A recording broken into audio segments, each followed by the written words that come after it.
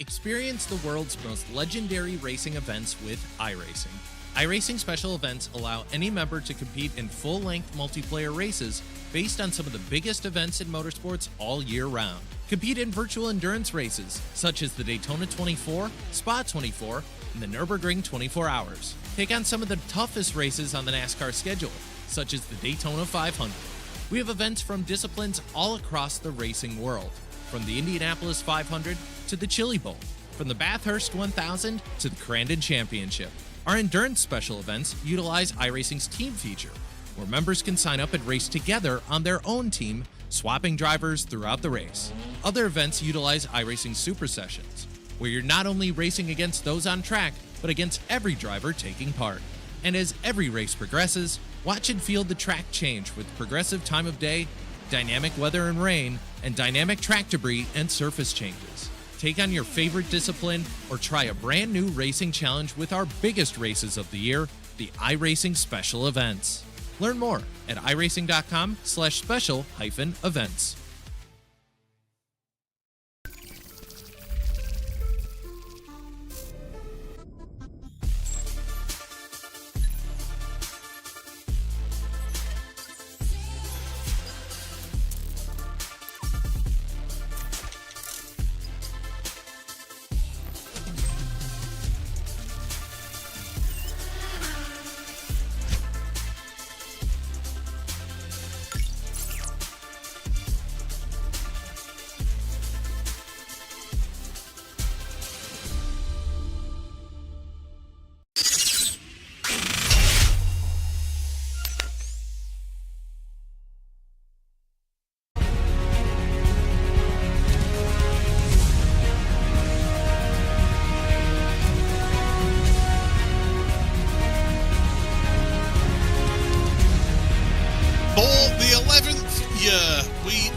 heading to the Eiffel Mountains, where drivers will test themselves against not just each other, but against the cars and the terrain as well. It's the Green Hell, it's the iRacing Nürburgring 24 hours, powered by Thrustmaster, right here on the iRacing esports network of channels. Hello everybody, my name is Paul Smith, and I am joined, delighted to say that I'm joined by Will Chadwick here in the commentary booth. And Will, I mean, we've been sat here watching qualifying, getting giddy. What a race this promises to be here today.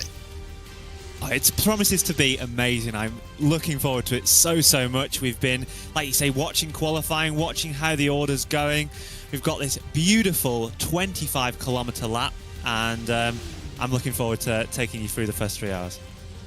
It's certainly going to be an absolute thrill ride as well for these drivers. Well, let's have a look here at the special events calendar. We're into the month of May, and what a glorious month of May it is. Today, the Nürburgring 24 hours. We've got Indy 500 coming up, the World 600 as well.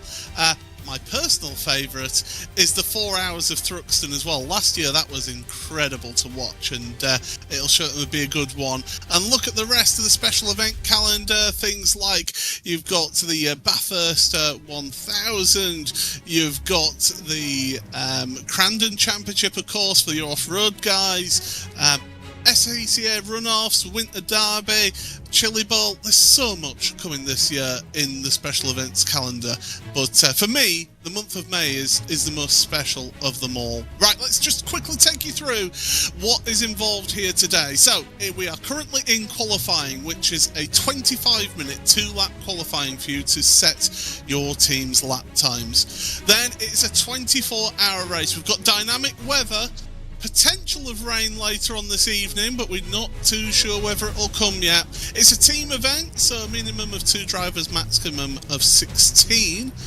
100 incidents, and then you get a drive-through penalty.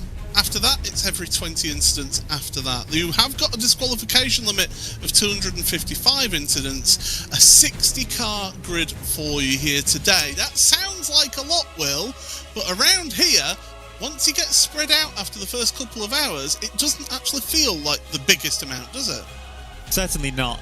When we go to tracks that are smaller in the season, 60 cars can feel very crowded indeed. Of course, I think it's a record entry for the real-life 24-hour race, which is coming up in just a few weeks' time in the middle of May, which will be, I think, 150 cars plus or something like that. So 60 cars might feel a little bit small around here, but there's plenty of amazing drivers and teams that'll be getting underway today.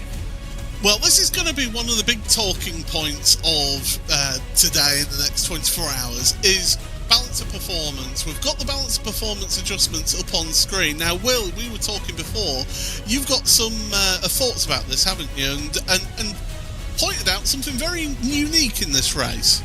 Yes, so this is the very first iRacing special event to utilise the new balance of performance system, which allows you to reduce the weight of the cars and increase power. Only in the past we've ever been able to add weight and decrease power. Now you can increase by as much as 10% and as much as 50 kilos in either direction. So some interesting adjustments we have here for this GT3 class. Of course, the balance of performance here in GT3 tends to be a little bit different because we've got the ride height limit at the front of these cars. Introduced in, I believe, 2022, the cars have to run at 70mm front splitter height, which just basically means that they're a little bit different to drive and have a bit less front downforce. So plenty of interesting balance of performance tweaks, and we've got an interesting field of cars here today. We certainly do, and all of the big players are out. Commander Esports there in the Porsche Cup class. BMW M Verstappen Sim Racing, Diogo Pinto and his teammate Gustavo Ariel's just gone to pole position by just under a second. Unbelievable between him and second place Blue Mercure Esports. What can Diogo Pinto do here across the line to finish off qualifying here? A 58.7, which will put him in second place. So it's that BMW M Verstappen Sim Racing team rounding out the front row of the grid. We wondered what would happen with them, Will. Well, they pulled it out, didn't they? I think I correctly called, well, I'm gonna regret this now, but I think I correctly called the pole position in the Cup car class as well. A few cars to cross the line right at the end. Cars going late in this session because we've seen the track temp cool by 2 degrees over the course of the last 25 minutes. So drivers opting to do their times right at the last second. It's looking like the order is pretty much confirmed now. Yeah, absolutely. As that clock strikes 0, that's going to be the end of qualifying for these drivers. We've got a big grid to get through, 60 cars to work our way through here. So let's start with that front row, and it's all BMW M Verstappen Sim Racing at the front then, with Blummer Cure Esports and BMW M Team BS Competition in row number 2. Row 3, WSR Esports and Marla Racing Team. Fourth row of the grid then for Grid and Go with Drago Racing alongside them. Williams F1 Team Gaming on the 5th row with Zessa Esports. Row number 6 is Drago Racing Red and then the Falcon Sim Racing Team Blue. Row number 7 then for Team Bennick and Stint 1 Motorsport. Fiercely Forward Gold and Solpec Precision Racing with Williams F1 Team Gaming rounding out the back of the GT3 grid. Porsche Cup, it's Coanda Esports and Grid and Go on the front row with Coanda second row with Duo Esports. Blummerkia and Shearer Esports Blue rounding out row number 3. The 4th row, Grid and Go and Impulse Racing with Maniti Racing and Sulpec Precision Racing on row number 5. Row 6 for Mag Performance. Then GT4, Team PGZ with TC Esports sharing the front row of the grid for them. Zessa Esports with Sim RC on row number 2. Falcon Sim Racing and Full Risk No Push on row number 3. The 4th row was Cooking Racing Adventures, former winners of this race. Alongside them is Undercut, Fiercely Forward Red and RDV Competition Unity with Grid and Go at the back of the GT4 field. TCR now, and it's Shearer Esports. Alongside them is WSR Esports. SARTS XML MC alongside them is Yes Motorsports with LMR Esports and BS Hybrid rounding out row number 3. The 4th row is Arete Esports with BZR Racing, Shearer Esports and Effect Simulations on row number 5. And row 6 is Slow and Steady. And then finally, in your M2 class, it is Grid and Go and Simify Esports Orange in the front row with Team RSO and Radix Racing Red. Blocker, Mertier and Kostek likes... okay, Kostek there certainly on that row of the grid with Eclipse Sim Sport, Tech Sim Team, Capivara and Team Fraudline rounding out the grid. 60 cars on this grid here today. The front of the grid, the GT3s are heading down the Dottinger Höhe now. Will, you've been in this position. You're a 2-time winner of this race. What's going through your head now at this stage when you're just getting yourself prepared for that green flag? 24 laps, 24 hours, I should say, to the start of the race. You've got 24 hours to go, and I think mainly in your head you're thinking about just staying clean. You don't want to crash on the first lap. You want to get your car through the first hour, often very hectic with everybody in slipstream and tow when you're in that sort of opening hour. And there's over 2,200 miles of racing for us to complete here this afternoon and into tomorrow. So you've got to keep it clean. You've got to do your own strategy and make sure that you get through that and get yourself a ticket into the last hour.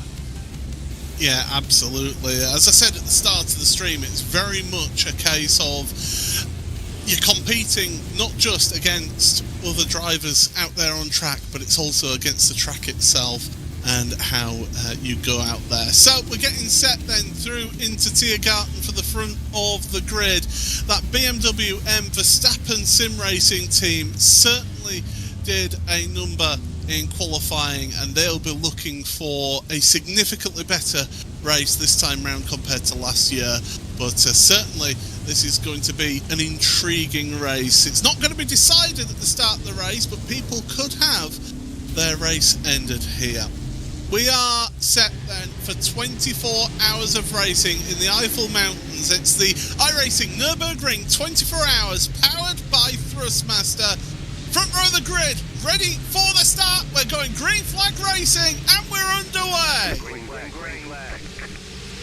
there we go, green flag in the air, and straight away the front row getting away well, but Blumach here are attacking down into turn number 1. Your GT3 field working their way through. Porsche Cup on the bottom of your screen then, they're working through Tiergarten with their start of the race, so they'll be pretty much single file as they come across the line for their start. GT4s are the next ones then, and that is going to be headed up by TC Esports, their team ahead of Team PGZ, so change of position for them in the early going. TCR are behind them as well, not that far behind actually. Sure Esport holding on to the lead of TCR for the start of this race, and then it's the M2s, Grid and Go, holding on to the lead as they come across the line as well. And from what we can see so far, Will, people behaving in these early stages. Pretty well behaved down into turn number 1. A bit of aggression off the front of the GT3 start. BMW and Verstappen Sim Racing trying to hold out that top 2 position. Very different for what you're watching if you watch any of the NLS races in the real world. I was careful not to say NEC there. But yeah, if you've watched any of the NLS races in the real world, you'll see them doing segmented starts. Here, we all go green flag at the same time. So very hectic down into turn number 1 and through the final sections of the Nordschleife, going on for the first time onto the Nordschleife loop for the GT3s. On board with Team Bennett then as they come through onto the Nordschleife for the first time. Turn left, going downhill then and heading towards the earlier section. Hatton back coming up in a little while. But Remy Gilbert for Team Bennett in that Aston Martin is one of the very few Aston Martins out there. In fact, he's the only Aston Martin in GT3. A couple of Mercedes out there, a Ferrari as well, but the majority are going to be BMWs as a car went off. Team Bennett a little bit deep, under attack there. Yeah, a little bit of contact. We're saying they had a really good opening section to the lap, opening GP loop, often needing to make a lot of moves happen when you're on that GP loop because there's very few passing opportunities. If we go side by side into Flugplatz, thankfully all the cars make it through, but it's difficult to pass around this circuit. It's pretty narrow. It's an old traditional circuit built back in the 1940s, and yeah, it's fantastic to see racing around here. Norby Kiss it was just getting a little bit bullied out the way there. So Norby, of course, the truck racing former truck champion, of course, getting bullied by the Williams F1 Team Gaming Sotomoto it was that went past them. So as they plunge down now, down into compression, and then head uphill towards Adnar Forest for the first time in this race. They're lucky now that they can absolutely launch over that left curb as they come up out of compression in towards Adnar Forest. But now it's all about positioning and biding your time and patience, I think, is a key point of this next section, isn't it? Yes, very few passing opportunities around this 24-hour layout or around any layout of the Nürburgring circuit. You're kind of looking to your 2 straight line sections of the lap to try and make a move, and when you're in this sort of section you're just trying to keep as close to the car in front of you as possible and put yourself in the best position if you need to make a move halfway around the lap. It's not like you can pass into every corner around here. It's a unique experience racing around this layout of circuit, and it's just something you have to keep in mind because any rash little moves early on could see you with damage, and this race has a history of being attritional, and we've seen it back off a little bit in the last few years of the attrition as the level keeps getting higher by these drivers every year, but do not expect to see no crashes as we head over to your Cup class. Yeah, Cup class headed by Commander Esports. Patricia Iglesias able to move ahead of Grid and Go Esports in the early going to make it a Commander Esports 1-2 right now. The 08 of Elvis Rankin leading the Cup class then. Of course, brand new car this year for these drivers to compete with. Compared to last year, they've retired the old 992. We're in the 992.2. But it's a completely different car, isn't it, Will? Oh, completely different. Massively reworked and has a lot of slipstream effect. And not to say just that, we've just set the qualifying lap record here for Porsche Cup round this circuit. and an 8:057. That's so close. It was only a tenth of a second off your slowest GT3. This 992.2 is a seriously fast racing car, and for the very first time here at the Nürburgring, we've got ABS. Yeah, ABS traction control, helping these drivers out. Although these absolute top drivers, they generally don't run with it, do they? They try and avoid using the ABS just to help protect the tyres. Through nut curve they go. We're hanging on hanging on for dear life then for a moment on the side of the Grid and Go esports car. These three have got just ever so slightly ahead of Blue Mercure behind, and so as they head towards the carousel for the first time, up and over the last bit of rise, and then you plunge down into the banked section here of the carousel. It's so easy to get that wrong, end up on that top side, and when you end up on that top side, you might as well be racing in a different class of car, Will, with how slow you go. Yeah, very, very slow if you fall like that carousel, but it's also easy to jump out of it early and then hit that outside curb, and that can cause you to have a pretty big accident. As we're heading through this section here, these drivers are trying their very, very best not to hit these curbs on the apexes. They're just trying to skim them and get as close to them as possible. As we head through this section, you'll miss the left a little and then really cut the right. And you can see all these drivers doing that expertly as we head round, I think, sector 12 of the lap, if I remember my sector numbers correctly here on iRacing. Through Brunchen, yeah, and this is my favourite section of the track, all the way from the end of the carousel all the way through to the Beloff S. It's a roller coaster, is this part of the track. I absolutely love driving this section of the track. It really does wake you up, and these drivers will need that when it's 2:30 in the morning and they're all fatigued and they're running at their limit. This section each and every time for me just wakes you up and makes you remember that, yeah, you are around the green hell and there's very little room for mistake, and you can see them actually getting a little bit of air on the front of the car as well, up over that rise into the Beloff S. Yeah, these 992.2s rear-engined Porsche 911s, as to be expected, and they do get a little bit of, like you say, over that section. They're very, very light on the front, and they can really pick up at the front. It's something you have to be really careful of. It can really get you in a lot of trouble if you end up towards the right of the circuit for the next flat-out section. You can end up getting a slowdown, or maybe even worse. Verstappen Sim Racing at the front of your GT3 field, looking to make a breakaway here with a gap of, I think, 0.8 of a second.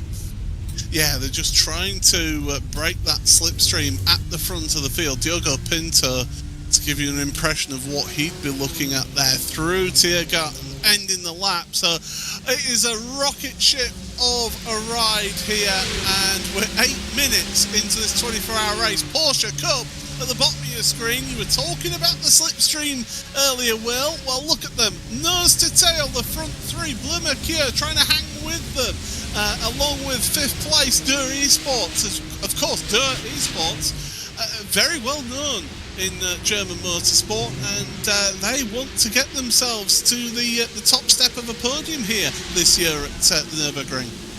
Yeah, absolutely. You always want to try your best to get as far forward as possible. And, you know, this does not tell the tale of the race. We're at the end of lap 1. We've got drivers in a very set position. You could argue Coanda are very, very strong in the Cup class right now. Verstappen Sim Racing at the front of the GT3 field. But, you know, we could be seeing, you know, someone that's in 10th, 11th, 12th place who could be winning this race in 24 hours' time, or just under at this point now. So, you know, it's important to keep your head down, run your own race, and run it as fast as you possibly can. It might be 24 hours on the clock and an endurance race, but this is very much a sprint. It certainly is. Modern motorsport, modern endurance racing is very much a sprint here, as we'll look at that BS hybrid Hyundai Elantra under attack then from one of the Hondas. That's going to be the Saat XMC car, and they're going to be fighting it away through. Over the line they go, and to start another lap. The BMW M2s as well, they've been a bit separated, it must be said. There's been a bit of gapping out going on in the M2, so I think one or two drivers maybe not quite at the paces of others, or maybe a couple of incidents happening throughout that race, as there's the overtake made on BS hybrid. Yeah, move in the TCR class. Aidan Walshingham We've seen him in the Porsche Esports Pro Cup Great Britain, traditionally an Assetto Corsa Competizione driver, but of course transitioning to iRacing as of the last few years, and he's took to iRacing so well, has Aidan, and running in this TCR class this afternoon, and I'm sure he's excited by the challenge of this 24-hour race. Well, it's also the fact that he's transitioned so well across from one sim to this that he's been picked up by BS Competition. Now, they're not a small team. They're a team that will be like, you've got to be quite adept to sim racing to be brought into that team, and he's really benefiting from that, isn't he?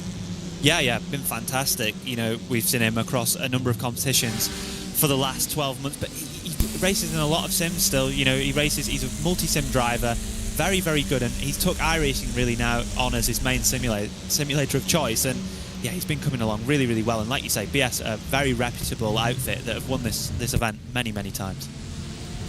Yeah, so why not get yourself involved with them and racing here. So as we go back onto the Nordschleife then in your TCRs, good strength of competition in your TCR field. So far, nobody coming a cropper in any of your categories right now. We have got GT3s. If you're just joining us, we've got GT3s at the head of the field. Then we've got the Porsche Cup cars, the second sort of ranked car. Then we've got GT4s, which is what we're looking at right now, is your GT4 class. That's currently led by TC Esports with Team PGZ in second place. Then you've got the TCRs that we were looking at just a minute or so ago, and then at the back of the field we've got the BMW M2s, which are more of a production car, aren't they? They're more of a production car feel, even though they are a race car. Yeah, well, I mean, they're obviously fielded in the production car challenge here on iRacing as one of the classes that they do, and very much a road car which has been adapted to be a race car. Limited stuff that you can do to them to make them faster, and they're a bit of a challenge around this circuit because of the lack of adaptability, which means that you have to sort of drive them in a little bit of a different way, less compliant, harder to drive in some scenarios, not very high power, but they are a really different prospect for the drivers to be driving here this afternoon. Important to mention, in your GT4 class, as we were just looking at it, all 4 manufacturers in the top 4, which I think is pretty impressive. Yeah, that's a really good point that you make there, because it means that there's been a good split, a good look at how the different cars work. You've got Aston Martin leading, Porsche second, BMW in third, and Mercedes in fourth in GT4. Here's your M2s. We were talking about them. That's led by Simify Esports Orange. We're looking at this fight though a little bit further down in your field. That's Eclipse Simsport and the Costec car, the number 21 behind. So those two fighting it out for 4th and 5th place right now as they go through compression up towards the and now Forrester, that's a big mistake, huge mistake, into the wall there for Eclipse Simsport, and that is how easily things can change around this track. How easy things can change. We were just talking about how this car provides a unique challenge. Unfortunately, slamming into the barrier, Eclipse Simsport with left side damage, and looks to be a little bit of adverse tow on that rear left. Back to your GT4 field, watching them follow their way through up into the midpoint of the lap. You touched on the ride height, about how they've got an increased ride height around here. It does reduce the aerodynamic downforce that you get from the cars, especially in GT3. But you heard there on the camera shot that the car's striking the road. Here's a replay of that mistake, and it's just a little bit wide onto the grass, loses control.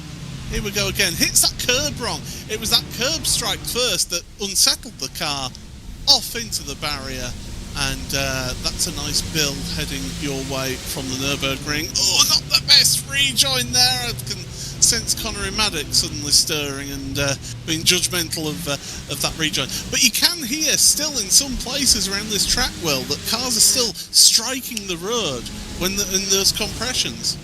Yeah, so although that your static ride height needs to be higher in the GT3 class, you do end up seeing that they may run the cars softer to get them dynamically lower, but it also leads to generally having a different scenario in terms of how you would profile the car and how you would change your aerodynamics. Generally, a GT3 car around this track, due to the ride height restrictions, needs to be a lower downforce rear wing to balance off the fact that you have less downforce from the front, and a lower rake of car. Now, I will explain rake to any new viewers. A rake is the difference between your front and rear ride height, and it's when we've ever seen over the years those Formula 1 cars that look really high at the back and really low at the front. That would be seen as a high rake approach, and a lot of these GT3s and a lot of the cars here today will be running a more low rake configuration.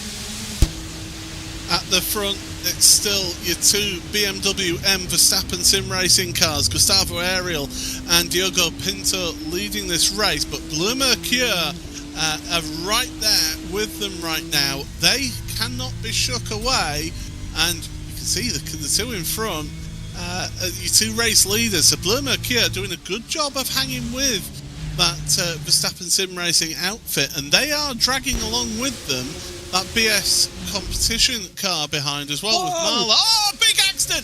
Big accident! Put Impulse Racing involved in that in the Cup car as the Grid and Go car splits your Coanders at the front of your Cup class, but it was Impulse Racing. Massive accident for them. Pastel Costa is going to have to try and get the car back to the pits, and I think he's actually had to tow the car. A huge incident on the straight. It looked to maybe be some incorrect bump draft, and we're going to get a replay now. The 915 moves to the left, the Grid and Go defends and blocks, and wow, that last minute move of direction change takes out Impulse, and thankfully it's, I mean, for the rest of the class, it's just their car that seems to have been affected. Yeah, everybody else managing to avoid them, but it's lap 2. It's lap 2 of a 24-hour race. I know you said that it's treated like a sprint. Here we go. Here's the onboard from the car behind. So the Impulse car in front is going to pull right. So get ready. They've closed up, pull right, and the Grid and Curl car just reacts. You see, for me, if you're the Grid and Go car, why are you trying to block that? Just let them by. I understand the process of wanting to do what they're doing, but it was too late. And I think blocking is fair enough if you do it safely, but in that case, it's really ruined the race for the 915, unfortunately. Here we go. The helicopter shot then, so Impulse get the run, and yeah, that's just too late. That is way too late, and yeah, that's suboptimal in my opinion. I can tell you, by the way, so Eclipse Sim Sport, the car, the BMW that we saw have the accident heading into Adenauer Forest, they have had to head to pit road and get repairs done to their car. They are still running around there, it must be said, although they are having major issues trying to hang on to that car to get it back to the pit lane. And there were other M2s involved in that, because I can tell you that Kostek as well, the 21, they've got a mechanical warning flag as well, and they're onto pit road. Interesting point to note there. You know, since we've had this adaptation, I think it was in for last year's race as well, we've got the gravel and the grass mechanics now on iRacing, where you can drag grass and gravel onto the circuit. And that'll be a bit of a hazard for the GT3s when they go through that section next time by. Well, they won't know it, especially your race leader, and it does affect your grip. It's absolutely. It's not like a huge suddenly you're on ice, but it's still enough that it will affect them, and it's just the damage to that car. Oh, that's Kostek. So that's them separately in the 21. And they decided to tow to pit lane, but yeah, that gravel that's been dragged onto the circuit there near the end of the lap, that could be critical just after the jump, because you know those cars come through there really, really fast on those front tyres, and that will be a reduction of, like you say, maybe sort of 10% of grip, and that could cost them a little bit. So it'll be interesting to see if all the cars can navigate that successfully. Potentially, if any of them have spotters, they'll be letting them know already when they get to that section. Yeah, if you've got a really well-rounded, competent team behind the scenes, You'll have them on the blower going, there's been an incident at this corner, say Hoacht or Brunchen, somewhere like, they'll be giving them the points of the track. Just be careful, because your grip will be compromised. And to be fair, the sim does actually give them the slippery surface flag as well as a bit of a heads up. Yeah, so you'll have some sort of indication, but you're never quite sure exactly what that is. It could be a bit of grass, could be a little bit of gravel, could be a lot of gravel. And in the case that it's a lot of gravel, it does significantly reduce your grip, and it's just something you have to be aware of. Not surprised to see the likes of Vasilios Bestalotis keeping up at the front of the field in the Blue Mercure car, of course, a multiple-time winner of this event in the GT3 class. So I'd expect this GT3 train to stay as it is for the time being, with the Blue Mercure car close behind the Verstappen sim racing cars. And to think as well, they'll be getting a ton of fuel saving going on right here. Being the second car in the slipstream, that will really help fuel-wise. It won't get you a lap, but it means that you've got that less time in the pit stop. Daniel Pastor up the hill, heading towards Mutkurv, and the Drago racing car deciding, do you know what, it's not worth fighting that one into Mutkurv.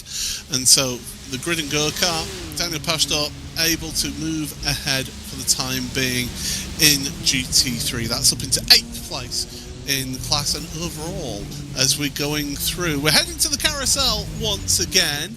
I can tell you that the very back of the last M2 car is just heading down into the hairpin on the Grand Prix loop. So we're still quite a ways before we're going to see traffic. You usually talk around here, what, about 45 minutes or so before you start hitting traffic in GT3? I think it depends on what year. I think every year we come here that we see a difference in how fast some cars are, how slow some cars are. So it can affect you a little bit. The GT3s are about 3 minutes now off the back of the M2 field. So I could expect to see them, sort of around about 45 minutes through the race, yeah. So there you see that car 22 at the back of the field. That's Team Frontline then, Owen Truman, who are racing out there on their own after having been in pit road just now. So they've had to get some service done there for them. Right, so at the front of the field in Cup class, we've got that split of cars, and it's Coanda Esports, Grid and Go, and then Coanda Esports, and not that far behind, Bleu Mercure, Dirt Esports, Shura Esports as well. Another one of the Grid and Go cars. It's just got, as you pointed out at the start of the race, it's just a queue of Porsches using that slipstream. Yeah, and it's about 1.7 seconds is how far the slipstream extends back off the back of these Cup cars. And if you can keep in it, you're going to be going a lot faster. We're talking 1 to 2 seconds a lap faster just by the assistance of the tow. So, if you're in this Cup class, you're probably trying to protect your tyre a little bit, trying to save a bit of fuel. So although that we don't go an extra lap probably in this class, we're expecting the Cup cars to do, let's say, about 8 laps here today, every stint.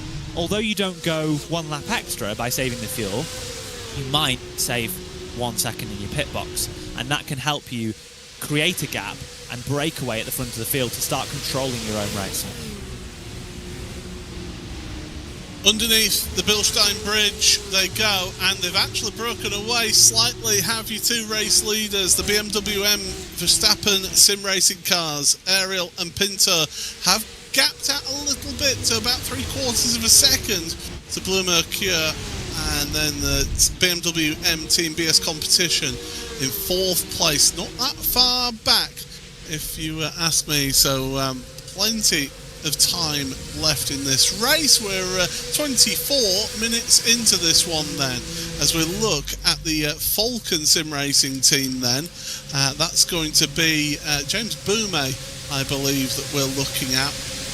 Change of teams for James this year from Altitude Esports into that Falcon sim racing outfit, and he's behind the Williams F1 Team Gaming of Etu Eskalainen there. Remy Gilbert in that Team Bennett car behind him, and Will, you've learnt firsthand how aggressive Remy can be out there on track, but I don't think he will be at this stage of the race.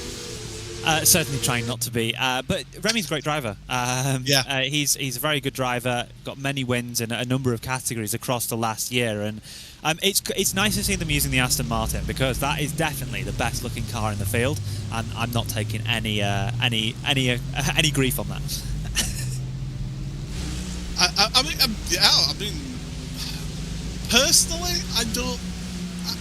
I'm a bit of an older Aston Martin fan. I prefer an old DB9 and things like that. I mean, I was fortunate enough that back in 2014 I got to have a tour around the ProDrive facility in Banbury and got to see those the last of the V12s being built there as they were changing over between the V12s and the V8s. There's the move for second place in your Porsche Cup class. We have had, by the way, Shearer Esports in your TCR category on pit road. So the second car, not the one that was leading them out, the second car of theirs onto pit road. So they've had some form of drama out there. Potentially sounds a bit too early to me for a strategical pit stop, unless you've already calculated forward into the future and gone, actually, I think at the end of the race we're going to have to take a 3-lap stop, so let's do it now. But with the threat of rain, I'm not sure people will be doing that.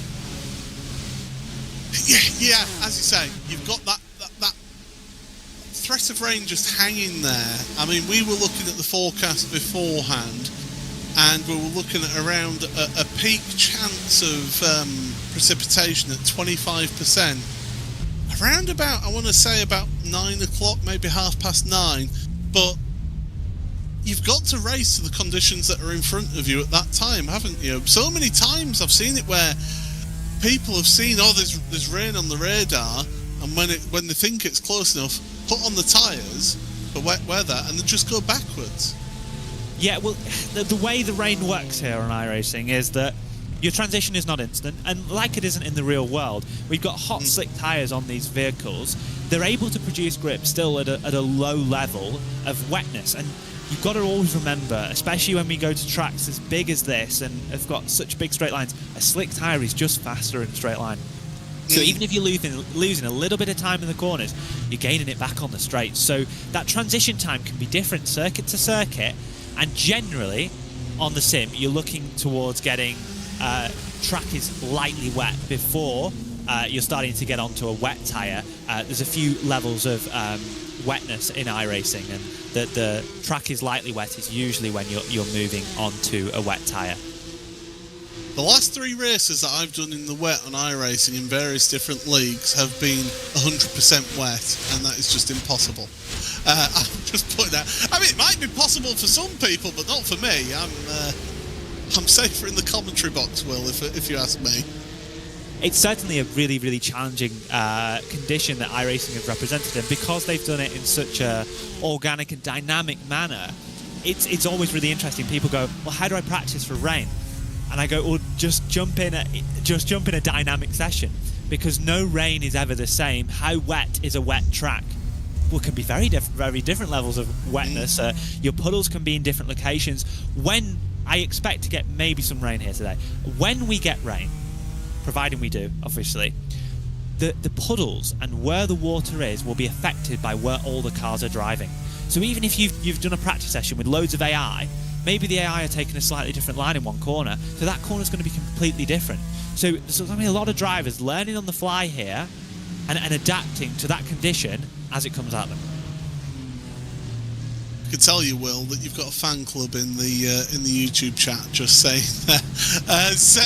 As we carry on, we're almost half an hour into this race, and it must have been the water that affected me that time. But anyway, let's have a look then at your GT4 field, because these are still absolutely neck and neck at the front of this category, still led by TC Esports. I get the feeling that Team PGZ in that Porsche are comfortable right now, just sitting there in second place, getting themselves a little bit of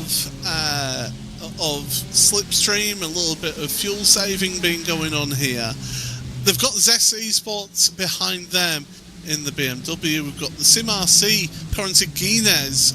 I've raced against him in touring cars. Unbelievable driver is Corentin. He's in the Mercedes. That front 4, and 5 actually, because Falcon Sim Racing team are there as well. All together out there on track, but it shows just how good this GT4 balance of performance has worked out nicely, that there's no real separation here. Look at them launch over the curb there. Massive bit of airtime there from the PGZ GT4 Samuel L. Ward. Yeah, very, very good to see the GT4 class so nicely represented at the front of your field. All the different manufacturers fighting at the front. We had some report in the chat from our beautiful YouTube chat, hello YouTube chat, to say that the Scherer TCR had packet loss. So that's obviously a new update to iRacing, where if your packet loss or your internet connection isn't good enough, they send you back to the pit lane. So that is the report for the Scherer Esports TCR car.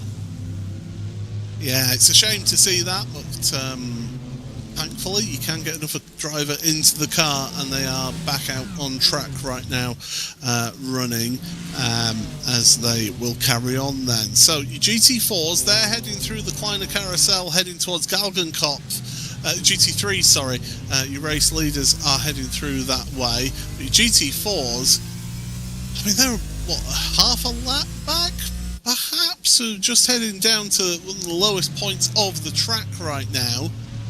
Through the left, and then back uphill through the right. Tricky corner, this right-hander, because you don't want to hit that inside curb. It'll kick you too far wide.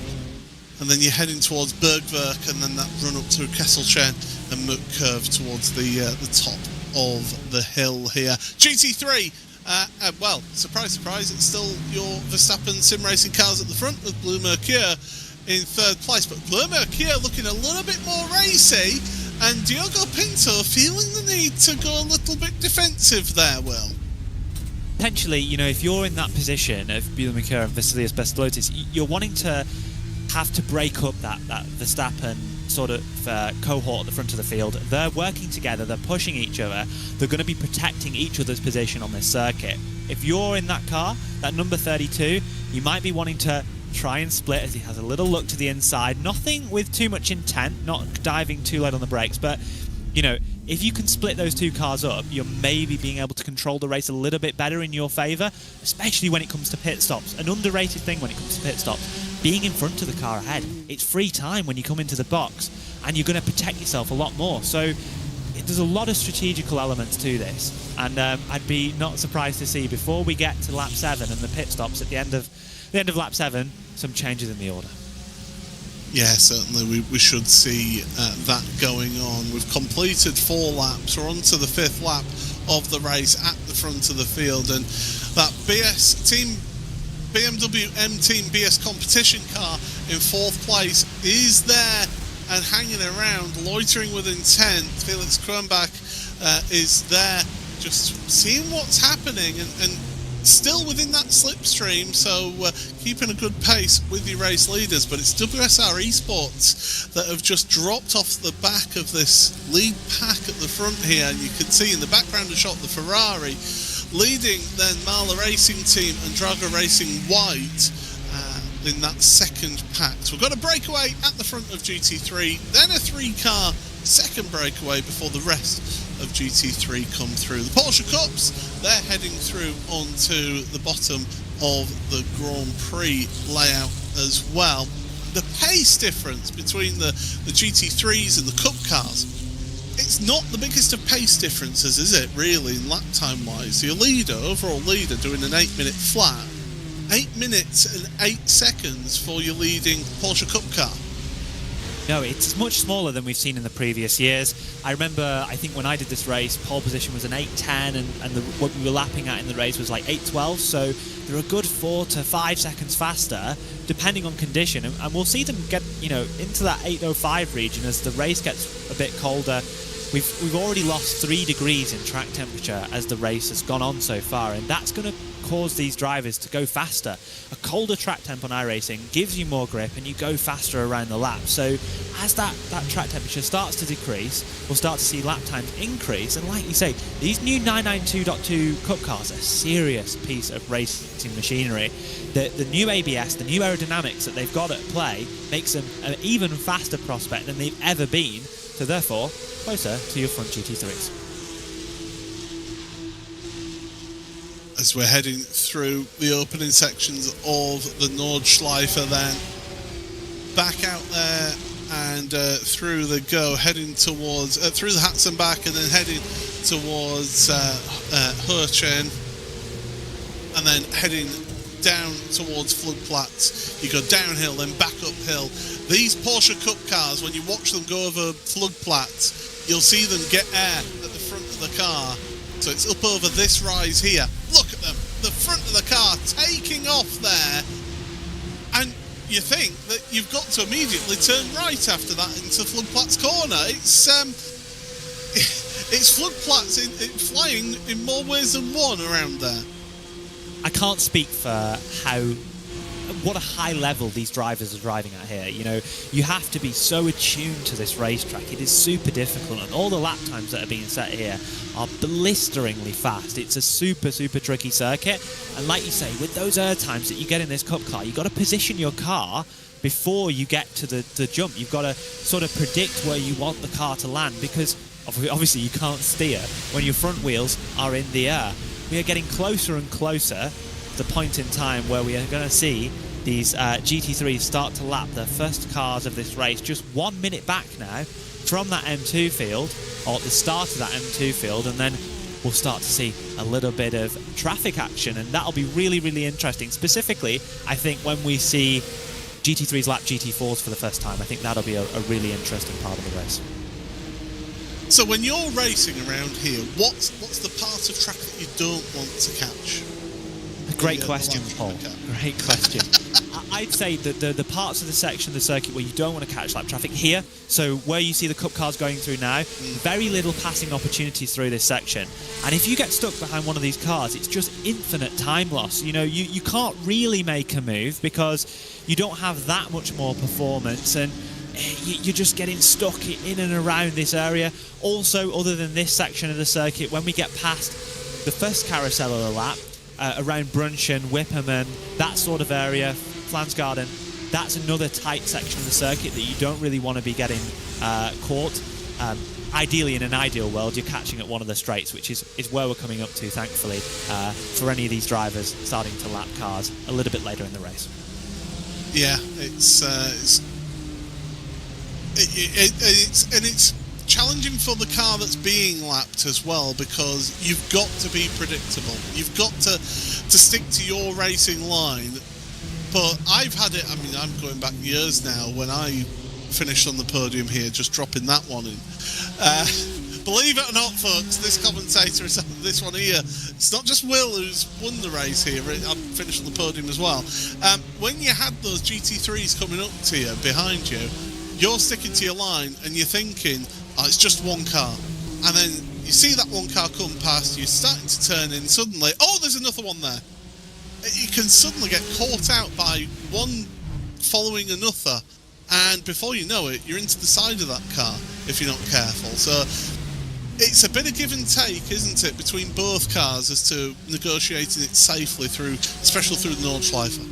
Yeah, and I think that there's something that I can speak for on the driver's behalf is that when you're in one of these races, it's super, super intense. And if, for example, if we were to come across traffic now in GT3 and you're Vasilios, you're wanting anything to make sure you're passing that car in front when you're lapping a car, because if you get a car in between you now, you're off that front gap. So you can see quite a lot of aggression from these higher classes that are the top classes of this track. You know, a bit like if you ever watch the World Endurance Championship and you watch the prototypes versus the GT3s, you're wanting to make that move as quickly as possible. And in some cases, when you're that lap traffic, you can think, well, that was a silly move. But then again, from the GT3's perspective, they're needing to do everything to reduce their race time. And obviously you have to do it in a measured manner, but you know, sometimes that does end up him having some quite aggressive moves. Well, I mean, you just have to look at the real world racing around here, in both NLS and in the Nürburgring 24 Hours. How the GT3s, we've seen big accidents, cars getting rolled. I think of, what was it, the Aston Martin last year getting rolled because of the Grella Porsche getting into them. It's things like that. You've got to be aggressive as the GT3. You've got to be assertive, and you've got to make it known, and you've got to be saying, look, I'm making this move. But you can't do that to the degree of expecting the other car to just jump out of the way either. So it's a balancing act that you've got to do, and we'll be seeing that in a little while time. Well, the GT3s, they are heading across the line. End of lap number 5 for these drivers. So 2 more laps before we're heading down onto pit road, and it's still as you were at the front. The only real movement in GT3 has actually been Drago Racing White moving ahead of Grid and Go into 7th place, and Drago Racing Red moving up 2 places. Johan Half, it still doesn't feel right seeing him not in an Apex Racing Team livery, I must say. But Johan, along with people like Pete Berryman, jumping across to Drago Racing, and I tell you what, Drago Racing, they've got some really good drivers out of that Apex Racing Team dissolvement. Absolutely, Drago, very, very big force to go up against in this GT3 class across many special events, and like you say, picking up some of the members of Apex Racing Team as of the last few years. So they've been strengthening the roster. So they're just behind Grid and Go at the time being. Johan Half, obviously a driver that's competed in the World Championship here on iRacing for many a year. For as long as I can remember, at least, competing in the World Championship. Very accomplished driver, and one of the drivers taking to this circuit here this evening. Even though you see the cars at the front of the field that are leading the race, everybody in this field is world-class level in terms of GT3, P-Cup, everything. You know, super high level, and it's very difficult to set the lap times of the leaders out front. I can assure you that. Johan Half, of course, a former iRacing World Championship world champion in the IRX. It's a completely different thing, but that IRX is very much high intensity racing. Now, they're on the short races. This is a 24-hour race. Okay, you're not doing 24 hours solely on your own, but it gets you adept to that sprint racing, that's really hard charging sprint format. Of course, we've seen Johan in the Porsche Racespot Super Cup, of course, which is I'm happy to see announced once again for this year, coming up later this year, with qualification happening a little bit later on, this month, isn't it? I do believe. Yes. For the regionals. So if you fancy getting yourself into the Porsche Racespot Super Cup, you have a chance of getting there. You're going to have some stiff competition, it must be said, though. But Will, you winning the Porsche Racespot Carrera Cup Great Britain, you've got a ticket into the regionals. Yeah, I have, alongside 5 other members, a ticket into the European regionals. So that's a privilege to be bypassed through the first stage. But yeah, like you say, global qualifiers for the Porsche Racesport Super Cup starting in just 2 weeks' time from now. So the first race on the 13th of May at Spa-Francorchamps, followed up by the 16th of May. 2 races every week, 4 rounds in total across 4 of the world's best circuits. And you can score points towards your overall standing against everybody else in the world, no matter what split you're in, to try and get yourself qualified into the second stage of the Porsche Racesport Super Cup, ultimately going for the grand prize, which is a real-life seat in a Porsche Motorsports Cup car class or Cup class series in the real world. So very, very interesting to see Porsche venturing into the sim racing to real-life racing route, and I'd be certainly extremely interested to see how that sort of process goes on as we get into the later half of the year and when the real World Championship kicks off. Issues in GT4 Grid and Go. the 004 onto pit road. Here's what's happened. Oh, clip the curb through the Bell-off S and hard into the barrier there. That's ruined the engine. They've had to take a tour back to pit road, and a huge incident there for Alessandro Quantia. So they'll be sat on pit road for a good, I want to say about 45 minutes if an engine's gone pop. Oh, absolutely, yeah.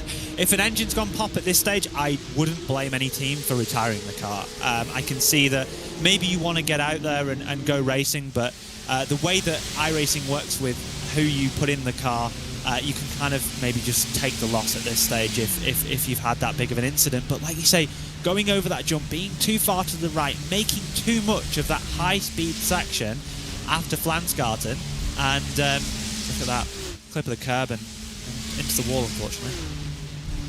Yeah, so unfortunately no longer out there on track for them right now. They're getting repairs. So this is the race for 5th placed overall. It's WSR Esports Red with Marla Racing Team and Drago Racing White behind them, 6th and 7th places. It's Ferrari versus 2 BMWs. Of course, this venue being the place where David Pittard went and dragged a very damaged and broken suspension Ferrari 296 back in 2023 now.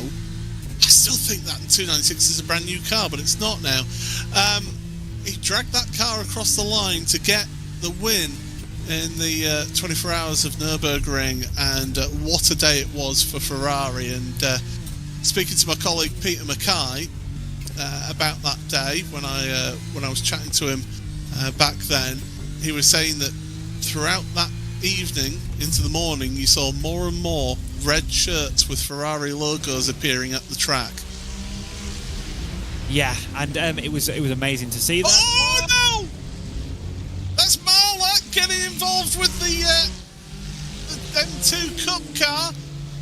Oh, and that's given WSR Esports a bit of a let-off, but Drago Racing had nowhere to go in all of that. That could have been a heck of a lot worse. That could have been massively worse, and that's the first instance of us really seeing those GT3s come across the tail end of that M2 field. I think that M2 was a little bit further back. Here you're watching it from the cockpit of the number 1 Drago car, just on the inside, and he's just still there, and the Marla car doesn't quite give him enough space. And, oh, that's so close for the number 1 Drago. Very well held, and lucky to get away with that. But we have got that lap traffic becoming more of a thing now. Got TCR there of the Shearer car that got the disconnect. Oh, going past through Galgenkopf. That's not exactly the wisest place to be going past a TCR, because they do have a habit of understeering on power. And look at that Drago car into the back, bump drafting the Marla car, because they want to get back to that WSR Esports car. As changed now for the lead, deciding perhaps to switch the cars around before the pit stop cycle in a lap's time. Yeah, so that'll be probably for fuel mileage. You don't want your car that's got less fuel than the other one going into the pit boxes second, because then you're going to just have a bigger gap open up between your two of you, and when you're trying your best to work as a team, that you don't want that gap to open up. So that's just a tactical switch, and hopefully for the other car to save a little bit more fuel. I think that was the number 4 Verstappen sim racing car going to the second place. It's so easily done. I can tell you that now. It is so easily done. But yeah, so we've got look down the inside. Grid and go on Drago. Almost contact between the two of them. Grid and go now. Got a tight exit out of that chicane. Remember, they cut through the arena section out entirely. Grid and go inside to the next left-hander, and that's going to be the position change. So up 1 position for Grid and Go. Daniel Pastor then ahead of Drago Racing's Johan Haaf.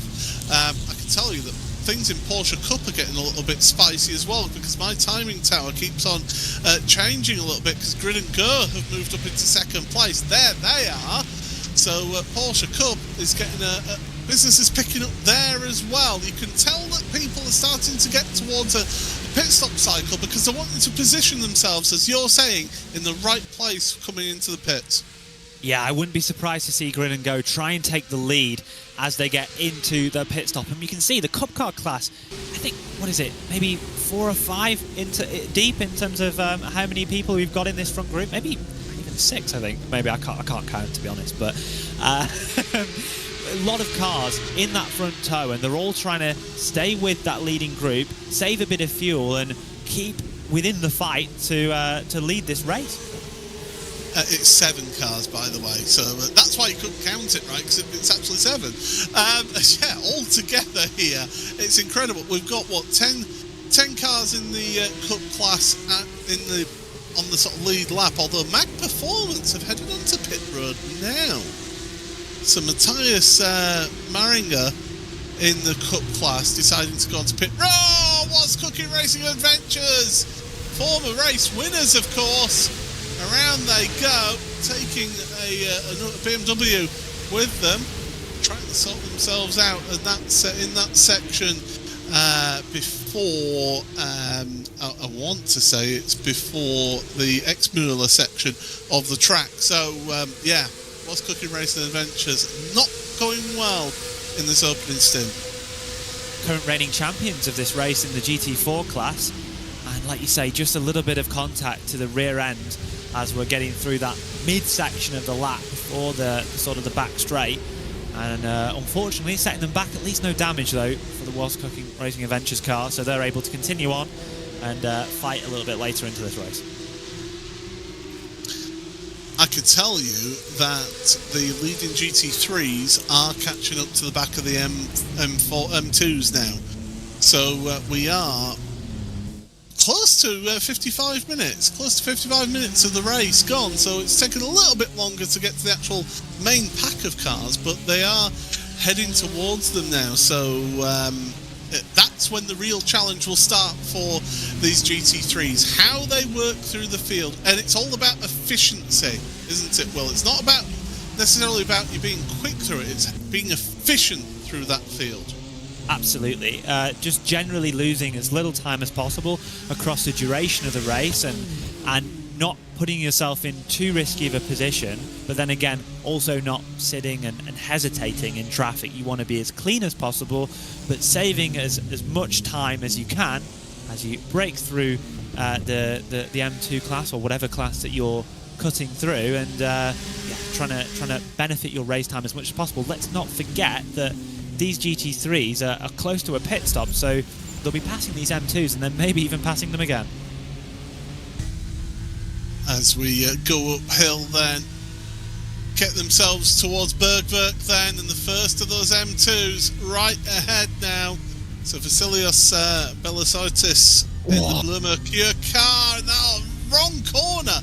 Bergwerk, because you've got to carry the speed through Bergwerk all the way up this hill. This could be the chance for Blue Mercure to really have a go at that second place now. Might be a chance for Vasilios to split the two Verstappen sim racing cars. Bit of contact almost between the M2 and the BMW. Vasilios going to go to the outside for Bravery Corner, side by side as we head our way down the long straight. Is he going to hold it round the outside? Oh, so close, not making contact. The number 4 Verstappen sim racing car holds on to second position. And a car and about a millimetre extra worth of width of track left between the two of them through Bravery, through Curve. Incredible stuff at the front of your GT3 field. Fantastic stuff. We're going through the carousel then. We've got more cars onto pit road. Team PGZ, along with most of the GT4 field, onto pit road. So it's time for pit stops, but Sim RC and Fiercely Forward able to go an extra lap there in GT4. So, Will, different strategies at play. A little bit different strategy, potentially difference in manufacturer as well.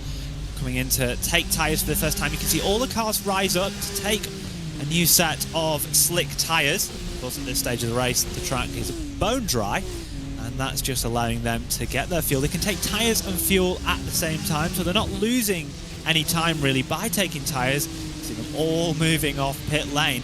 looks to be the Mercedes that's leading that pack, having saved a little bit more fuel in that train that they were forming at the front of the field.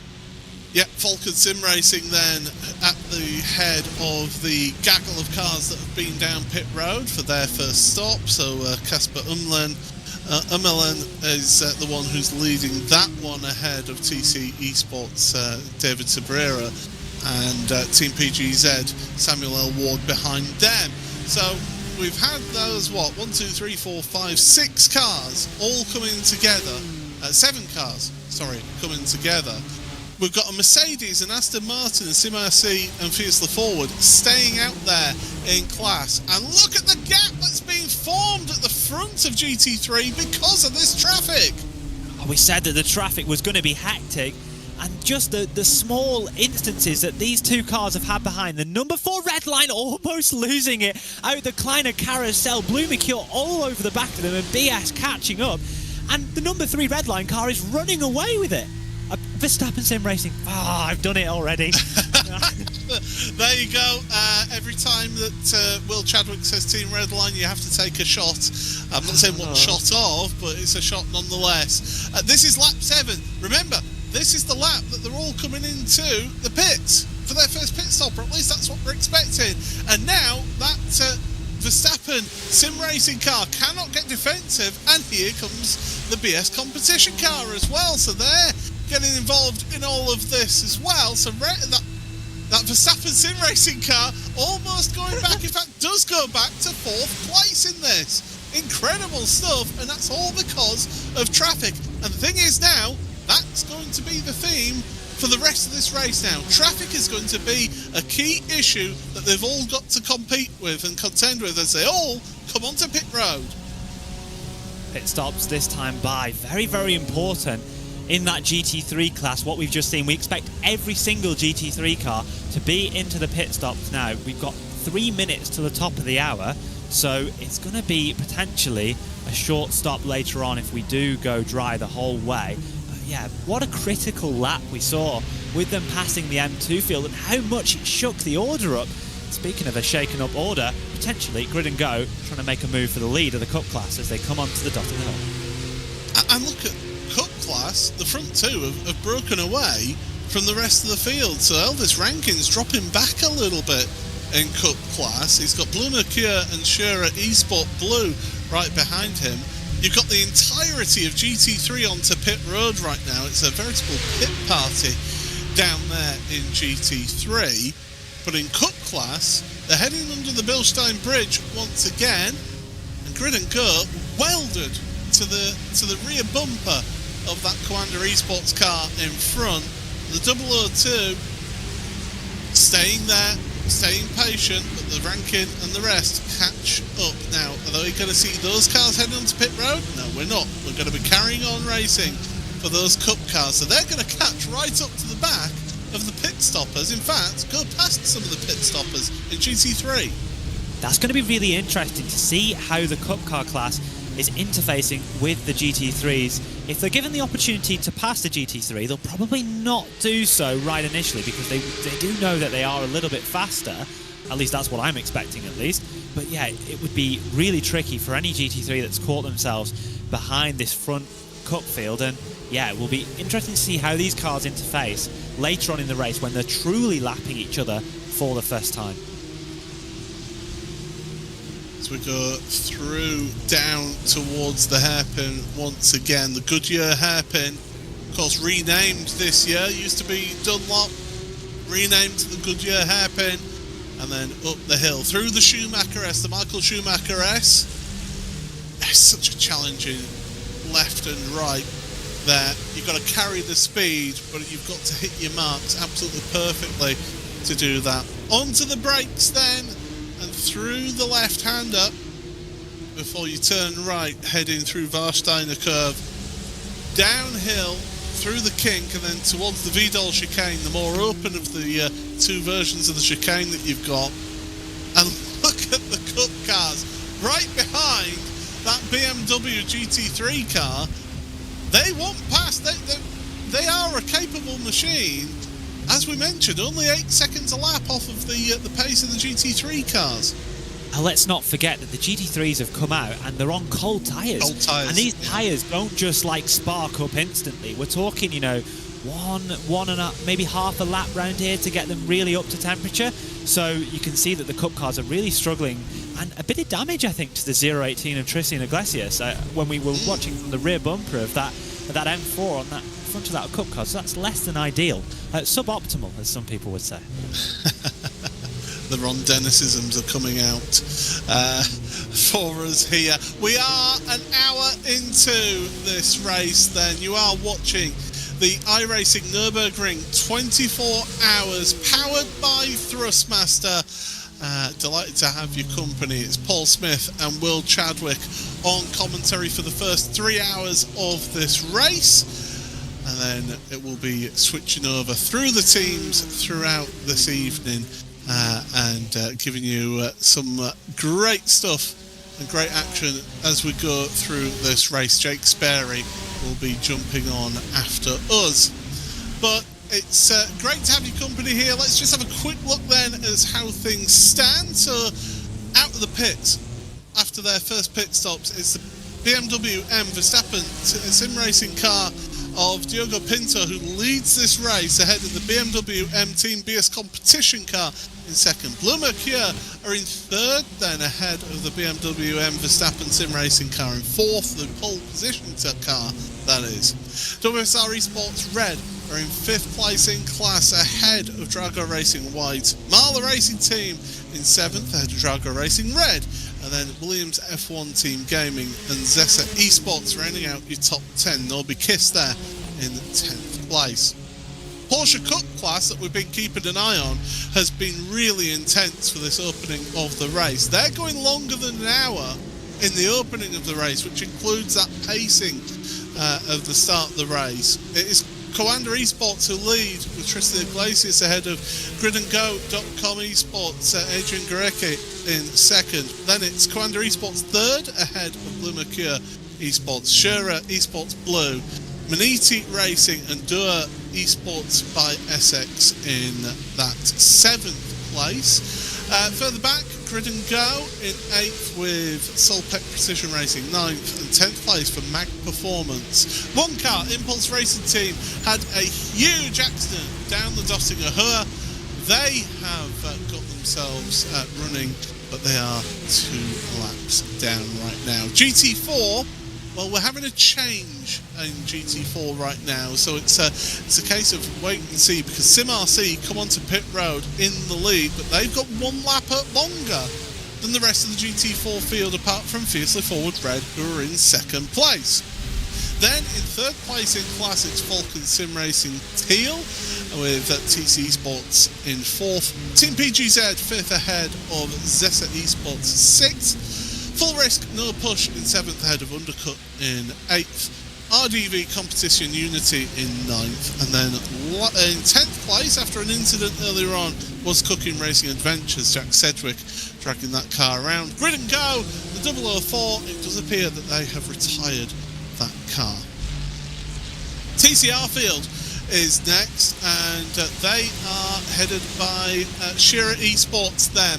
In the 415, Sven Winter leading the WSR Esports White cars. That's Honda versus Hyundai battle at the front of TCR. Yes Motorsports are in third ahead of BS Hybrid in fourth.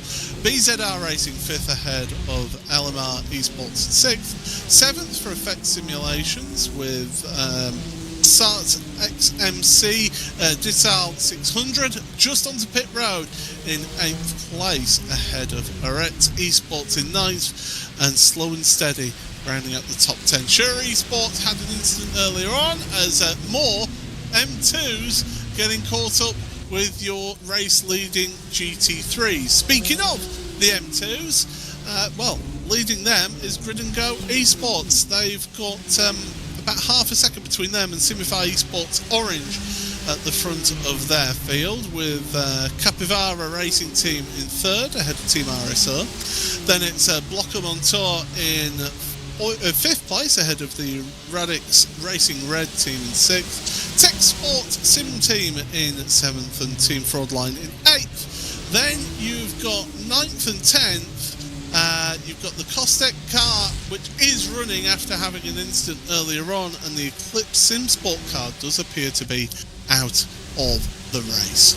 So that's a rundown through the field here in this opening hour of the race, Will. And that first hour of the race is that Team RSL car does look a little bit second-hand to me.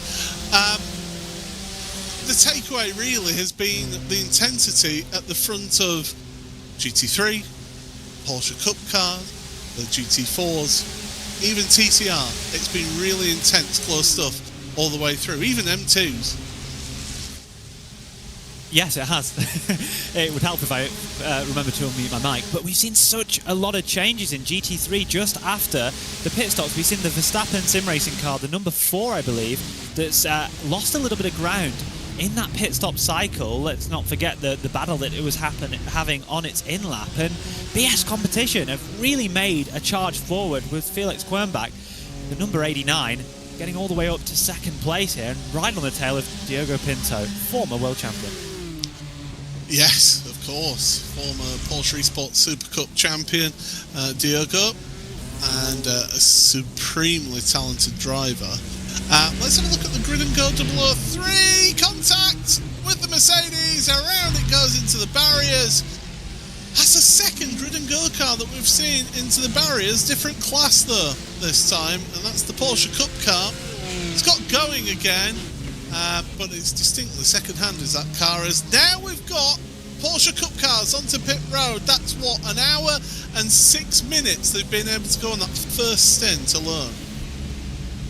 Yeah, that'll mean that they're able to maybe save a stop later on in the race. Let's not forget that all the teams here are strategizing. They're trying to save a little bit of fuel, trying to reduce that stop time. And saying Porsche Cup, we just had that crash from one of the Grid and Go cars, but it's still all to play for at the front of your field in both GT3 and the Cup car class. And it'll be interesting to see them making this stop and who comes off pit lane first, as we've seen a pretty big field at the front of the Cup class in terms of the train that we've had with the effect of tow in that car. Certainly have.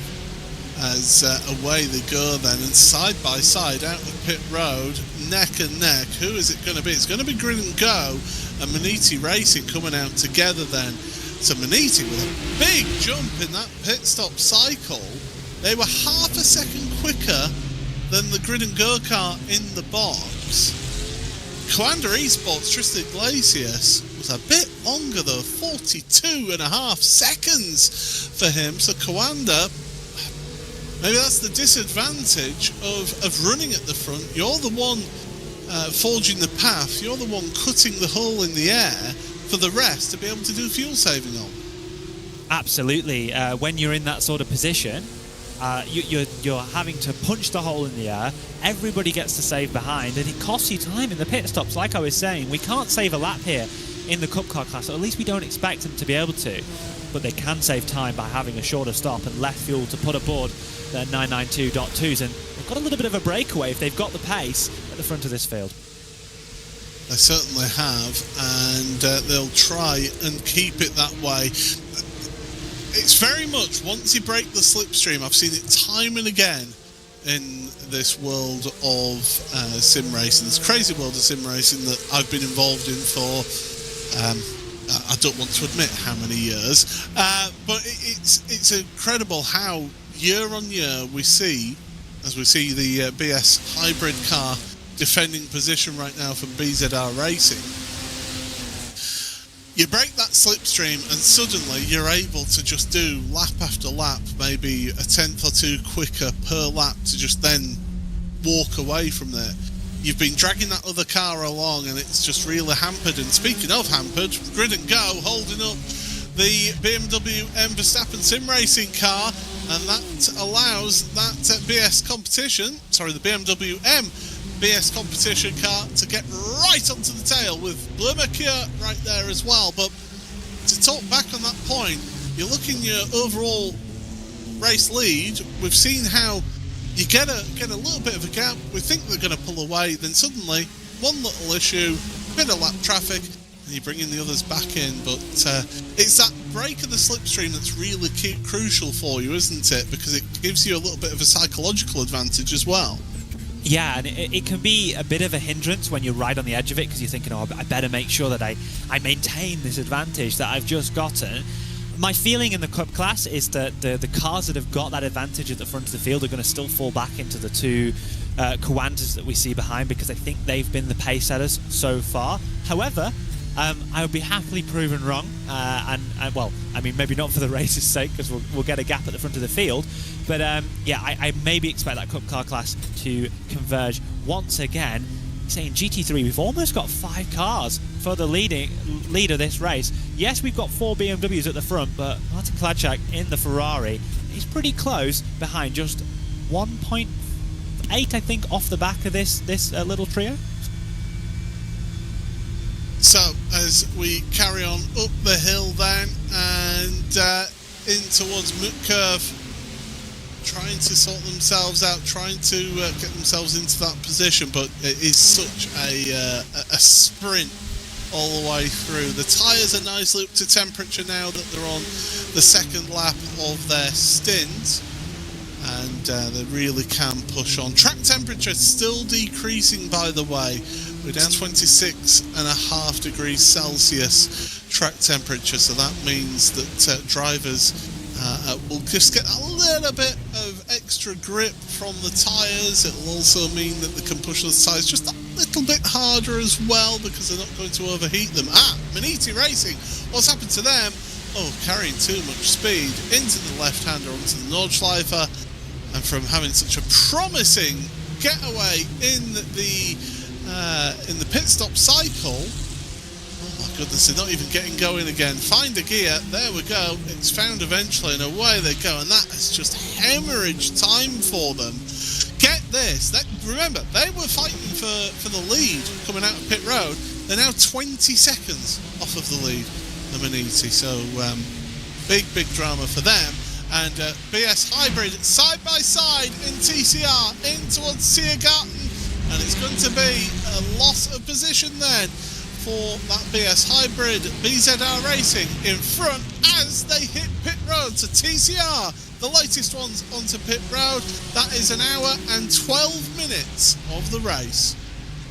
You could see how hard they were fighting for track position onto pit road for the first time in TCR class, all trying to get themselves in front. I think we saw a couple of TCRs stop 1 lap prior, but majority of the cars stopping right now, and that was interesting to see that fight that they were having. In GT3, I'm just constantly looking a little bit at that Ferrari of Martin Kladczak, kind of keeping with, you know, he's almost on the back of them, and I'm just a little bit excited to maybe hopefully see 5 cars at the front of this fight in GT3. Diogo Pinto's just got a little bit of a gap, 9/10 of a second between himself at the front of the field and Felix Kernbach in second place, and that's allowing Vasilius to go through. There's been drama further down in Porsche Cup class for the Blue Mercure car. Now, were they one of the leading cars in Porsche Cup? I do believe that they were, you know. And they've got a mechanical meatball warning flag. Let's have a look then. Oh, they're into the wall. That's into the Bell FS. I think they might have been one of our leading cars, like you say, and as they've rised over the hill, I'm not even sure what's happened there. It's the GT3 that's hit the back of them as they've come over that rise. Watch, Blue Mercury Esports get a hit. Ooh. So they hit the curb, that unsettles the car, and the GT3 that was behind them then just pushed them. I think that when they got into the contact with that wall, I'm not quite sure how big of a contact the GT3 had, but once that's happened, I think the rear left tyre has had a failure of sorts, and then the car is just completely uncontrollable past that point. I think that was one of the Williams F1 Team Gaming cars that was involved there. Potentially Eto Escalainen, or it might have been Sotomuto. I don't know. We'd have to have a look. Yeah, actually, no, Joe, to be fair, I'm going to reevaluate after looking at that overhead footage. It is just clipping that curb, because you're going over a rise there, so the car gets very light, and I know from bitter experience of touring car racing around here, If you clip that curb as you're going over the rise, you're a passenger. I think that one of the main factors in that crash is that we've seen the 932 go to the inside as they're going over that crest. We know how light the front of these 992.2s go over that crest. So he's had to really keep himself to the left-hand side as he's passing that M2, which is not going to have the same issue of pushing right as they go over the crest. And it's just caused him to take that little bit too much inside where he takes that curb and unfortunately causes an incident where to be honest, I don't think that the BMW GT3 had anything to do with it, and it's an unfortunate incident to see that car go just 1 hour and 15 into the race. So we have had a number of cars on pit road. Two we know have retired then, the Eclipse SimSport BMW M2 and the Grid & Go eSports 004 that were absolutely annihilated by the barriers. But Blue Mercure eSport, we're interested to see, can they get themselves back out there and do they carry on in this race? The main reason I'm saying that is because they've not got any teammates in Porsche Cup. You can kind of see it when a teammate can have an incident and you can get repairs done to your car and then go back out there, laps down, and just be trying things out for your teammates that are maybe fighting for a good overall position. But when you're the only car in a class,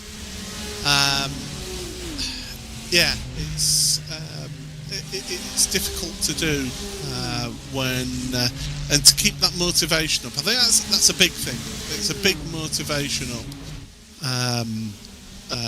Is if you end up with a big incident and you're way off the pace with no other teammates to keep you occupied.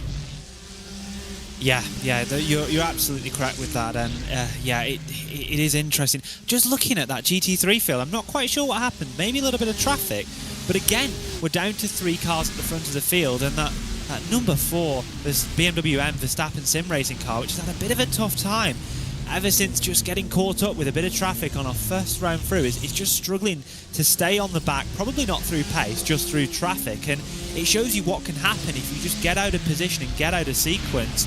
When you start to get into the 4th, 5th place, you're going to be getting very different traffic timings, and that can really affect your race. And you're seeing it as a visual example right there, because I'm sure they're not lacking pace whatsoever. Kostek team once again at the top of the hill as they head towards the carousel out of Mutt Curve and up at the top of the hill. Big drama for them. They're onto pit road, and I would imagine that they'll park that car because that's the second time that car has been having met with a wall or two. So it's not ideal for the number 21 out there. So at the front, it's about a second and a half between your leading number 3 car of the BMW M Verstappen Sim Racing, Diogo Pinto, and then Felix Kornbach in the BMW M Team BS competition car in second. Blue Mercure right behind them. Veselius Belisisotis is in 3rd place for them, with Gustavo Ariel right behind them on their tail in 4th. And to be fair to them, WSR Esports, they've caught back up to this group of cars in that Ferrari. It does have pace, does this Ferrari? We know it does. It's just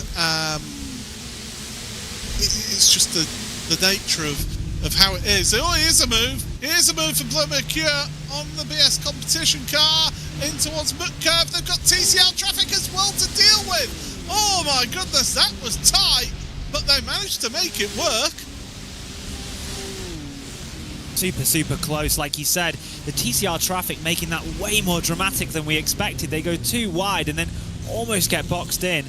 But I think it was maybe the Pure Sims TCR car, maybe the one behind that. It allows them all to kind of close up. Kalachak in the Ferrari, like you say, we know it's fast. Closed up to the back. Not to remember, Martin Kalachak in that WSR car has been in contention for wins in both the 2 main special events that have been the most recent ones. In Sebring they could have won, and also in Bathurst 12 Hour they were on the podium as well. So Kalachak's been very good in special events this year in that GT3 class, and maybe the Lone Ranger in the Ferrari, but he's certainly on the back of this tail now. Yeah, he certainly is, and keeping the pressure on, that is for sure, as they go through the traffic then. So it was M2 traffic right before the pit stops. This time it's TCR traffic, and it won't be long before they end up with the GT4 traffic as well. So as we see more and more of these GT3s working their way through that TCR traffic, and the number 4 Verstappen sim racing car just getting caught out a little bit with the TCR on the outside. Not a lot that the TCR can do when they've got a car alongside them. They can't just disappear. As we head over the rise, down through into Flansgarten, through the double apex right-hander, up over the rise, left-hander, over the curbing on the right, up over the rise, plunge downhill into the Beloff S once again. These 3 cars at the front, well, I say at the front, at the very front, Diogo Pinto now got about a 2.25 second lead, so he's able to gap these 3 away. So that will be a really good feeling for Diogo Pinto. He'll be just focusing forward right now as he heads towards Galgenkopf and onto the Döttinger Höhe once again. But these 3, nose to tail, as they have been pretty much since the start of the race. Yeah, like you say, nose to tail since the start of the race, and I think this is a really interesting point of the race now. We've got the BMW, the Verstappen sim racing car of Gustavo Eiffel, who I think was on pole. Yes, was on pole position. No, what? Yes, he was. There you go. Remembered it in my head. Was on pole position. Clearly very fast in this race here today. If he overtakes the BS car and the Blue Mercure car, he's then having to close down the 3. But in doing that, he'll be bringing everyone else with him. So it's a bit of a weird scenario. Ideally, this breakaway for the number 3 BMW M Verstappen sim racing car is exactly what they want, but they've not got the 4 car going with them. So it's going to be an interesting factor here if we see Gustavo pull into second position, and if he's able to take everybody else with him, and again then make it a 5-car fight. This is incredible. This is one of the best starts to the iRacing Nürburgring 24 hours that I can remember for a long time. That is showing absolute tremendous, as down the inside looks Gustavo Eiffel. No move forthcoming though, as he gets back onto the power through the chicane and heading towards the left-hander, in towards Ford Curve, the right-hander, and down towards Goodyear. So the pressure's still on. The level that these top-line sim races are now working at is just... When I think back to when I started commentating with RaceSpotTV back in 2015, the level is not comparable at all. It's just it's not just the quality of the drivers, it's the sheer volume and number of drivers that we've got at that level now, whereas it used to be a handful of drivers. Now you've got literal teams full of drivers all working at that same level, and down the inside, there it goes, through he goes, and into that position then for Gustavo Eiffel, and now wanted to work forward, but that BS car right onto the tail straight away, does not want to give away any iota of time into the chicane, and they've got caught out the Vidal chicane by some TCR traffic. That's a WSR car, that's our second placed TCR car that they're working way through now, and they go through on the leading TCR car. But Will, I mean, I touch it there. It's the quality, but the sheer number of people who are at that quality now compared to 5-10 years ago. Oh yeah, like you mentioned, it's the depth of quality that we see in sim racing these days is reflective of not only how easy it is to get into sim racing these days and to show your talents and to practice and compete at a high level. This race is open to absolutely everybody in the world. If you've got a high enough iRating and you've managed to get that skill rating up as high as you can, and you've got a teammate of drivers and you've got at least 2 drivers to go into this race, you can compete. And I think it's reflected in the membership numbers that we've seen for iRacing across the sort of last 5-10 years. When I started, there was only 300,000, 400,000 iRacing accounts. Now we're over 1.5 million. And that's just within the space of 6 years. So 1 million extra people have signed up to iRacing in the last 6 years. And that's an amazing number to see involved in competitive, professional sim racing like this. And yeah, I can remember when it was the adverts that we used to show back in 2015, talking about with over over like 50,000 active members and things like that. It's just incredible how we've progressed in iRacing here in all of that time. And as we say, it's 10 years since the first iRacing Nürburgring 24 Hours. It's the 11th running of the race, and it's just gone from leaps and bounds. The very first iRacing Nürburgring 24 Hours, you didn't have the day-night cycle. We had 24 hours of daylight here. That was a bit disconcerting at 2 o'clock in the morning, I can tell you, Will.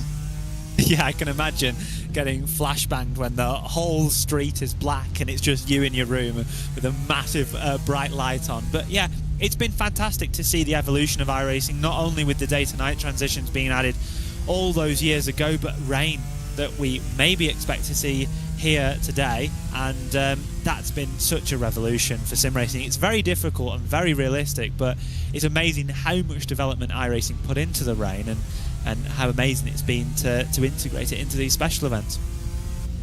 I can remember the first time that they were showing off the early development of the look of rain, and some of the tech behind the rain, when we had one of the MS charity streams. I worked on the very first MS charity stream that iRacing hosted, and they showed that off on that stream, and it was just like, wow, look what we've got coming forward. And yet it was still a few years before we actually ended up getting it in the sim.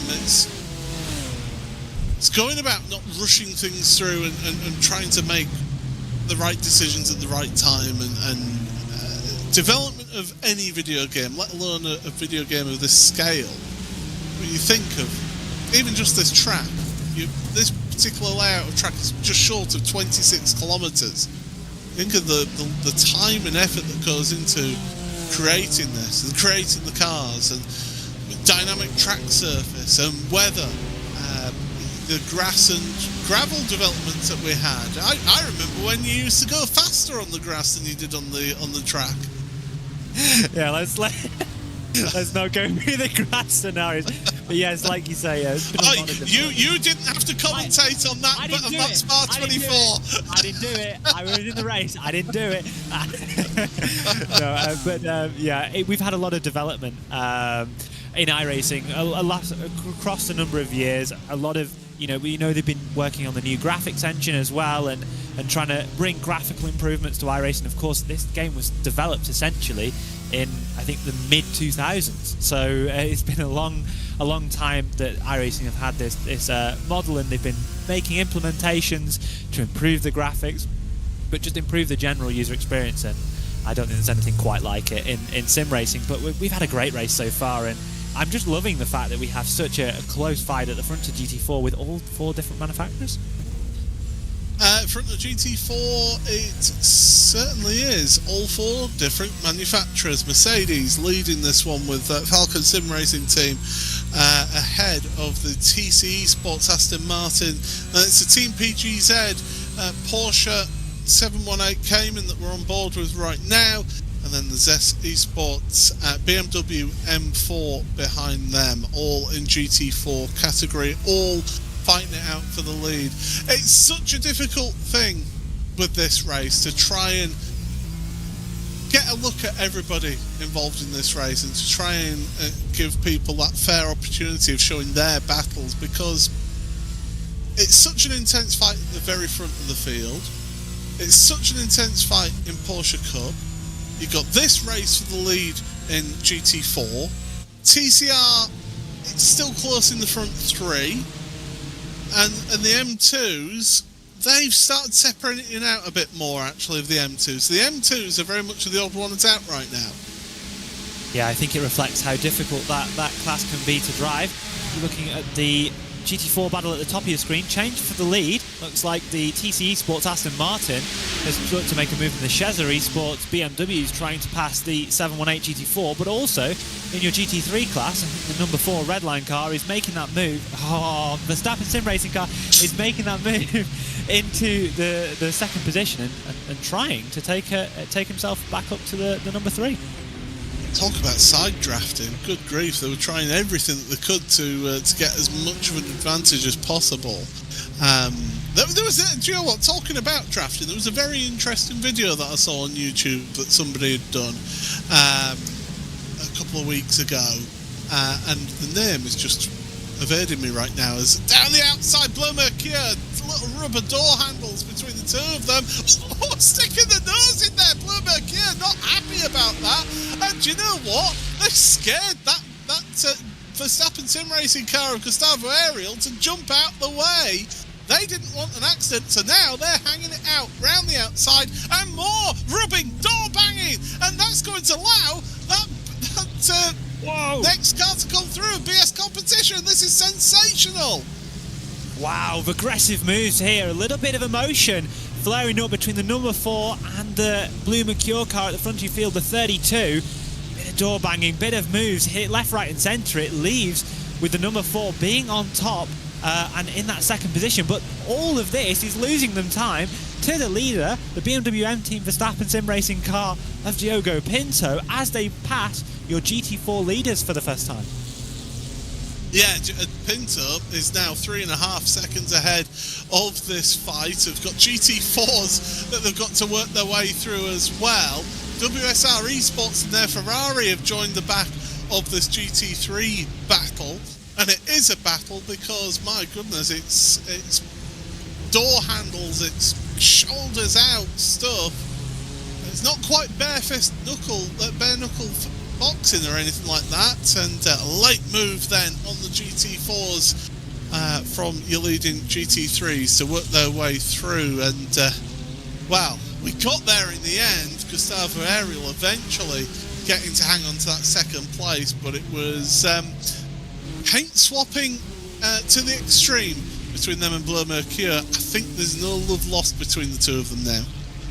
Absolutely not. No love lost whatsoever. It's very aggressive, and it's also let Martin Kladschak in the Ferrari get onto the back of this grid. We were saying, this group, we were saying how he was close already.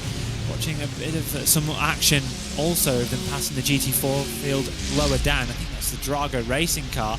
One of the Drago Racing, I think it might be the number 2 if I'm correct, is having a pass on the GT4 leaders. And yeah, that's really interesting how they were really fighting for that. And now Gustavo can chase back after the lead of the race. I mean, it's in the Verstappen Sim Racing. It's an advantage for them to work together and to be together on track. So Ariel will want to get to Pinto, but Pinto right now will be thinking, do you know what? I've got nobody to worry about behind. I can just focus on my own race and work my way through. And here's the thing, I'm looking at a track map right now.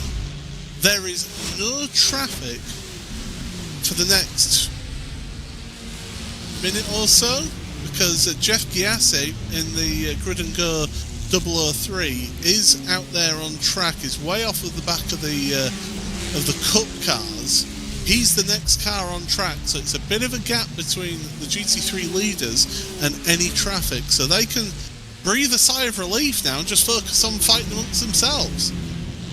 Yeah, they can, and they can. I think for Gustavo, it's really a case of trying not to bring that pack with him. Ideally, if Gustavo can set blistering pace, we know he was on pole by half a second, but let's not forget, 9/10 over anyone else that wasn't a Verstappen Sim Racing car in the field. If he can do a fast enough pace to break these 3 cars behind, it can make it a 1-2 for Verstappen Sim Racing at the front of the field, and then they can start to control this race together, pushing forward. But like you say, Diogo, I'm sure in the back of his mind is feeling like, I'm fine with being in the lead by myself. I'm fine with running away with this thing. But Gustavo's not content to let that happen. He's chasing now after the number 3 car. BMW M2s are on to pit road now. Johan Royer is the leading one. It was 10 laps that they've done in a stint, and they are moving away now from pit road. So Grid and Go, Simify, Esports Orange, and Blocker Moteur are the three that have been onto pit road right now. The others have pitted a lap or two before that, so that's why there's been a bit of a separation in the M2 class in this stage. So pit stops finally happening. So that's an hour and 34 minutes for your leading M2s in their stints. Yeah, very, very long run time these M2s have. They have the endurance fuel tank fitted to the BMW M2 CS racing cars. That's 120 litres of fuel, and that's in a car that doesn't use as much fuel as the likes of the GT3s at the front of our field. So that reflects why they've gone so long. They have the biggest fuel tanks of any cars that we have in this race today. To give you some sort of idea about what fuel tank sizes that we have, the Cup cars have 110 litres, the TCRs have 73 litres, that is restricted by the balance of performance, and GT3, I think we're sitting at around about 100, between 100 and 110 litres, depending on which car that you're driving here this afternoon. GT4, again, sitting around the 80 litre mark. Well, I'll tell you what, we've got a breath. We can take a breath here, so it's worth reminding everybody that Thrustmaster is an official partner of the 24 Hours of Nürburgring. They're an ideal hardware provider for anyone looking to start or progress their sim racing career on iRacing. The T818 Black Edition base experience the best direct drive force feedback with a constant 10 Newton meters of torque and unfiltered power. The Evo Racing 31U leather wheel, it's built for endurance racing with its U-shaped rim and perforated leather grip. Its detachable hub includes all essential controls, action buttons, magnetic paddles and LEDs, and is compatible with various other rim shapes from the Evo Racing range. Raceline LC, the all-new brake pedal features a 100 kilo load cell sensor with adjustable pressure and ultra-precise 24-bit resolution, allowing for perfect brake control. Just type !TM in the chat to see the full setup there. So thank you very much to Thrustmaster for their support of this race here in the iRacing 24 Hours in Nürburgring powered by Thrustmaster. I tell you what, I'm going to mention this now. My first racing wheel was actually a Thrustmaster T500. Mine as well. I didn't have a T500. I think I had the Ferrari like 458 wheel. I remember it was a Thrustmaster, maybe T300 458 edition or something. Used it with my Xbox playing Forza Motorsport 5 back in the day. What a classic. Well, not really a classic at the time. I think Motorsport 4 was quite a bit better. But that was my first introduction into racing on a wheel, as we see the leaders of GT3 bump drafting pretty heavy as we get under the Bilstein Bridge. Able just about to stay together, the 8932 and the WSR car. Gustavo not quite able to make that break. It'd be interesting to see if he's managed to catch Diogo Pinto this time around. I guess not, due to the fight that they had earlier in the lap. I could tell you, by the way, that one of my teammates, Ash, he still runs a T300. He's still got that. He's not been involved in sim racing as much anymore, but yeah, it's certainly still a good piece of kit there if you want to get involved. So yeah, absolutely. Thank you very much to Thrustmaster for their support here, and we've got 4 at the front. This is 2nd, 3rd, 4th and 5th all together on track overall in your GT3 class. And I tell you what, WSR Esports, they can be happy with that Ferrari's performance right now, because it's sticking there with those BMWs. You said it might be a bit of a sort of an outside pick, Mike, the Ferrari, but it has seemed quick, hasn't it? Yeah, I think a lot of the teams, you know, they look at we get 2 jet changes of balance of performance here in the GT3 class, but also in every class for an iRacing special event. You get the Friday balance of performance, which came out 8 days ago now, and the Wednesday change. And I think that the Ferrari has been made a little bit more competitive on the Wednesday change, and teams have just felt like the BMW is still really good and they didn't quite want to change last minute, but the Ferrari is very competitive here this afternoon and into the night. And I'm sure we'll see them be very fast. Like I said, I've sung the praises of Koledchak with how good he's been, not only just today, but over the last 6 months, and it's not a surprise to see him running at the front of the GT3 field yet again. And WSR Esports. So, and to be fair to them, when we looked at the entries at the start of this race, before we started the broadcast, we were looking at how the team makeups of different teams, and WSR have put together quite the team, to be fair. Lucas Prada, Kamil Grabowski, Santari Martikainen as well. Along with Martin there, they've got quite the lineup there on the quiet. And this is a team that I've seen progress and grow over the years, and become more of a permanent fixture in these top split endurance events. Yeah, like you say, they've had a very good year.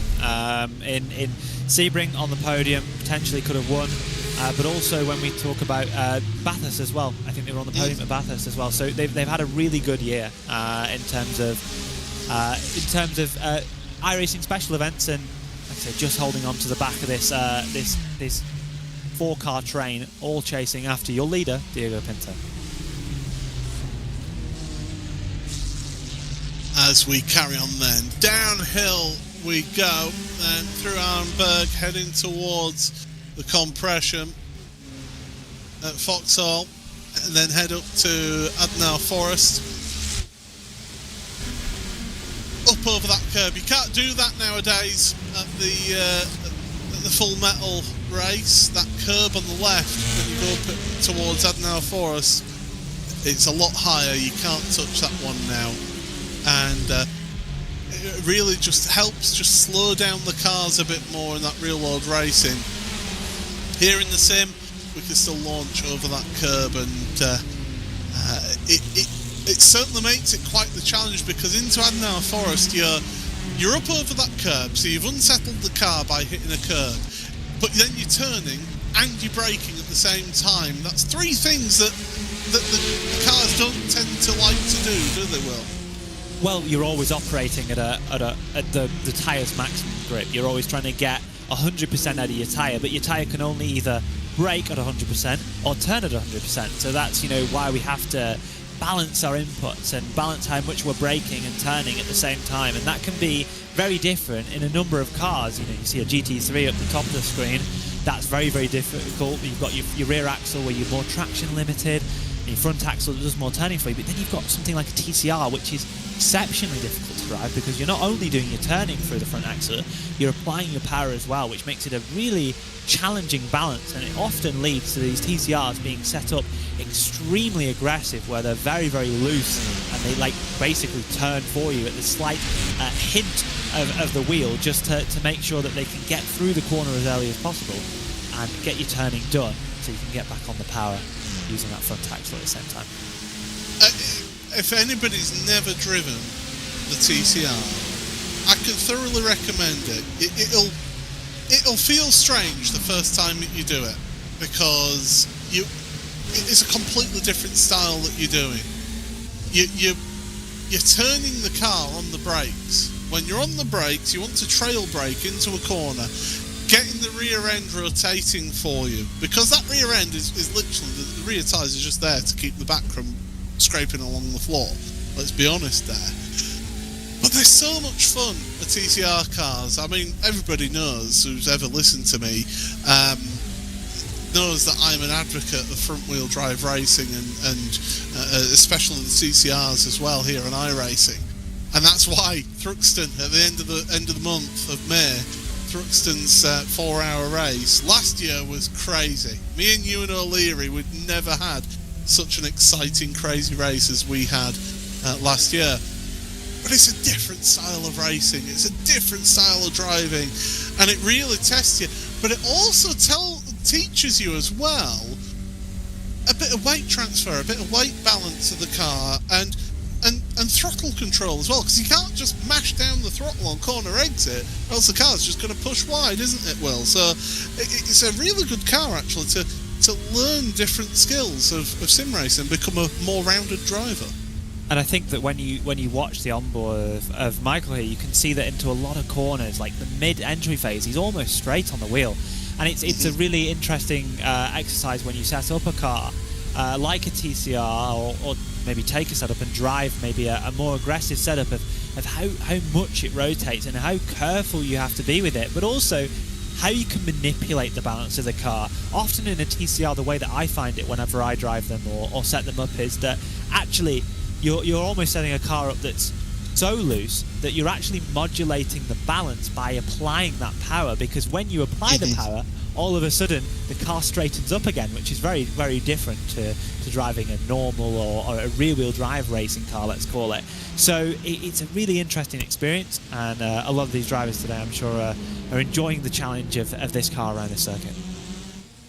They certainly are enjoying it, that's for sure. And you're leading racers in TCR, not just at the very front in the Shearer Esports and WSR Esports white car, but you've also got this as well, which is as well the Yes Motorsport car. Isaac Price, great to see Isaac out there, because he's somebody who's feels a bit like an old timer now in sim racing. It feels strange saying that because he's younger than I am, but he has been around the pro circuit in various sims for well over a decade now, and he's been one of those features in special events in iRacing, and it's great to see him out there. He's in a TCR, which, to be honest, I didn't expect to see him in. We saw him in the Porsche Esports Carrera Cup Great Britain, and it's fair to say he was one of the unluckiest drivers on the grid in that series this year. But he's up there. He's fighting for a podium, and if not, going for a win here in TCR.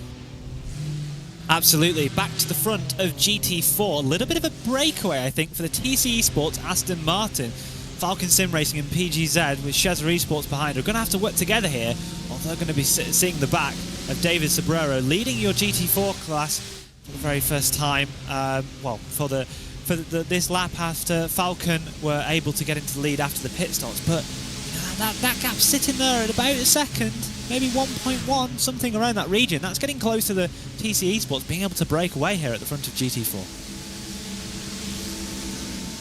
Certainly are looking that way, aren't they? And we're seeing these cars just reaching the limit in terms of how fast that they can go down the Dottinger Hohe. Having to sit in the slipstream there. That BMW, by the way, behind the PGZ car, got awfully close behind them. And onto pit road, so pit stop time happening for two of your GT4 cars, Falcon Sim Racing and Team PGZ. Onto pit road, TC Esports and Zessa Esports staying out there for an extra lap. So they'll be doing 7 laps, 6 laps only for these two. Yeah, so not able to extend the lap there.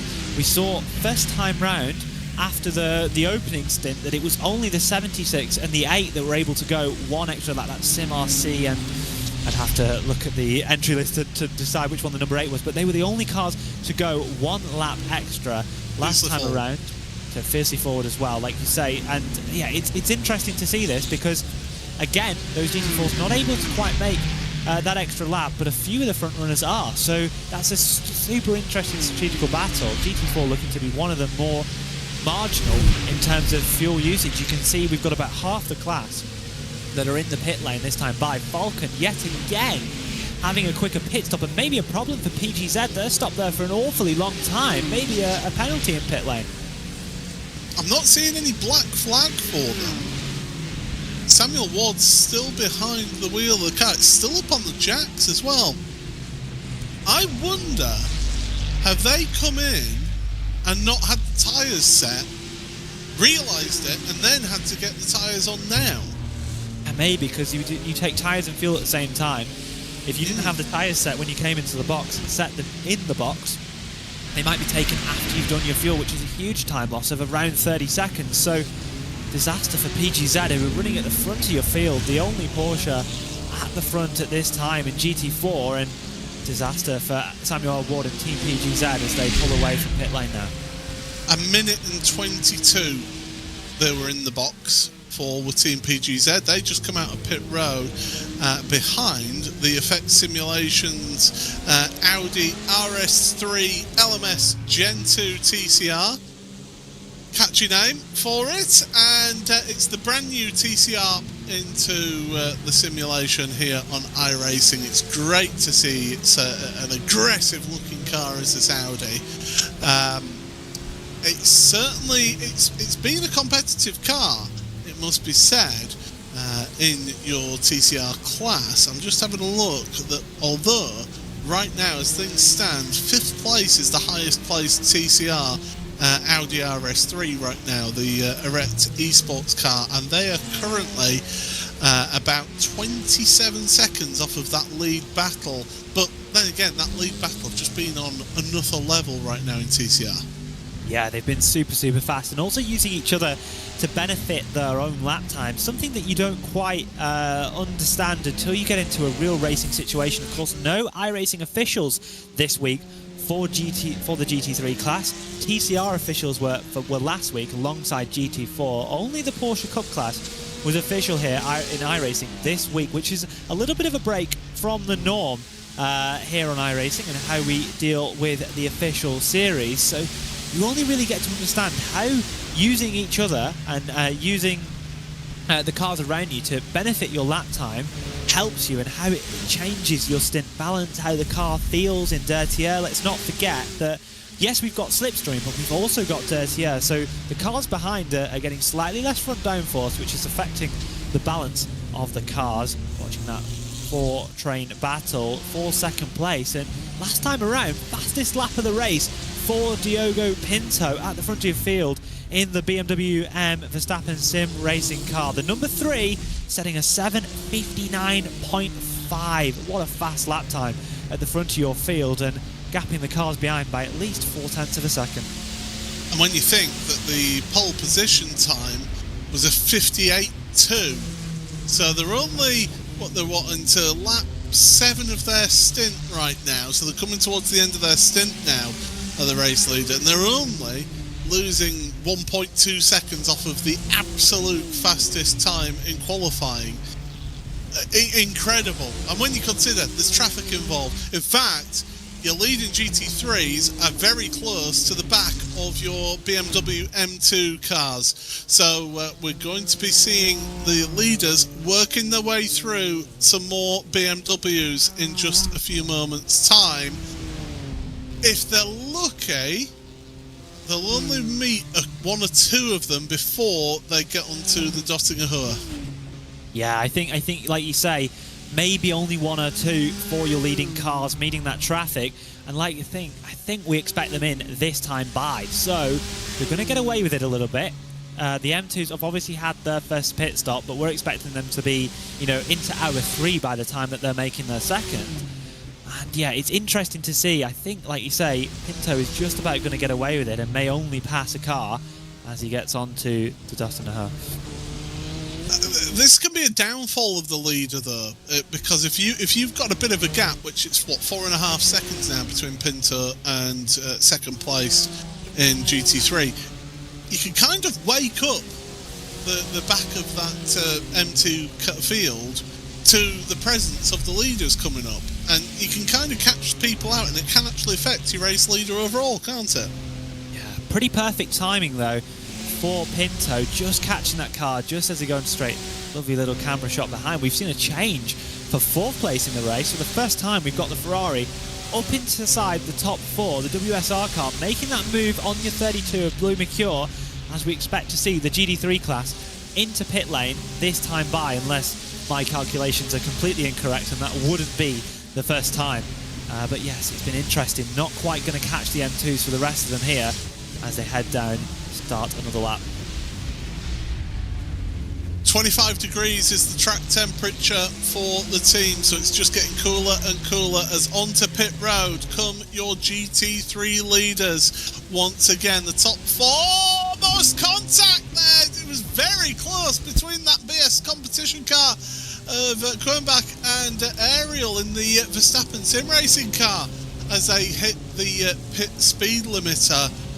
And when you're this close, when you're that closely competing for these high positions in class, you have to do everything you can to extract even the smallest tenth of a second onto pit road.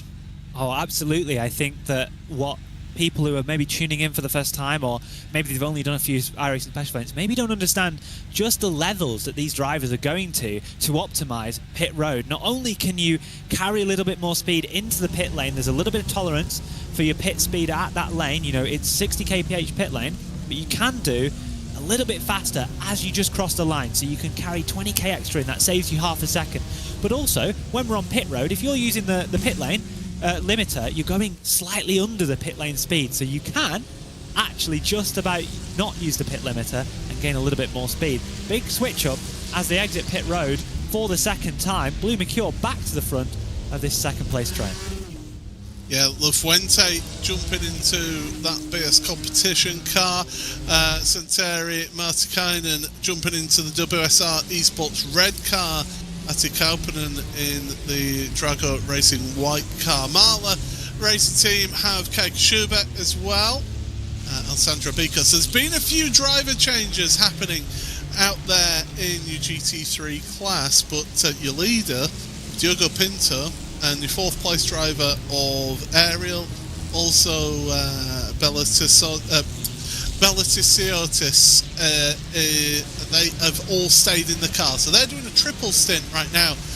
But interesting for me is that they've not quite made the hour. Yeah, not quite made the hour. So that's going to be interesting as we get later on into the race.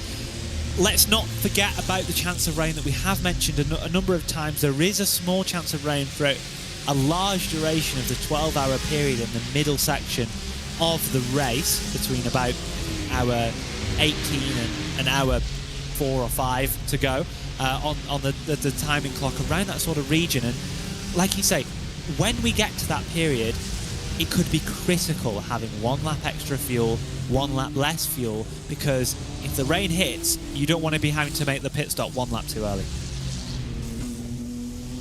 So here we go then on to the Nordschleifer. And able to gap out, so they've been able to gap out that little bit of Blue Mercure and BMW M Team BS competition from the BMW M Verstappen sim racing car and the WSR Esports red, but I think they may well concertina back towards each other in this race. So yeah, we could well see that change up a little bit here in this one. On pit road right now, that is in your GT4s, so GT4s sorting themselves out, and that will be it'd be good if I could see the number of the car. It's the TC Esports, yeah. So they've pitted. SimRC again going for 7 laps, along with Fiercely Forward as well. So again, they're going that extra lap again. That GT4 could well come down to strategy and who does what, where, when. Absolutely. Oh my word, that was stupidly close in the background. I was watching that Ferrari on the back of our shot try and get through the M2 field.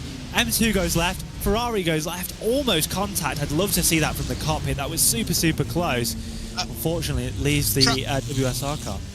Drago Racing Red have taken a tour to pit road. Nicholas Rubler, who jumped into the car, is off, and that was, I want to say, near Hatzenbach. Oh no, it's Floodplaats. Oh, that's an awful snap of the car there. Also some damage to the rear of that car already, missing a boot lid before the incident even happened, I think. So maybe some prior contact causing some aerodynamic damage, and then on cold tyres, a huge snap, and looks to be race over for that number 2 car. As yeah, so that'll be pretty much game over. So here we go. So it's kicked up. That's where they've got the initial damage. Waited for cars to come through, sorted themselves out, and then they've just gone for it full throttle, thinking, yeah, everything's okay, I've damaged the car a little bit, but it's okay, and then they suddenly find out that everything's not okay because they're missing a diffuser. What a huge snap that is. You can see just on the apex there is a compression next to the curb. The car compresses, the car really loads up, maybe hitting the bump stop slightly at the rear of the car, and a massive snap into the wall and huge damage for the number 2 Drago Racing red car. Well, we are going to be heading towards the top of the hour once again, and it's been just an enthralling opening to the race. It's absolutely sensational racing here at the Nürburgring, and this race for second place is still ongoing, and Gustavo Ariel's caught back up to the back of them. It's Bleu Mercure trying to get past the BS competition car. They're not able to do it so far. Of course, remember, this is their outlap. All of these cars are on their outlap out of the pit lane, so they're trying to sort themselves out and get themselves back into a comfortable rhythm, or in some cases, with change of drivers, get themselves into a rhythm as well. Absolutely. It's interesting to see the differences between teams that have chose to change drivers after 2 hours and teams that have chose to keep drivers in. This is a huge impact. If you have a driver that's not quite ready and doesn't have the feeling for the race, yes, they can practice in a closed practice session offline, let's say, or maybe on a server that you've set up, but it's not quite the same. The rubber's not the same. The way the track's driving is not the same. There's going to be a bit of dirt dragged onto track in certain places, and that's going to affect how the cars are driving, and it can really be a defining factor in whether you gain or lose time in this segment of the race. That's on the limit. BMW, Ferrari here, second, third, fourth, fifth, all together out there on track. You wouldn't think that they've been racing for 2 hours, but they have. This is, of course, the iRacing Nürburgring 24 hours, powered by Thrustmaster, and it's myself, Paul Smith, and Will Chadwick on commentary here for the opening of the race. I'm on for another hour, and then I will be switching over to Jake Sperry. He'll be jumping into the hot seat at that point. It is BMW M Verstappen Sim Racing who lead this race. Diogo Pinto, who's leading this one. He's led 9 laps of this race. M2 traffic getting caught up there with all of them. Then it's this fight for second place. It's BMW M Team BS competition, Daniel Fuente. Then it's Bleu Mercure with Vasilius Velasaitis. And then it's Gustavo Ariel in that BMW M's Verstappen Sim Racing car. And WSR Esports Red, Santeri Martikainen, rounding out the top 5 here in GT3. Further down, you've got Drago Racing White, Arti Koponen ahead of Marla Racing Team's Kai Shube. Then it is Williams F1 Team Gaming, Alessandro Bico. Zessa Esports, it's Ola Daniel. And then it is Grid & Go Esports, Daniel Pastor, who's rounding out the top 10 in GT3. As we keep an eye on this race for second place down the Dottinger Hoa, we'll talk about Porsche Cup, because they'll be coming close to a pit stop time here in this one. So it is Quander Esports who are 1-2 in Porsche Cup right now. There they are on the bottom of your screen. Grid & Go Esports, though, are not that far back behind them. Third place, and there's a bit of a gap back to Share Esports. Blue Dirt Esports and Solpec Precision Racing. Manisi Racing in 7th, head of Grid & Go in 8th. And then I've got to scroll down my list to Mag Performance, who are on the pit road and are still on pit road after 5 minutes. So they've got damage repairs undertaken right now. They're in 9th in class and 10th in class. Impulse Racing, they are still going past Pascal Costa after a huge incident down the Dottinger Hoa on what was lap 2, lap 3, if I recall correctly, for them. Let's have a look now at GT4, because it's Corentin Guinez who currently leads that one, but us as a pit stop for Sim RC ahead of Fiesler Forward Red, who also owns a pit stop in all of this in second place. Third place then is Falcon Sim Racing Team, who's the first of the two stopping cars in GT4, and it's TC Esports ahead of Zest Esports in the 190. Full Risk, No Push are in 6th ahead of the RGV Competition Unity team in 7th. 8th for Undercut 009. Then it's Team PGZ, Samuel Ward, after that long pit stop that he just had a lap and a half ago. He's down in 9th ahead of What's Cooking Racing Adventures. Josh Thompson, former Porsche Esports Super Cup driver in that car. Then we'll look at TCR, because WSR Esports White have actually taken the lead in TCR. They've jumped ahead of Shera Esports right now. So Michael Polasek, who's leading that one ahead of Eric Nur, with Yes Motorsports, Isaac Price, 3rd place, not that far back either in your TCR class. They're just coming on to the Dottinger Hua. 4th place then for Sart XMC ahead of the Aret Esport TCR. Then it's BS Hybrid in 6th, Aidan Walsingham driving that car. 7th place for LMR Esports ahead of BRZ Racing. 9th for Expect Simulations, with 10th place Shera Esports after connection issues earlier on. Slow and Steady are on pit road and getting significant repairs done to their car.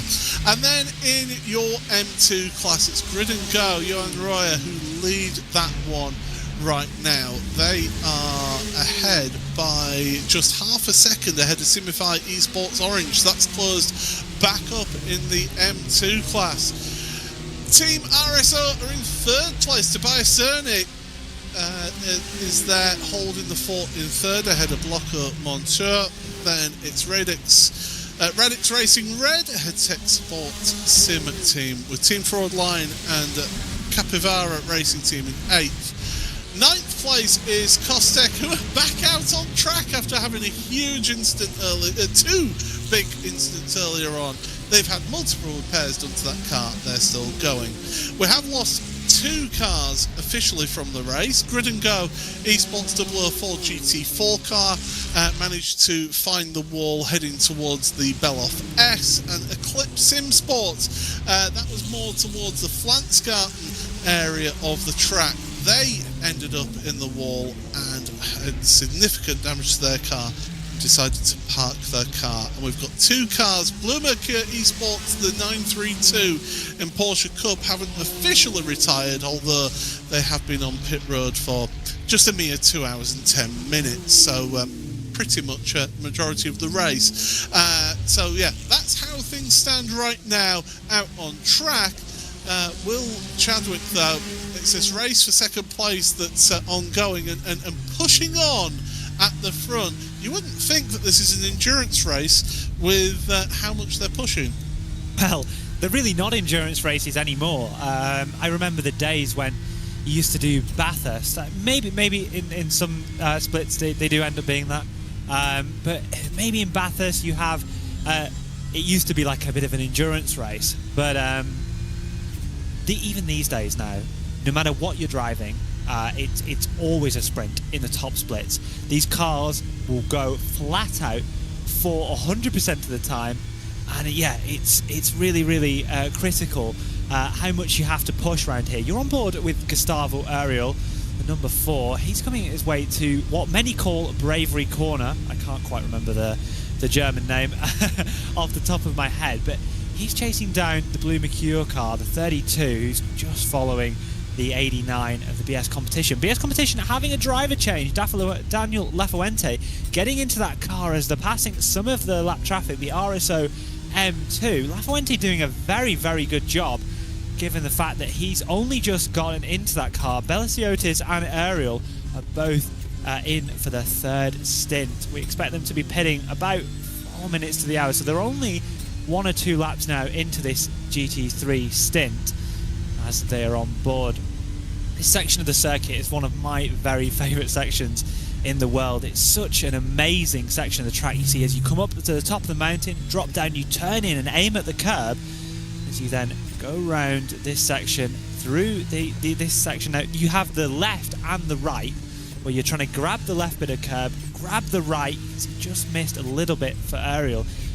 I just love the elevation change around here. The sim will never do it justice how much elevation we have around this circuit. But yes, this battle is the most intense one we've seen for a bit of time now, as Diogo Pinto has held this sort of commanding lead at the front of this field, still sitting around the 5-second region. Was down, I saw at some point, to 3.8 seconds, but Pinto has been able to extend it. It's now 5.2 as far as I can see, and that's a big gap for the BMW M Verstappen sim racing car at the front of the field. It certainly is, and if anything, it's really starting to just put an authority on them. And I think part of the problem is that these three, whenever they've been catching lap traffic, because it's all together, somebody somehow always gets compromised through that traffic, and they're also tripping up over each other by racing each other on as intensely as they have. So you end up losing those extra tenths of a second, and that little bits of time, it just ekes out, and before you know it, that leader has got a 5-second lead, which is what they've got right now. Down to Zottinger they go, and your BMW M2 leaders are down heading towards the Bilstein Bridge, right as your overall race leader is heading down there as well. So here's that battle for second, third and fourth, broken away from the WSR Esports red car. So able to do all of that well, and that Ferrari just not able to quite keep up pace-wise with the new driver in of Martikainen behind the wheel. Out of Tiergarten, across the start and finish line they go for another lap. We are on to lap number 16 of this race, I do believe. No, lap 17, sorry. They've completed lap 16 of the race. So, keeping a good pace here, Will. And, I mean, even the first fast lap out of the pits for Diogo Pinto is only 9/10 of a second slower than his fastest lap. Yeah. Well, what you'll see in this sort of class is that, yes, they have the heavy fuel, but they've got the new tyre and they've got it up to temperature at this stage. So they've used that outlap. That outlap's a very long lap to get the tyre up to temperature, and then they're able to really push on that first lap. So you can see that the times kind of go fast, a little bit slower, and then fast again as we get towards the end of the stint when they remove that 100 kilos or just under of fuel that's in these cars every time they fill up every hour. 100 kilos of virtual fuel, not real fuel. So no nasty bills for our drivers here today. We're watching a little bit of battle further back in your GT3 class. Henry Moore, who's just got aboard the Team Bennett Aston Martin, is trying to make his way past the sole Precision 111, our sole Mercedes in the field today, and not quite able to do so as they head on to the GP loop. But all of your GT3 field not split by that much, and even at the tail end, battles are nice and close. Union flag the correct way up there, just saying. It's very easy. As they go through the right-hander there, down the hill towards the Goodyear corner there. Of course, change of branding from when it was Dunlop. Goodyear, of course, remember, owned Dunlop as a brand, and they've decided to go the Goodyear way instead. So that Dunlop brand pretty much retired from the world of racing. As your Porsche Cup cars onto pit road right now, they are getting their next pit stops done. Will we be seeing triple stints for a few of those drivers? Alejandro Sanchez jumping into the wheel of the Commander Esports 08. Now, we were talking before the race here, Will. Sanchez, he was quick in a Cup car anyway. He is super quick in this new Cup car, isn't he? Yeah, I think this new Cup car suits him even more than the old one did, and he's been super fast all week. Like I was mentioning, Porsche Cup is one of the only series this week which goes on the iRacing official roster, and essentially what that means, if you're not familiar with iRacing, is that all week we've had races taking place, 3-lap races with a separate qualifying session where people could just race the Porsche Cup class amongst all the other people. So grids of 25 cars all racing each other, and Sanchez has been top of those timings all week, fastest in qualifying and winning a lot of the races when he's competed. So super fast around this circuit, and off the pit lane first, so maybe able to get a little bit of a gap at the front of the field. And again, it's Coanda being able to benefit from the Apex Racing team closing down their esports side of the team and of the company, and Sanchez, it was a no-brainer for Coanda to pick up Sanchez because he is one of the quickest drivers out there, especially in a cup car. He competed for the Porsche Esports Super Cup in terms of fought for the championship in only his first year of racing the car. He finished second in the championship. He's got this incredible knack of getting the feel from the car, and it just suits him, as you say. And with that added ABS and traction control, it just makes things a little bit more palatable. But if you could be nice and smooth, as you point out and you so eloquently say, if you could be nice and smooth with the car, you're not necessarily relying on that traction control, you're not relying on the ABS, and as he decides to go rallycrossing, which, by the way, Porsche have a big history of rallycross, it must be said. If you can be smooth, you're not relying on that traction control, which can almost interfere and slow you down, can't it? So it's not always the best thing to have traction control. I think that the systems in general make you faster because you don't have to be as cautious on initial application of both pedals, brake and throttle. However, a lot of the drivers here today don't want to be deep into that ABS system because all the ABS is doing is rapidly unlocking and locking your brake because you've applied too much pressure to the front axle and the tyre can't take it.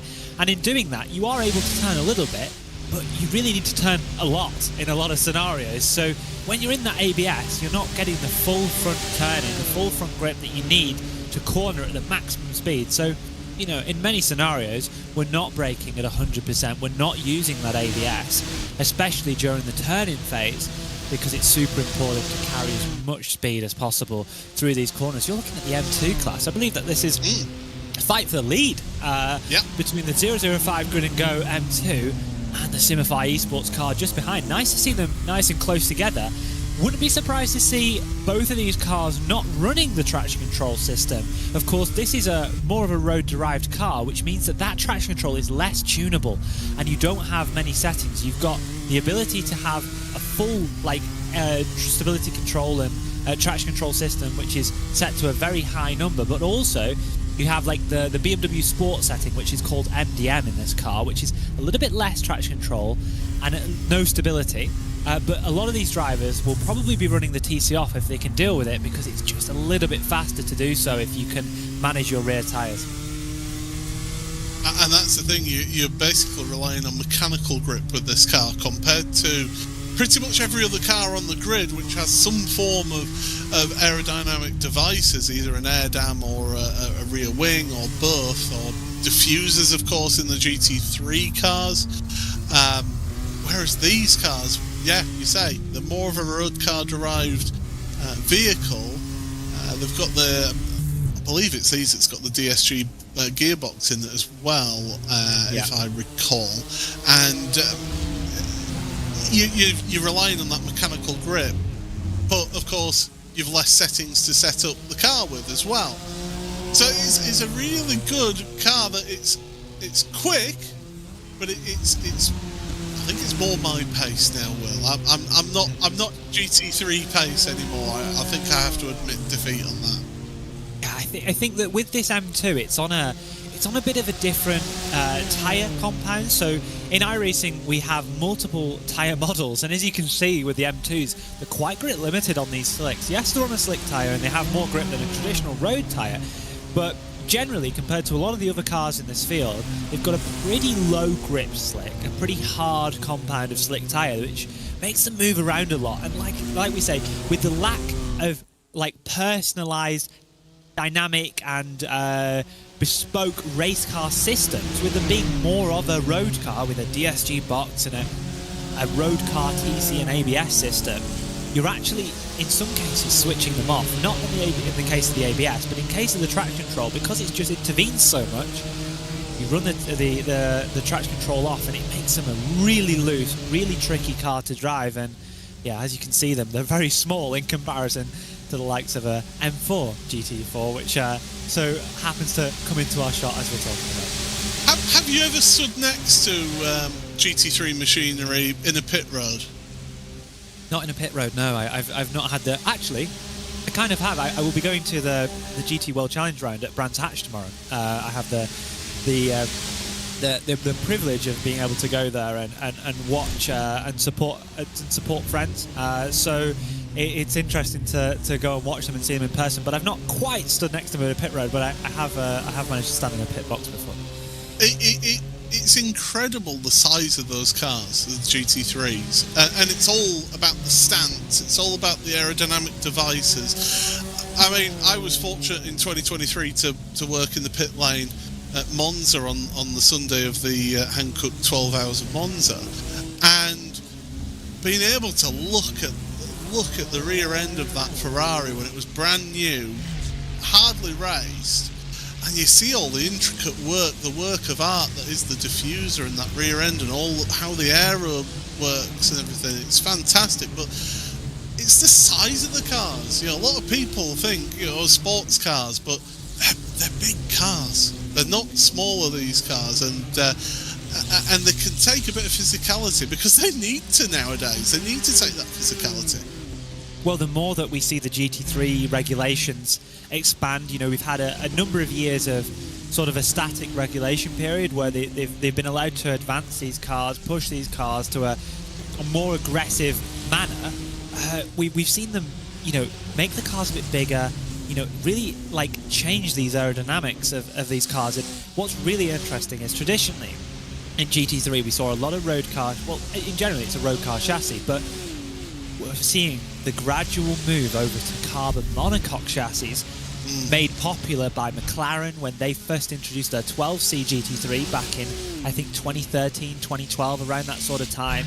And even now Mercedes, their new car that they're developing that you might have seen spy shots of driving around this track, that's a carbon monocoque as well, I believe. So it's interesting, you know, you've got the transition now from the steel chassis to the manufacturers almost building sort of bespoke divisions and bespoke cars to turn into these GT3 races just to make them that little bit more competitive. Yeah, and you see that right the way through the road market as well, in terms of the advances in what the technology brings and how they're able to improve things and make the cars lighter, make them more aerodynamically efficient. I mean, the Aston Martin Valkyrie as they work their way past the TCR field to your GT3 second, third and fourth place drivers. Valkyrie is just bonkers. Again, I saw one of those. I saw one of those in the paddock at Monza, and it was just bonkers, absolutely crazy thing. But that's the lengths that that's for the hypercar sort of end of endurance racing. But this is the lengths that manufacturers are going to try and homologate and to get a car that they can then go look. Regulation holders, this meets this complies. Honest. Yeah, it's great to see, and it's across all sort of motorsports. We've seen it for 30 years of homologation specials. I think when I think of a homologation special, I really think of the GR Yaris in the World Rally Championship, and how that's a very, very well homologated car, very wide. The one thing I never get about GR Yaris is a mate of mine had one for a while, and they're so big. You go next to a GR Yaris, you think small car, rally car. It is not a small car, it's huge, and when you see one of them in person, you're like, I can't believe how big this hatchback is.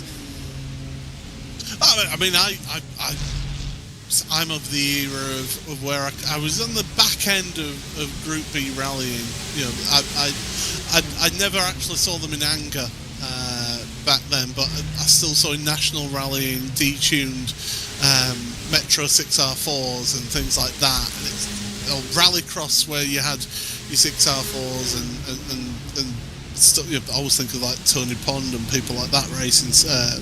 Will Gallop, that's it, Will Gallop racing those, but it's those homologation specials. For me, the one that stands out for me was the British Touring Car Championship 1994. Alfa Romeo turn up with the 155 Silverstone, and it was, oh yeah, we've got a boot full of parts. Yeah, that's your front air dam and your rear wing. You just bolt them onto your car, and there you go. That's the homologation special. And the whole field hated it because they knew that they'd stolen the march on the rest of the field, and it was we've got to play catch up on this. And for me, I personally, in terms of touring car racing and in terms of front wheel drive racing, I hate having massive wings and big wheel arch. I would prefer more sort of road car based cars, the type of thing that you would see you could buy on the Monday, win on the Sunday, buy on the Monday. That's what they used to always say, and may call me old, but I always liked that type of car. It just resonated with me more. It made it more attainable as well. Not the GT3 cars were ever attainable, that must be said. Not unless you've got the spare $1 million just for the car. Yeah, a GT3 these days is setting you back that sort of region of money. But yeah, like you say, it's interesting, but I feel like if we were down that region, we might just see a manufacturer all of a sudden come up with a carbon monocoque hatchback sort of car, front-wheel drive car, and then you're like, oh, there you go. So I think it's just how racing is. Everyone's always trying to push out the envelope and really try and have the performance as best as they can. Yeah, absolutely. Oh, a little bit wide there from the BS competition car in second place, but it shouldn't affect it too much down the Dottinger Höhe. There's no traffic between them and the race leader, but the problem is that the race leader is 5.5 seconds away, and now the Blue Mercure car gets closer and closer and closer in the slipstream. Do they pull out? The answer is no, they don't. They stay behind for the time being. They're happy where they are. They want to do a bit of fuel saving here. Try and get the jump in the pit lane. Onto the brakes, into Tiergarten they go. And all three, you can almost throw a blanket over them. They're that close together then. So it's Daniel Fuente in that BMW M Team BS competition car in second place. Bleu Mercure is in third place, and then it's the BMW M Verstappen sim racing car Gustavo Ariel in fourth place at the back of this group of cars. And onto the brakes, through the right, through the left, tight corners, cutting through the arena section. Of course, they don't use the arena section for the Nürburgring 24 hours because it actually acts as an extra part of the paddock. They need it for the space for all the transporters and everything, so that's why they do that. Well, we are 21 hours and 32 minutes away from the end of this race.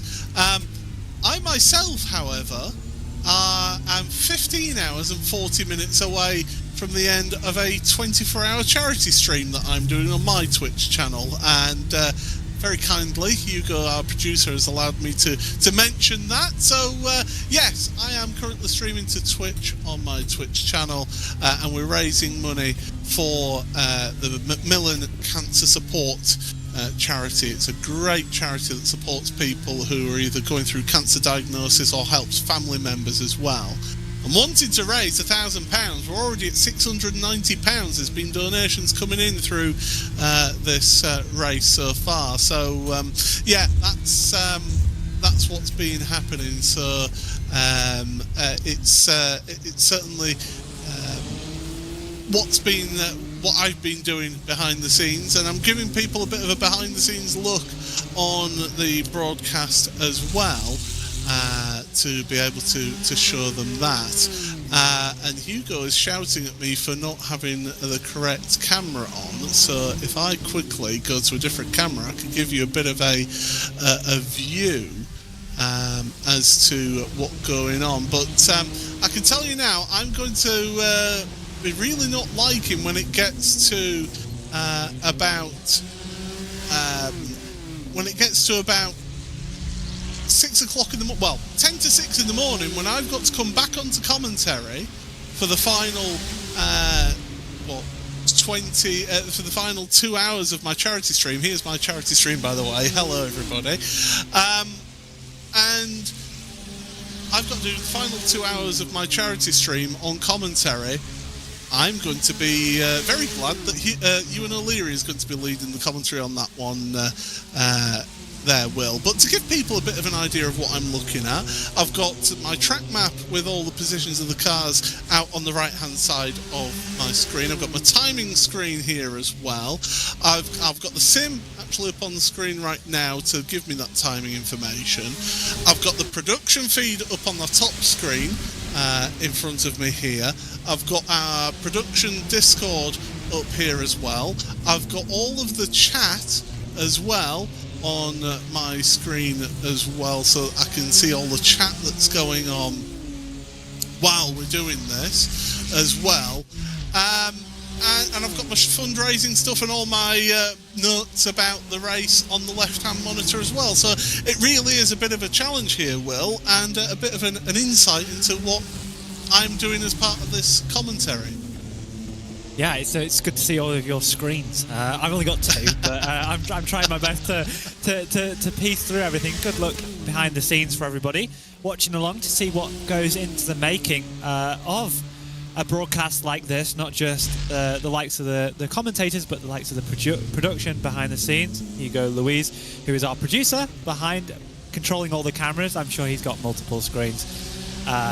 He's controlling to give us all of the interesting replays and camera shots as well.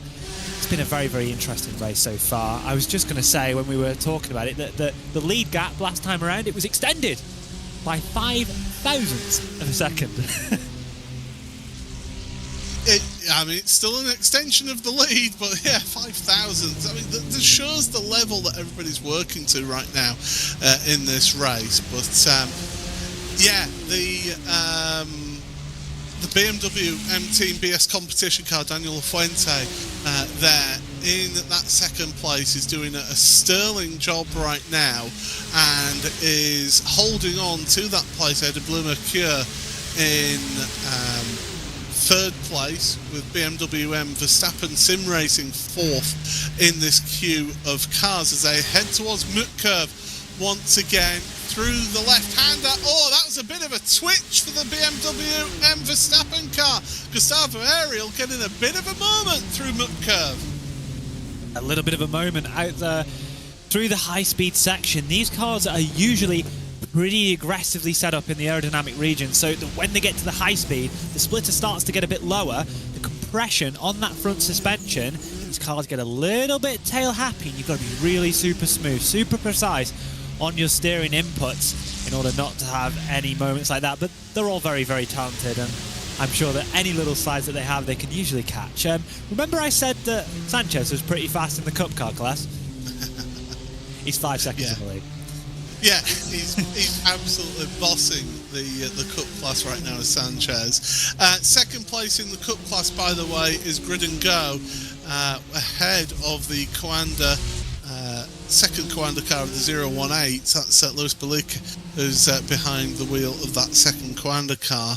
Lewis Wood now is 11 seconds back. So the Cup class has really sort of separated out into little groups of cars, of 2 cars here and there together in that front through first through 5th place, because sure, esports are behind Dirt Esports not that far in 5th place. So again, we're seeing that little bit of separation going on in some of these fields right now.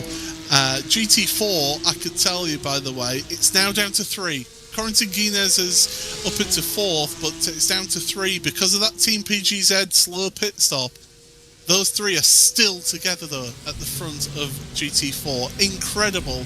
After 3.5 hours of racing, and WSR Esports still hanging on at the front of TCR, because that's 3 cars together as well at the front of that field. Cars together everywhere you look. TCR being nice and behaved. Of course, the cars with the lowest, the smallest fuel tank here today in terms of what their overall capacity is. I think I mentioned it earlier, 72.3 litres I think it is. All of the cars have 85 litre tanks as standard, but then they have an 85% tank for this race just to reduce their stint times down a little bit, which reduces them to 72.3 litres. Correctly pointed out to me that I said earlier that in GT3 you have about 100 litres and you're losing about 90 kilos across the course of the stint. I was completely incorrect by that. As brought up to me by David Haynes, it's actually about 74 kilos for 100 litres of fuel, so I do apologise for my terrible maths. So you're telling me then that fuel per litre weighs less than water? Yes, according to water is the kilo, yeah. Oh, we've had a battle for the lead. And the fact that we're getting a replay of this might not end well, does it? The answer is yes, it does. Sorry, I'm used to when I get a replay that something bad happens. But yeah, that's fantastic then. So a change of your M2 leaders then. And that's Simify Esports Orange getting ahead of gridandgo.com Esports for position in class. So yeah, of course, somebody's just pointed it out to me, and maybe it's me being streaming for so long right now. It's why oil slicks float, because oil's lighter. Yeah, I was told the density of a racing fuel is around about 0.74. So that brings where you get to your 74 kilos. So a little bit of stuff for the chat and the courtesy of David Haynes. So yeah, thank you to him for giving us some updates. We're watching that little battle a bit further back. You see, just as the compression goes over there, the Aston Martin a little bit loose as it compresses over the bump, but they're still battling away. The 111 and the Team Bennett car have been fighting for a number of laps now, as far as I can remember. Yeah, they certainly have. They've been just absolutely together, those cars. So keeping going. It's great to see that Aston Martin Team Bennett car still out there and doing the work. Okay, it's a little bit further down the field with that Solpec Precision Racing Alex Gall that we're on board with, being a Mercedes car as well. So it's not just BMWs that are in the GT3 field, it's just that they are the majority in the field. The first non-BMW is actually in 5th place, the WSR Esports red car. So Santeri Martikainen is the driver behind that car. The first Mercedes is the ZES Esports car of Ola Daniel. He is in 10th place. They are in GT4, of course. We've still got this close fight for first place. It's just a never-ending story right now. The problem is it does have to end in 21 hours and 23 minutes. Yes, it does, and I'm sure it'll be a very different picture when we get to that stage of the race. Important to mention that as of recently, we've had a lot of NEC races here at the Nürburgring on iRacing, the Nürburgring Endurance Championship on iRacing, where we do develop the balance of performance for this class. But whoa, down the inside goes Shezza Esports. Oh, that's super, super late on the brakes. Can they make it happen? Really loose on the exit, banging doors, making a bit of contact as they go to the first carousel. That Mercedes is in the right place though for the carousel. You always want to be on the inside going into the carousel, and that showed, and so able to hang on for now for Falcon Sim Racing Team. But the first shot has been fired here, and we want to see some moves going on in your GT4s. So yeah, the intent has been shown now, Will. Yeah, a bit of harsh battling there between those two drivers, clearly wanting to make a move. Does the Shezza Esports car on Luka Wunsch in the 33 GT3, maybe a move in GT3. Gustavo Ariel back up into the podium position, passes Blue Mercure. Yeah, able to get ahead, to change position. Worth pointing out, by the way, Pinto, last lap was a 59.714. So he's just 0.3 of a second, in fact less than 0.3 of a second off of his fastest lap. The track is getting quicker because the temperature is reducing. Here's a look then. This is not a normal overtaking spot, but my goodness, he made it work there. Beautiful stuff there from Gustavo Ariel. Camber super important on that corner, so as he got to the inside, he was able to use the camber to his advantage and get the more grip around the inside line, the steeper banking that he had available to him. So Gustavo Ariel up into third position, back still fighting to see if he can get back into that top two for Verstappen Sim Racing. BMW and Verstappen Sim Racing, both their entries today running the BMW. Yeah, like I was saying, with the Nürburgring Endurance Championship, the BOP, the balance of performance comes a little bit from that, but obviously we've had a major overhaul in the balance of performance for the general GT3 class just, I think, 2 weeks ago now.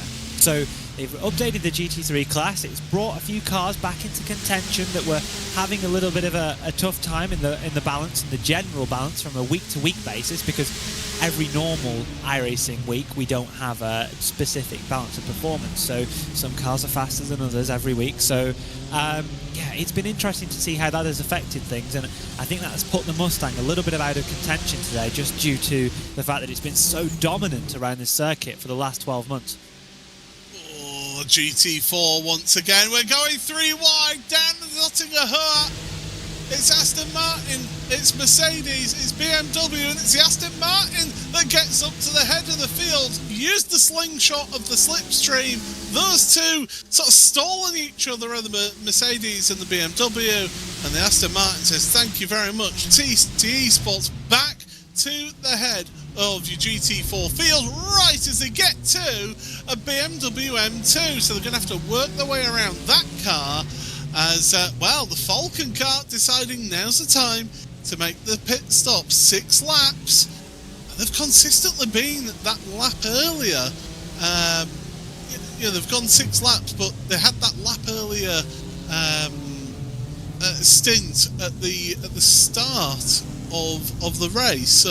Falcon Sim Racing a little bit off stint compared to these two that we're looking at right now. Yeah, like you said, it's been interesting to kind of see how it's been like developing. We saw the unfortunate incident for the PGZ car. I don't think we ever got a full read on exactly what happened to them. Falcon into the pit lane, like you said, but PGZ were always at the front of this field as well, and they were able to hold their own. So it'd be interesting to see if they can come back into the race a little bit later on. It was nice having those 4 manufacturers at the front of the field. Gustavo Ariel looks really racy here, and as we're getting close to lap 21, which is our mark for our 3rd pit stop in this race for GT3, he's looking like he wants to get himself into that top 2 position yet again. Yeah, he certainly wanted to push forward as out the pits lane comes the Falcon Sim Racing Team GT4 car. That has been 44 seconds, call it, in the pit box. So that's the first of the GT4 cars that has got a third pit stop in the books. So as we're carrying on, you are watching the iRacing Nürburgring 24 hours powered by VCO. Paul Smith, Will Chadwick on for the next 17 minutes. Before then, I'll be stepping aside for Jake Sperry to jump onto commentary in the top of the hour in race. So, as we look forward then, from that Blue Mercure car, TCR's on the right hand side, getting out of the way so that they can just move away and to not get involved in this battle of GT3 that's been going on since the start of the race, it's fair to say. The only thing that has happened in this last stint is that the race leader, Diogo Pinto, has now got a 6.6 second lead over the battle for second place right now, Will. Yes, and he's been slowly extending that. We mentioned when it was first opened up for the first time that it was potentially critical for this race and how it's going to develop, and Yeah, it has been. He's been able to open this up, and we've not really seen Gustavo able to hold down that second position. There's been a number of moves here and there. We saw him get into second place towards the end of the last stint, but then again, he dropped to fourth in the pit stop cycle. So it's been pretty interesting in seeing how this has ebbed and flowed. I expect to see both BMW and Verstappen sim racing cars to change driver next time round. Yeah, you would imagine that they will do that for sure, with how that they've been going on. So yeah, we are carrying on then in this one, and they're racing on as they go through. We've got that Porsche battle as well that was looking at between Grid and Go and Coanda Esports. So that's second and third places in your Porsche Cup category. So, yeah, those two have been pretty close all the way through. And in fact, last lap, Alejandro Sanchez set the Porsche Cup fastest lap of the race at an 8:07.335. That's basically 0.4 of a second quicker than the Grid and Go car in second place. Yeah, flying around this circuit at the moment, and Grid and Go and the other Coanda car are even working together, so they might be even bump drafting on the straight. And if Sanchez is faster than them when them two are bump drafting, it's really looking bleak for the rest of the field as long as he's in the car. It certainly is, as they're giving them a run for the money. So yeah, it's definitely going to be intense. As full of, yeah. Not the best run there for one of your back markers who had that spin there. I didn't quite catch it. It was the full front to rear contact. It was. Yeah. And full risk, no push. I think. Full no risk, push. No push that. Whatever yeah. it's called. Yeah. I can't find them on my timing screen. That's really not helpful for me here. But yeah. So drama further down in your field, your GT3 field. So bearing in mind, we've been going for nearly 3 hours now. GT3 field is covered by, well, the top 16 anyway, it's covered by 1 minute 47. So Fiercely Forward Gold, 1 minute 47 behind your overall race leader. That just shows that the guys at the top are able to run really close and push on really hard, but there has been some field spread going on in that GT3 class now. Yeah, there is a bit of field spread. We've seen the traffic start to influence the race a little bit more. Traffic yet again for our GT3 leaders. BS Competition down the inside of one of your TCR cars. It's a bit wide. Wow, that's super close to the wall there. Heart in mouth moment, and yeah, getting caught up with the GT4s and the TCRs, and these GT3s trying to work their way through. And Bleu Mercure are the ones that are going to lose out in all of that. They got caught up behind GT4 traffic. They finally made it past, but it's just gapped out the second and third place BS Competition and Verstappen sim racing cars. And WSR now are the latest ones to lose out, as in the background, I think I saw some tyre smoke in the background, and Undercut are dropping down the order on my timing screen, so that the 009 of Undercut in GT4 not having a good time of it either, so they were one of those back markers. Maybe they got GT3 involvement there, perhaps. Potentially an involved incident with WSR. Let's watch it on board from...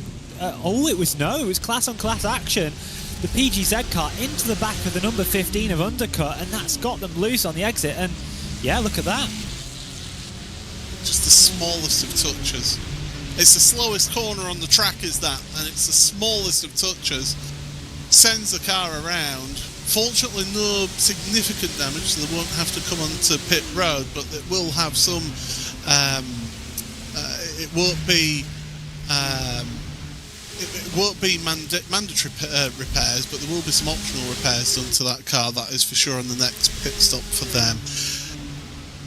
Absolutely breakneck speed all the way through the opening of this race, and I tell you what, I think it's going to be all this way to the end of the race as well. Good luck is all I'll say to these competitors. I'm glad that I get to have a bit of a break after this, but the competitors, they're full on, they're pushing all the way through to the start. You called it a sprint, didn't you, at the start of the race there, Will, and it's proving to be that way. Yeah, I mean, all modern iRacing special events tend to go this way, and I think it's fascinating to see just how hard everybody's pushing to make up as much time as possible. And it's been an interesting affair so far. We mentioned how this GT3 battle has been one of the best that we've seen for a number of years to start off the race, but Diogo Pinto decided he had enough of battling, was able to break free, and he's been controlling that gap at the front of your field, and traffic has only been playing to his favour so far, and that gap's nearly up to 7 seconds now.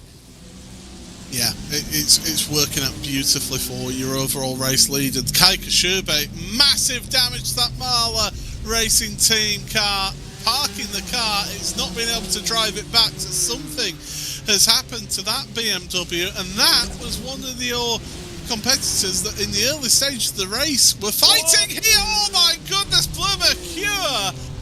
That was rude on that BMW M4 GT4 car. Here's what's happened to Marla, into the back of a TCR, and then lose it on a curb.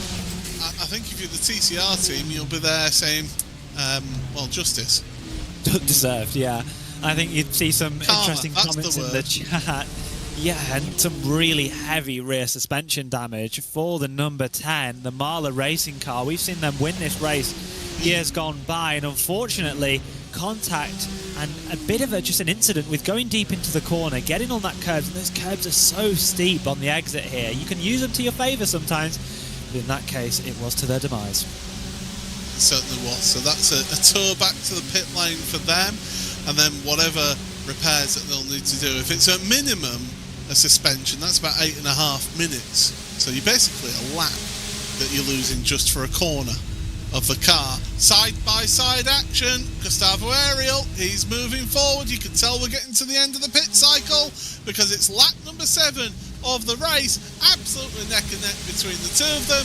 But it's Gustavo Ariel who comes to the front of second place then. So it's a 1-2 yet again for the BMW M Verstappen sim racing team, and now they all head onto pit road. Gustavo did not want anybody hampering him hitting pit road here this time. He wanted to be at the head of that group. Absolutely, like you say, wanting to lead that group as much as possible. And to be honest, it even looks like Drago Racing White have maybe caught up. I've never seen them this close for the last couple of hours as they head in for their third pit stop of the day. Gustavo's the number 1 stall here, so he's going to have to brake past the red line car. That costs him a little bit of time. Driver changes for both of the BMW M Team Redline cars, Team Verstappen Sim Racing cars, I think. Maybe not. Gustavo looks like he's Ariel's sailing. Yeah. No, Job. Oh my goodness. What a pair of drivers that the BMW M Verstappen Sim Racing team have coming in right now.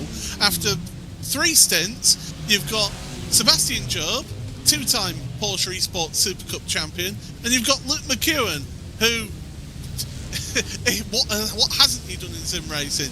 It's absolutely incredible. So yeah, the two of them jumping into the car. I have to say that Verstappen sim racing outfit, what a stacked field and what a stacked group of drivers that they have. There's a reason why they're consistently at the top of sim racing events. Absolutely, and it's really interesting to see them both get aboard. It's now Sebastian Job's job to try and close up that gap at the front of the field. Looks to be a little bit of a quicker pit stop and a little bit of fuel saved from Gustavo in that stint, and he's able to bring that gap down, exiting the pit lane to around about 4 seconds, it looks like. Team Bennett, black flag onto pit road, so Henry Moore has picked up a penalty. They will have to serve that penalty in that pit stop then. So black flag for them. They'll be stationary for an extra, 40 seconds they should be stationary for before they get going. So the Aston Martin just going from bad to worse for them.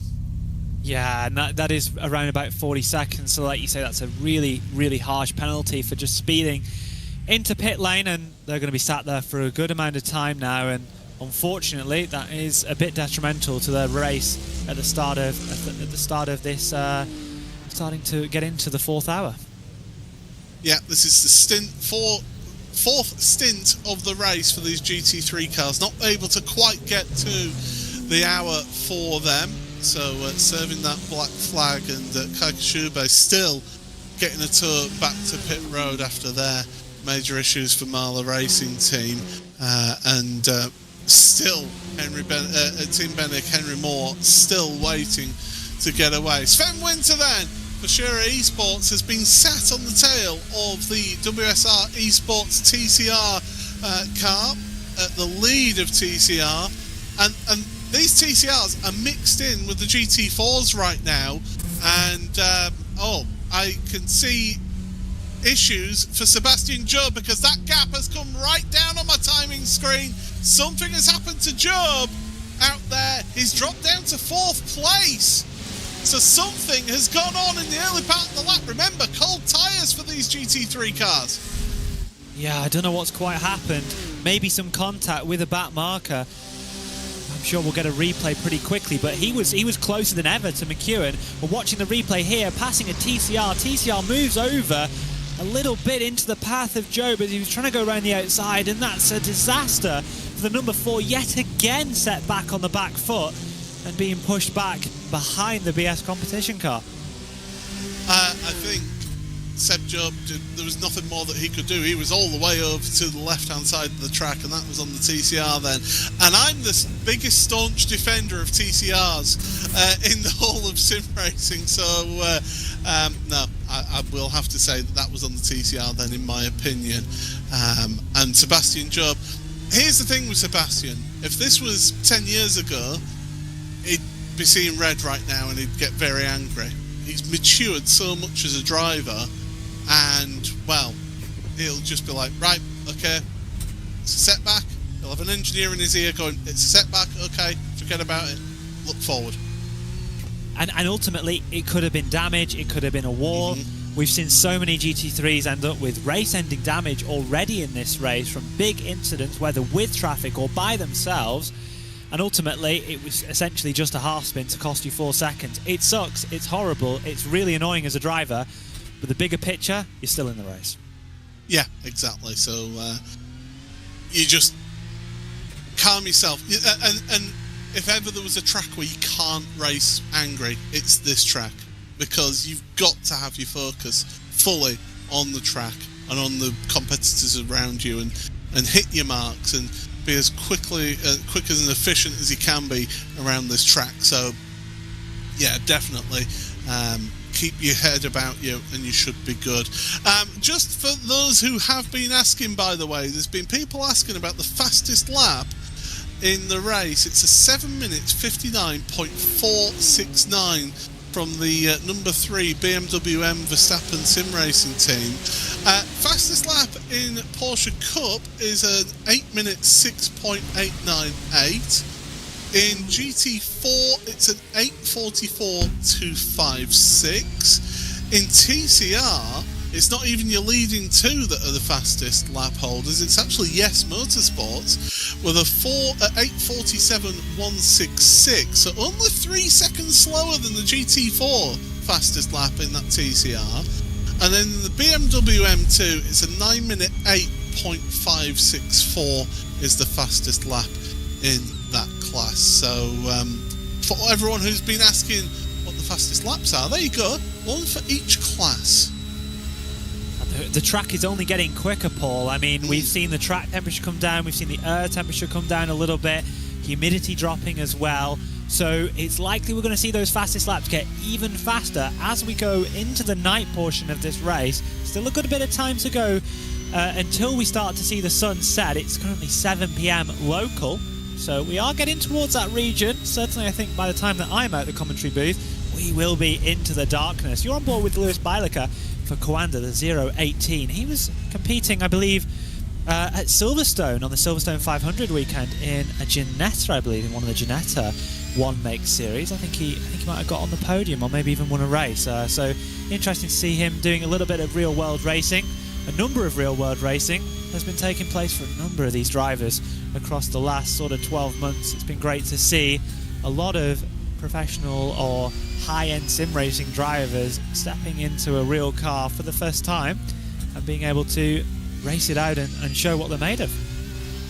Now, we should be seeing, according to the original forecast, an increase in cloud cover coming in round about now, actually, increasing and then going to full overcast conditions overnight. So it really will get dark out there for the drivers. And the earliest that we've seen in the pre-event forecast that the chance of precipitation increases from 0 is after 9 p.m. So anytime after 9 p.m. you want to be keeping an eye on the weather forecast. But look at this, the Eiffel Mountains, beautiful part of the world. I was fortunate enough to go here back in 2019 working on the Sim Racing Expo when it was at the Nürburgring, and it was such an incredible time, and I need to get myself back to a Sim Racing Expo, that is for sure. We've had a crash down the Dottinger Höhe, and it's the 89. Daniel Lafuente is in the wall, and Team PGZ, the GT4 car, is also got severe damage. So the car 89, here we go, here's the replay, and it's, oh, that looks like a wheel failure to me, with it suddenly turning to the left. Yes, I can confirm on board. I've just had a look, and the wheel fails right as they cross the pass with that PGZ 114 car, just straight left-hand down. Looks extremely malicious from an off-board view, but yeah, you can see on board the wheel fails, and that's so unfortunate for the 114 PGZ. How unlucky have they been?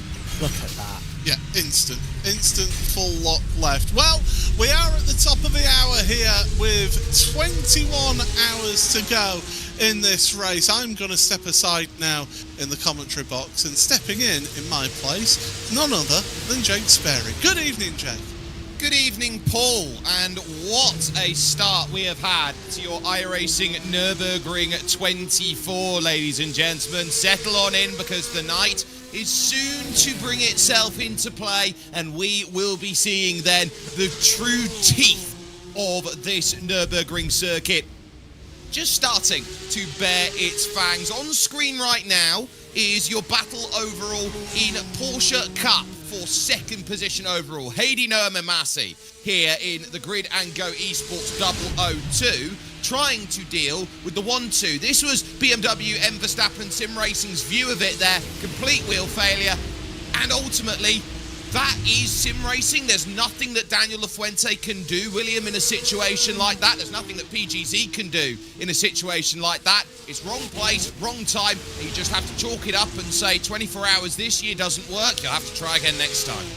Yeah, I remember in 2023 I had the exact same issue at the exact same spot. Thankfully, I didn't take a car with me when that happened, but I did take us out the lead of the race. I think we gained the lead on the lap, and I went left-hand down into that exact barrier, so I know the pain. I'm pretty sure I threw my wheel out of the sim that very evening out of frustration. So yeah, I can sympathise massively with the BS competition car, and some big damage for them and the 114 PGZ. And what it will mean as well is that it completely throws away what was, at the time, as they walked into 3 hours, William, a BMW MT 123. Yeah, exactly. Like you say, it was BMW holding that fort at the front of the field, and BS were looking good. They were looking really fast. They'd had a driver change and were still holding at the front of that field. Of course, the issue for Joe meant that they'd been promoted just earlier in that lap, but yeah, what a disaster for that 89 car, and yeah, super unfortunate with those technical issues. Yep, so they've had a lot to deal with then from it. The push then through over towards Tiergarten, and this is where you've got to be careful on the bump draft, because every time you're making a push through a corner, you could just catch the bump wrong at a very sketchy section of circuit. And these drivers, of course, train professionals in the sim racing world, so they know exactly where they need to hit, right place, right time, lifting back out of it where they need to, and continuing on for another lap out there. This has been a really interesting start to this one, and I would say all of the main challenges that you'd expect in the various categories are out there and pushing at the top level of their various is. We take a look on board with Louis Bailicker here in the 018. Coanda Esports then electing, as far as they go, to not challenge out there in GT3 spec. I'm not shocked to see them challenging in Porsche Cup here, William, because of the massive amount of work that the team has done over the last month, 2 months, 3 months or so to get themselves Porsche Tag Heuer Esports Super Cup ready. Yeah, absolutely. I think with the timing of when we got the global qualifiers for the Porsche Esports Tag Heuer Super Cup, it just makes sense to stay in the car, to get used to the car, to get used to setting up the car, because, you know, just in a matter of under 2 weeks' time, we go and we start the global qualifiers. A lot of these drivers needing to do that. No driver, always in the Porsche Esports Super Cup, apart from the first year, we've had the last 15, or I think it was top 20 at some stages, get a ticket into next year's from the previous year's series. This year, everybody has to re-qualify. The only people that have got a slight easier time of it is the people that are through to the regionals already, through the national series competitions. But yeah, like you say, big switch up in Porsche Cup with this new car and new learning curve for everybody, really. It is, and let's talk about this Porsche 992.2, and let's get into the nitty-gritty details, because, William, you are a very well-established sim racer who has battled at the highest level of sim racing. I have been, of course, a driver who has never got anywhere even close to getting to the highest levels of sim racing, but understanding this Porsche 992.2 and the differences of what has come from the old car and now is being generated and slightly different with this new car, and how it favours and who it favours. Yeah, I think on the surface you can look at the two cars side by side and pick out a few details here and there to how they look different, but in reality it's a completely different car and a completely transformed driver experience.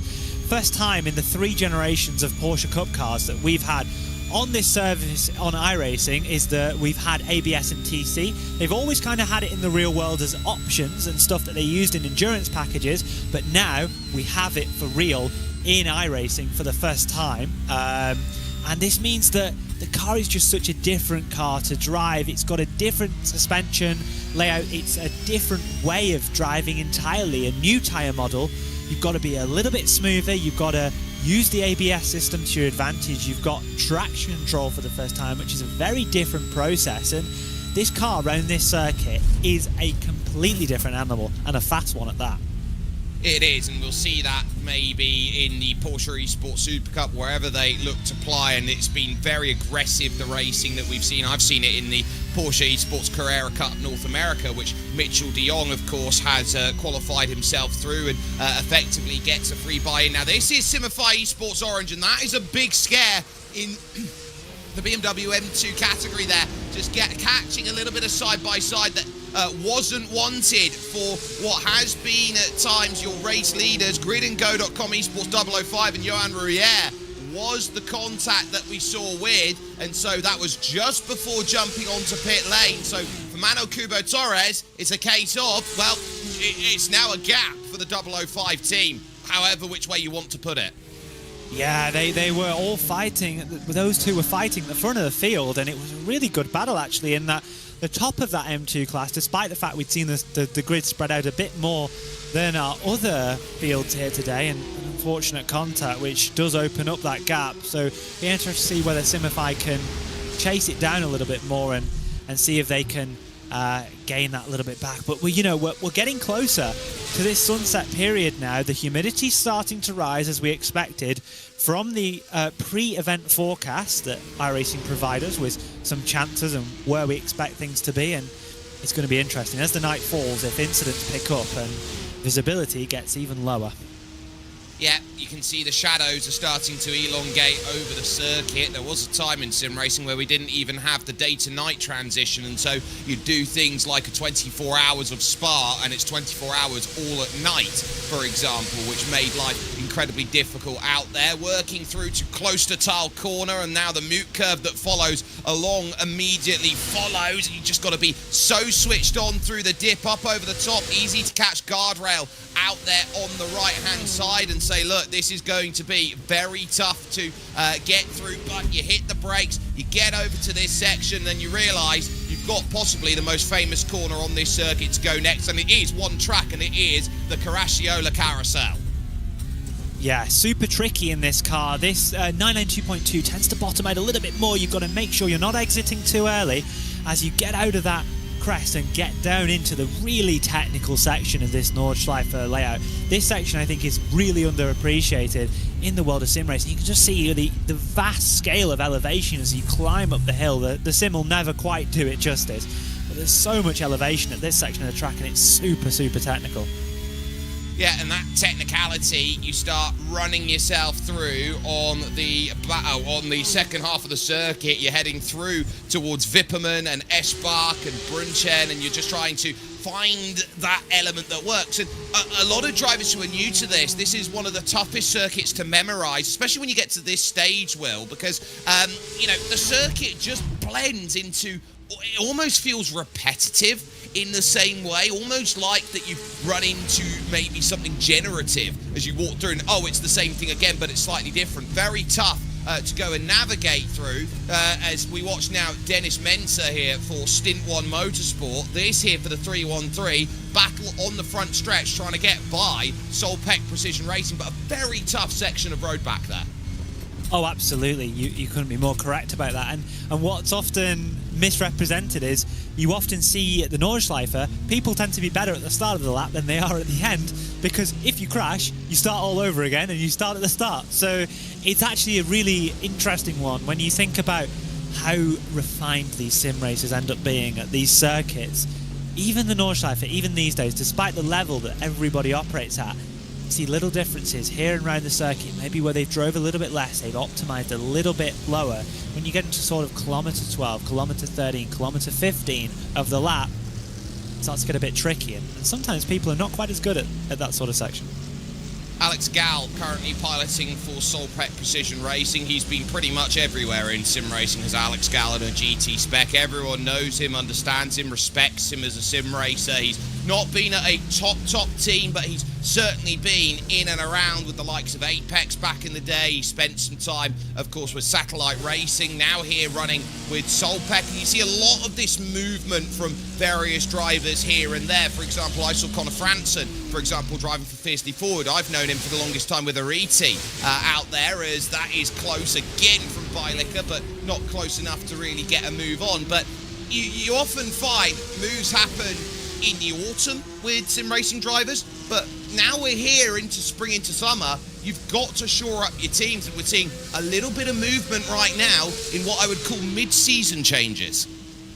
Yes, there's been a number of changes across the last sort of 12 months, six months, with the way that the sim racing landscape is ever changing, and name changes and all of this stuff that's been going on. And like you say, generally around this range of the year, we have these big events, but things tend to settle down a little bit.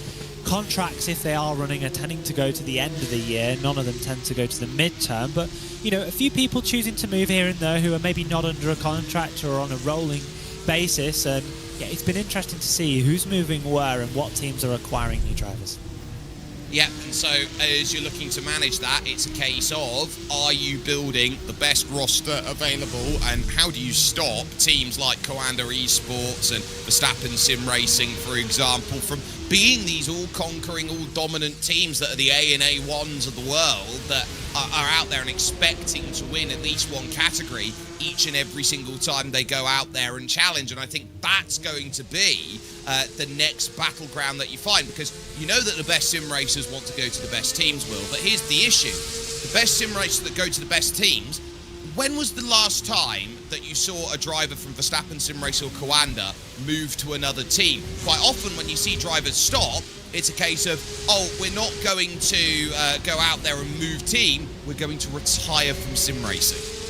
Or take a break. Like you say, often when you've been at the top and you're deciding to move into another location, it's because you wanted to sort of calm it down a little bit, or just take a little bit of a break, because these teams can be quite demanding, and you can have quite a toll on you in terms of how many hours you're doing. I know it seems like a perfect idealistic situation to race around virtual race cars all day in the cases of some of these guys that do end up being full-time, but it can still wear on you, like any job can, and although that I'm sure they'll all say they're immensely fortunate to do sim racing as a full-time occupation, sometimes it does get pretty difficult with the hours and the amount of driving that you end up doing. It very much does. I know for a fact that I saw the VRS data back in the day from Mac Backham when he was racing in the Porsche Esports Super Cup. And I think he'd done something just coming up to the race of 84 hours in a week of practicing this Nürburgring Nordschleife for what was ultimately going to be a 6-lap race. And so if you want to talk the fine details of how much of a level everyone is trying to put that time in, trying to find something that's going to work, it shows you that's the level of dedication that you need to get to move on up. And anything else short of that is going to be a nightmare. I mean, Louis Bylicker here, we've been focusing on him for about half a lap behind Heidi Noah Mamasi. And it is simply put, this level of sim racing, I don't think he has moved anywhere beyond half a car length behind the grid and go yellow and blue Porsche Cup car in front. To have that level of control around a circuit as long, as varied, as difficult, as undulating as this one, that is a chapeau moment. Yeah, and these cars are not easy either. I know that the general consensus is that you come to this 992.2 and yeah, it has the traction control, yeah, it has the ABS, but in many ways it's more difficult, and especially at a circuit like the Nordschleife, as long as you could manage the brakes in the old car, it was a little bit more forgiving. This new car requires a bit more precision on the brakes in terms of getting the car to rotate. It's a bit more pitch averse. It's not as forgiving in terms of how you deal with the pitch of the car and where you're getting the grip. And yeah, it's super difficult. And like you can see, they've been nose to tail for such a long time, making it look very, very easy for you guys watching at home. They very much have done. I'd like to talk GT4 for a moment because I feel like it's a category of class that isn't getting much love out there. We've seen a lot of work in GT3 and Porsche Cup, but I think GT4 has been a very interesting category right now, where Luca Wunsch is currently your leader out there. There is the beautiful design there, Sesha Esports machine, which is designed like the Hungarian pottery out there. It's absolutely incredible, that design, and a team that will only ever be looking to sign Hungarian-based drivers out there to build on what was a really strong field back in the days of the Turn Racing Grand Prix iRacing series, where you had about 4 or 5 really quick open-wheel Hungarians, and they all jumped together and said, well, why don't we have our own team?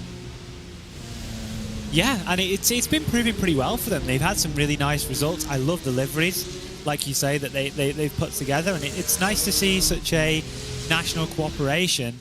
Also on the screen, TC Esports, Thibaut Courtois, famous footballer, plays for Real Madrid in the goal position. I sound like I don't know what I'm talking about with football there. But yes, it's his team, and they've been developing their sort of expertise and their roster across the last, let's say, 24 months, I would say, as TC Esports really came into sim racing, and they've been a great addition to the industry. Carlos Fenollosa, who has moved away then from Drago, is currently behind the wheel of the number 42. And it's more than just an esports team out there with Thibaut Courtois, who is, of course, in his football career, the Belgian played for Atletico Madrid and Chelsea and now at Real Madrid, so figure that out. But Fenollosa behind the wheel. TC Esports is more than just an esports team. It's the fact that you look at FIA F4 Spain out there, for example, and TC Racing is in there and giving a pathway for racers to go through. And I think part of that vision is, well, the sim racers can go just as quick as the real racers, and so it's another platform to say, look, you can go and kickstart your racing career this way. Yeah, and it's great to see the collaboration and what they've been able to put together over such a short period of time. So it's good to have them leading here today in the GT4 class, and they've been holding their own. And at one point they did have a bit of a gap, but it's been reeled back in a little bit. You're watching a little bit further back. In the GT3 class is one of the Mercedes that's out there, the Solpack Precision car, who is leading the Stim1 Motorsport car, I think, which they've been battling all race long. It seems that they've got a little bit away from the Bennett car that unfortunately had that penalty in the last pit stop. of the speeding in pit lane, which has unfortunately set them back quite a bit at the back of your GT3 field. Yeah, and Team Bennick, of course, also has a lot of real-world ties over to the karting scene out there. And so you've got drivers like Henry Moore, who is the current reigning FIA F4 Esports British and World Champion as part of the team. So if that's the sort of caliber in this GT3 field, Will, where that's last place, then, you know, you turn around and go, every single driver in this field is the top 1 to top 0.5% of what the best of the GT3 category has to offer. Oh, absolutely. And I think you'll see that when we get to the end of the race and you look at all the cars that finished in a reasonably clean manner, and you look at the laps total, you know, even the cars that are, you know, let's say finishing 15th in this race would probably have been 2, 3, 4 laps ahead of any other split, potentially, in some cases. Obviously, Split 2 and Split 3 are also becoming more and more competitive as the years goes on, and as the softs get higher. But yeah, that is just something to take into account, and the amount of laps we're doing today is going to be quite a lot. Yeah, leaders then in Porsche Cup have just trundled down onto pit lane, so they're going to get their service, their fuel, their tyres, and will have the opportunity to drive on forward with more out there to go and prove. But it shakes up in GT3. BMW M Verstappen Sim Racing 3 leading outright by 6.7 over the line over Blue Mercure Esports, with the BMW M Verstappen Sim Racing 4 team in third, and Drago Racing White, who currently have Alexander Spett behind the wheel at this moment, chasing down currently in 4th position. There he is, just about to get by the slow, unsteady car of Matthew Bassett out there in the 477. Currently 3 laps adrift, and currently 2 laps adrift of the leading TCRs out there, which is Scherer Esports, who will be in a scrap with WSR Esports White and Yes Motorsports over the course of racing action. But Drago this year, I want to get your opinion on this, William. At every single round, they have been, at the very least, a strong threat to win the race. They struggled a little bit at Sebring, but when you take honours at Daytona and honours at Bathurst, this is a team that is trying to ring the bell and say, look, we are the 3rd best team in sim racing, and you could argue we're up there with Coanda and Verstappen Sim Racing now. Yeah, I mean, I think there's no doubt about that, with the drivers that they have available to them, the roster that they have available, and who they've signed and who they've been able to hold on to. And yeah, they've been really, really good for over a year now. And I think that's seen. I think that in most conventional circumstances, aside of when you get the sort of Porsche factory esports team involved, I think Drago are on a par with Coanda, in my opinion, at this stage, in terms of their rosters. I think when you get that Porsche factory outfit out, I think that they've got a leg up on them. But yeah, they've been super good over the last 12 months, over the last 24 months. They've been a great outfit and great liveries as well. I'll give them that. Absolutely. I mean, for me, when you look at Drago, when they're running in, say, the Ferrari out there, and they've almost got like the Joker smile along the front of the grille, I think it's one of the most menacing liveries I've ever seen. Brilliant liveries, and they've been really good at that. They've been really good at putting in iconic and memorable liveries, especially with how that they invert the colours for the 2 cars. You'll see obviously this white and red Drago out here today, but the number 2 car that unfortunately had an incident, I think an hour or so ago, is in the traditional red and sort of maybe slightly white accents and black accents. So it's nice to see them changing up the liveries, and it makes our job easier when looking on the screen. Yeah, it's not the sort of scenario where you've got the Jota Racing thing, where you've got to try and look at the wing mirrors and see, are they a slightly different shade of beige than the other, say, for example. It's a lot easier now to pick out here between these 2 teams, and having that invert, the red and white, the red and black, and how you look to build up a livery, I think is absolutely incredible, and they're doing a wonderful job of proving that this is a team that is going places and is one of the best sim racing teams in the world and will be looking to charge and challenge for it. So I would be keeping a very close eye on them. Now, that's a jump coming out of the pits over at Coanda Esports. So Louis Bailicker, better stop, has got ahead of Hedino and Mamasi then. And so Grid and Go will take some time to sit on the back and go, you know what? Our turn to maybe save a little bit of fuel. Tough to save a lap around here, must admit. You know, you can't save that much fuel, but you can save a little bit that you can maybe underfuel slightly at the next stop. Yeah, so that's mainly your game here. It's about saving as much fuel as you can to shorten your pit time and how long you stop in the box. Actually going an extra lap is pretty impossible, I think, for the Cup class, but also for GT3. We have seen a lot of extra lap and one less lap in GT4, which are much closer to your limit. But like you say, in the Cup class, you'd have to save about 0.6 of a lap of fuel every stint to get that stage, which is around here about 7 litres, which is pretty difficult to do, but maybe not impossible. Well, 7 litres to try and find. You're looking at, how much LICO out there. For those who don't know, LICO lift and coast. You'll be talking about every braking zone here. You're needing, at least 100, 150 metres?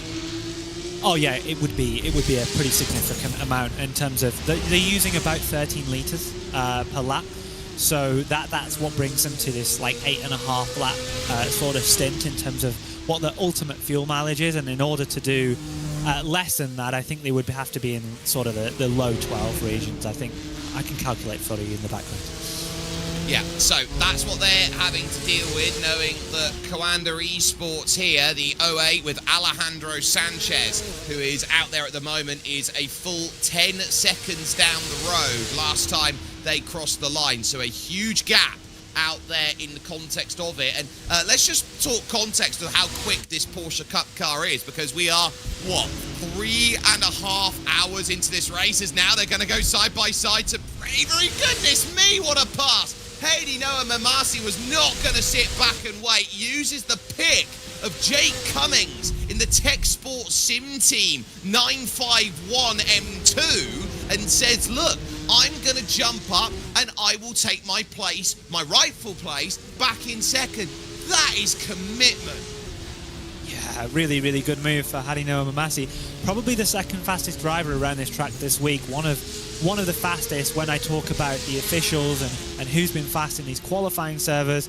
Hadinoa Mamasi has been one of the fastest out there, at least setting public lap times in the officials. So not surprised to see him being aggressive, trying to lead this train, trying to push them forward to somehow make a dent on the lead that Alejandro Sanchez has been able to command over the front of this Cup car field. But like you say, with the pace of these 992.2s, they're so much faster than the old generation of car.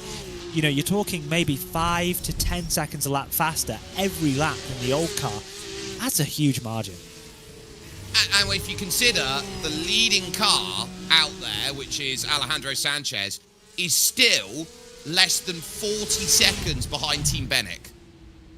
Yeah, so that just shows you how close they're able to keep it to this GT3 field. It's going to be really interesting when we eventually see the GT3s coming to pass these 992.2s, because that's an interaction which is pretty difficult considering the similarity in terms of pace and straight line speed. So it'll be interesting to see how that is. And it looks like Noah Mamasi is trying his best to make a breakaway here from Bailicker. Unfortunately, though, the tow is pretty powerful, so I expect Lewis to catch back up when we get down the main straight.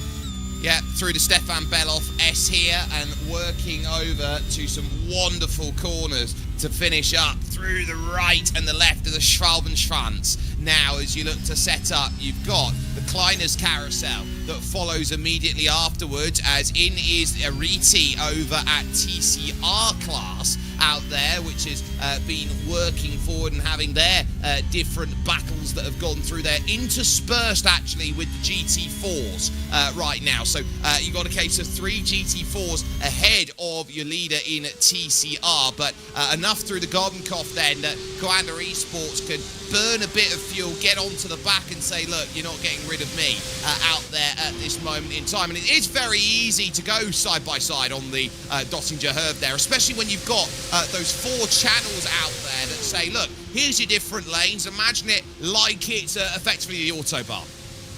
Yeah, it's super wide straight, which enables racing of 3 or 4 wide, maybe even 5 if at an absolute squeeze. But I don't think we'll be seeing much of that this afternoon and into the early hours of the morning. Just 1 hour pretty much away from the set of the sun, and the track will be plunged into an increasing amount of darkness. That's going to change the complexion. You're watching a replay of the S Plus Hybrid with is that a teammate car?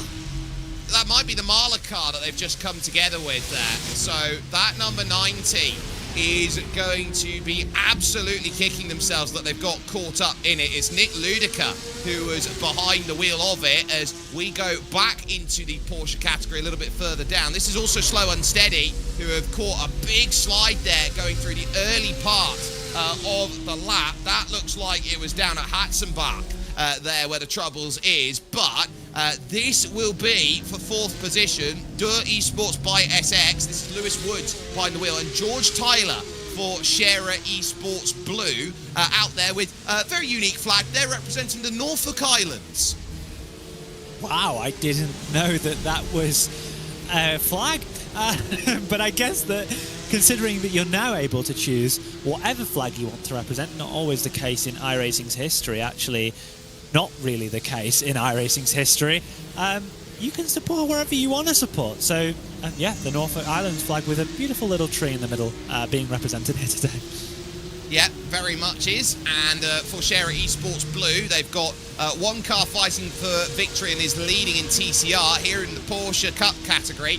Definitely up there and starting to challenge. So George Tyler is the one who is currently behind the wheel, and it's a 3-driver team out there at the moment. They have had Luca Neudek and Daniel Longerich that they have gone through. So Longerich has been someone that they could potentially go to, but George Tyler now doing the line share of the work. And it's important to note that some teams will go out there with 3, most will look at probably say put a 4-driver team effort in, share it out 6 hours each. What would you look at if you were running, say, HIMO setups into this one, Will, and going, how many members of my team do I want for a 24-hour race? I'd love to run a HIMO setup entry here, but I think that the amount of that's a big impact for Impulse. We had a big crash later on. Sorry, I didn't quite see that as I was thinking about that entry. Let's have a look at that again. Oh, the M2 over the jump gets loose and takes the 915 with them, the 54 cap of our racing team. Just as you see, gets a nosedive over the jump and I think just sets it up a little bit wrong, and then unfortunately takes the 915 with him. I suppose a slight consolation is the fact the 915 had already had a really big crash just for, I think it was just 17 minutes into the race earlier in the proceedings, but that's a really unfortunate incident. But to get back to your point about a driver lineup, I think that generally at a track like this, and with a track that takes such a toll on a driver, I think you'd be looking closer towards 4 drivers. It's either 3 or 4, certainly not 2. But yeah, 3 or 4, I would be edging towards 4 drivers personally. Yeah, so, you know, it's about preference for team, and, okay, I would lean towards 4, I'd maybe even go to 5 if I was being out there and just saying, look, we've got a few different names out there, and it will depend on how many entries want to be run and the like, and a big shock there for the Capivara team then in the 54, Diego Nervi losing it, and then basically Impulse have had a torrid time. Ross O'Connor's back down into the pits right now, and it's just showing this is tough. Now, battle for second overall here. This is Sebastian Job. We saw him get caught up with JD Rodriguez over then in the TCRs earlier on. but that was with BZR Racing. But now they found the back of Emanuele Olivieri here at Blue Mercure. Debut year for Blue Mercure, jumped onto the scene with a bang at Daytona and got themselves the win they wanted in LMP2 at Sebring, and now they are challenging for victory here at the Nürburgring. So Blue Mercure here really showing that they are up for it in these special events and they want to go out there and win.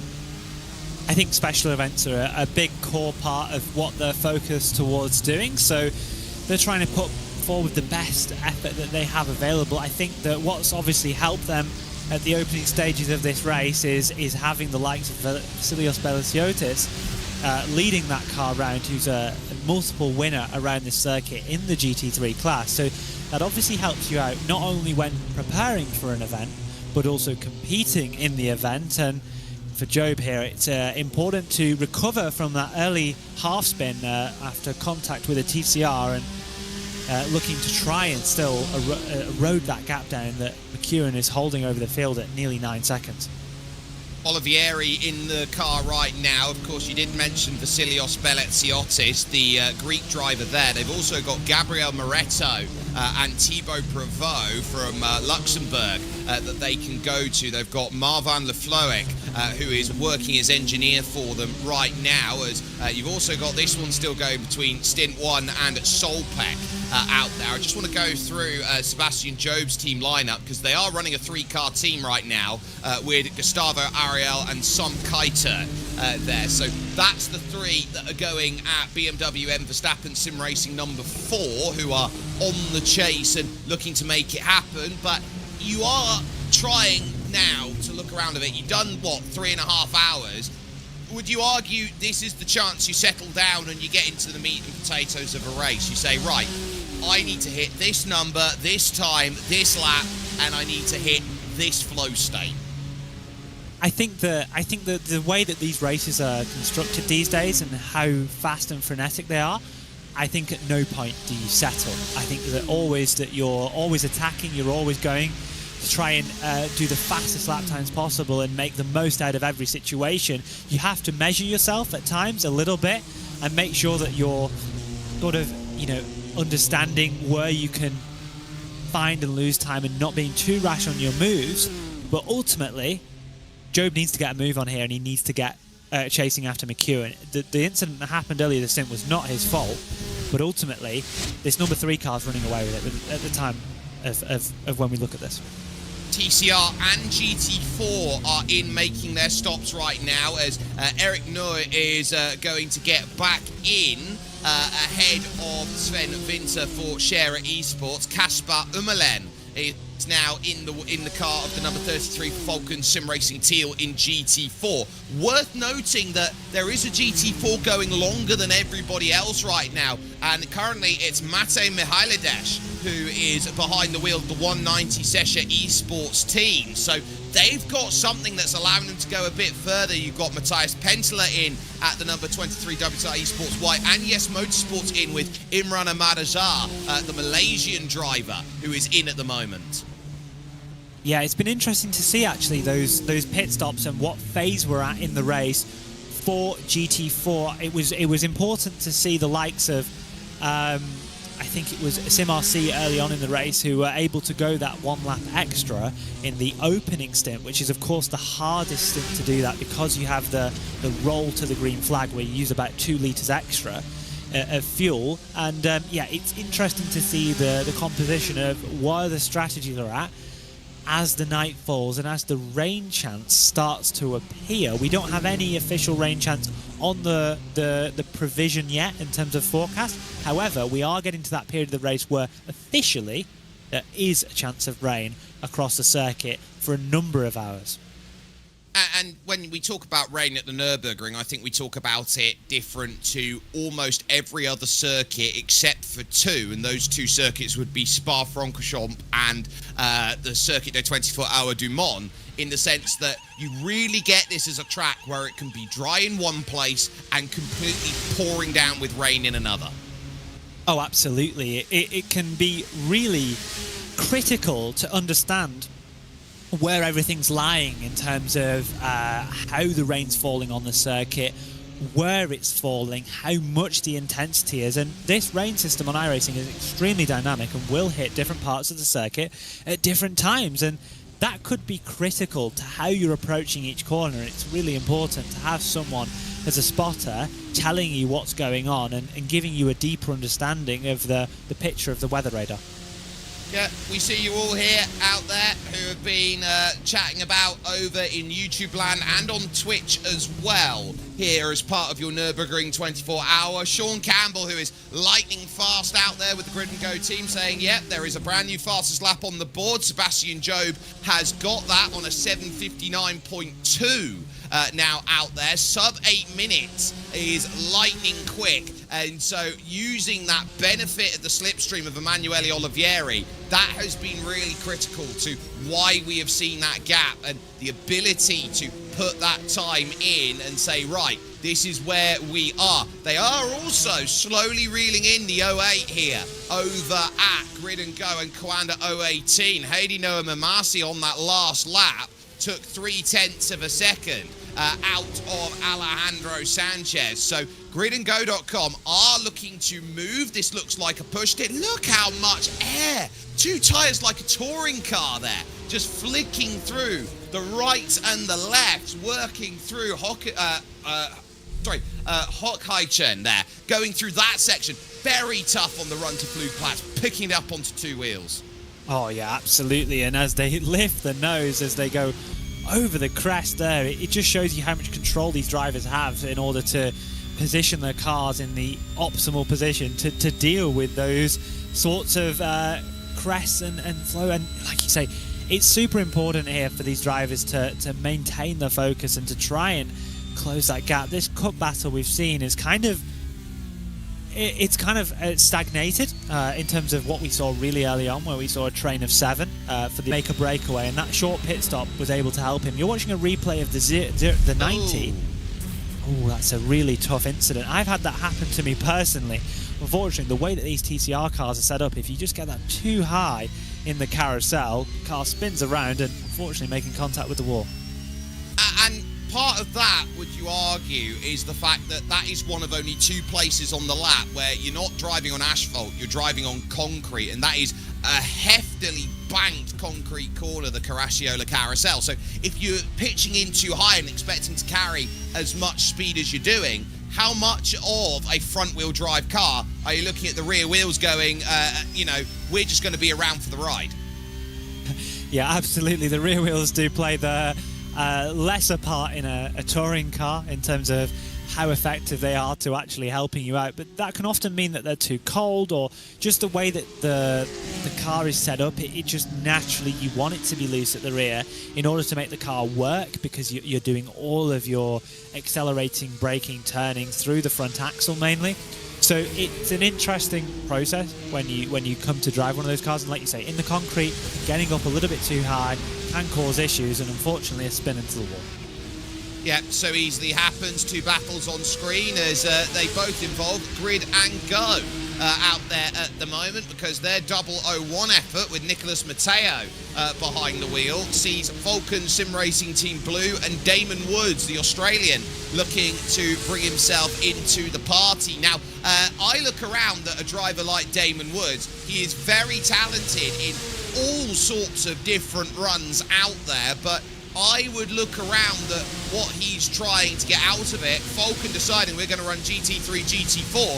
I think his best skill, actually, in the world of sim racing is in a Porsche Cup. What he's doing right now in the Motor Racing Pro Invitational as part of the Australian Sim Racing Group, he's dominating over there. Yeah, and I think that Damon's a fantastic driver, probably one of the best from the Oceania sort of region. Damon's been doing a lot of sim racing for a long time and has been very, very competitive. And like you say, someone that looks dominant in one field can all of a sudden look average in another. No offense to Damon and what he's doing today, but the level is just so high that it can make exceptionally amazing drivers look rather average. And like we've been saying throughout the whole of the broadcast, the whole GT3 field is such a high level. Same with Cup, same with GT4. All the drivers here today are doing amazing races, and you know, a lot of these cars would be winning in any other split and any other time slot. It's just a case of how this broadcast split is so competitive. And we got 5 different categories out there racing. It goes all the way down to the BMW M2s, as you can see in front, Team RSO and Alexander Langer, who is there in the number 17. Now, RSO have a history of winning at the Nürburgring in virtual sim racing events. There was a time when you had the likes of the virtual VLN that would be running every single time when we watched it on Racespot, and there's contact as that is Baptiste Jimenez for RDV Competition Unity, taking a half slide from Louis Beilicker. That'll break it up then, and the TCR taking a huge hit. That's going to be important to note then for Cup, as now the likes of Grid and Go gets a chance to break away. What I was going to say is RSO knows how to win, and with the likes of the Sherney brothers, for example, Alexander Langer there in and working, this is a team that can go out there and challenge in a car that is perfect for them. They're really good on low top-end speed and getting the most out of a car that doesn't have much to give. Yeah, and I wouldn't count them out of this race so far. You know what one of these races can be like. It's a sprint, but there's attrition, especially in a lower class when you have the GT3s being so desperate at times to lose as little time as possible. And yeah, RSO, maybe a minute and 20 down, maybe not quite got the ultimate pace today, but there's only 2 cars in front of them that can possibly have an issue, and then all of a sudden they're the ones leading your race. So keeping that car clean and maintaining the gap that they have to the car behind them is the most important thing for them right now.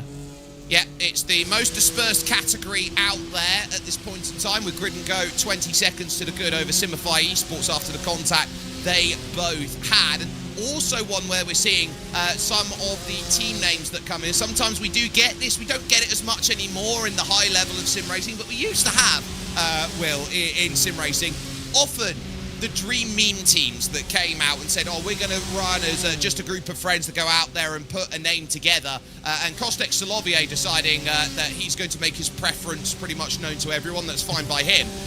But a driver who normally is out there and running in the super formulas. Yeah, and I'm sure that he's glad to make his preference known.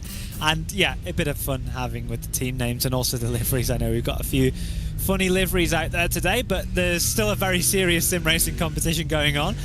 But also these drivers, despite the funny names and the funny liveries, are also operating at a very high level still. And like I say, they're still looking to have fun, but also try and do the best that they can in the race. They'd all like to win it, I'm sure of that. Pass done then. Solpec Precision Racing now behind here, as Alex Gall notes this at the moment. So the 111 behind Stint 1 Motorsport. So Dennis Mensa at the moment has the choice of going to Liam Villman, who is not in server at the moment, but Tim Kern is, and so is Tristan Kistner. That they could go to over at the 313. At the 111 for Solpec, Alex Gall, of course, doing a lot of work. We've seen Florian Durkopf do the line share as well, but they are sitting back on Kevin De Neuer, who's not in, but they've also got Marcus Sörholm as well that they could go to, the Danish driver, that they can say, look, he's our next guy that we can jump into the car, get ready, and start working into some stints. Yeah, and it's an interesting car choice that they've put themselves together, and they've decided to go for the Mercedes. They're trying to do something a little bit different, and that might have its advantages. You know, we sit here right now saying, okay, the place where they are, they've got this sort of lap time that they're able to produce, but, you know, maybe their car is set up better for the night. Maybe they think that they're much faster in the wet than the likes of a BMW. So if we get it, if the rain comes, maybe we'll see a change in the order.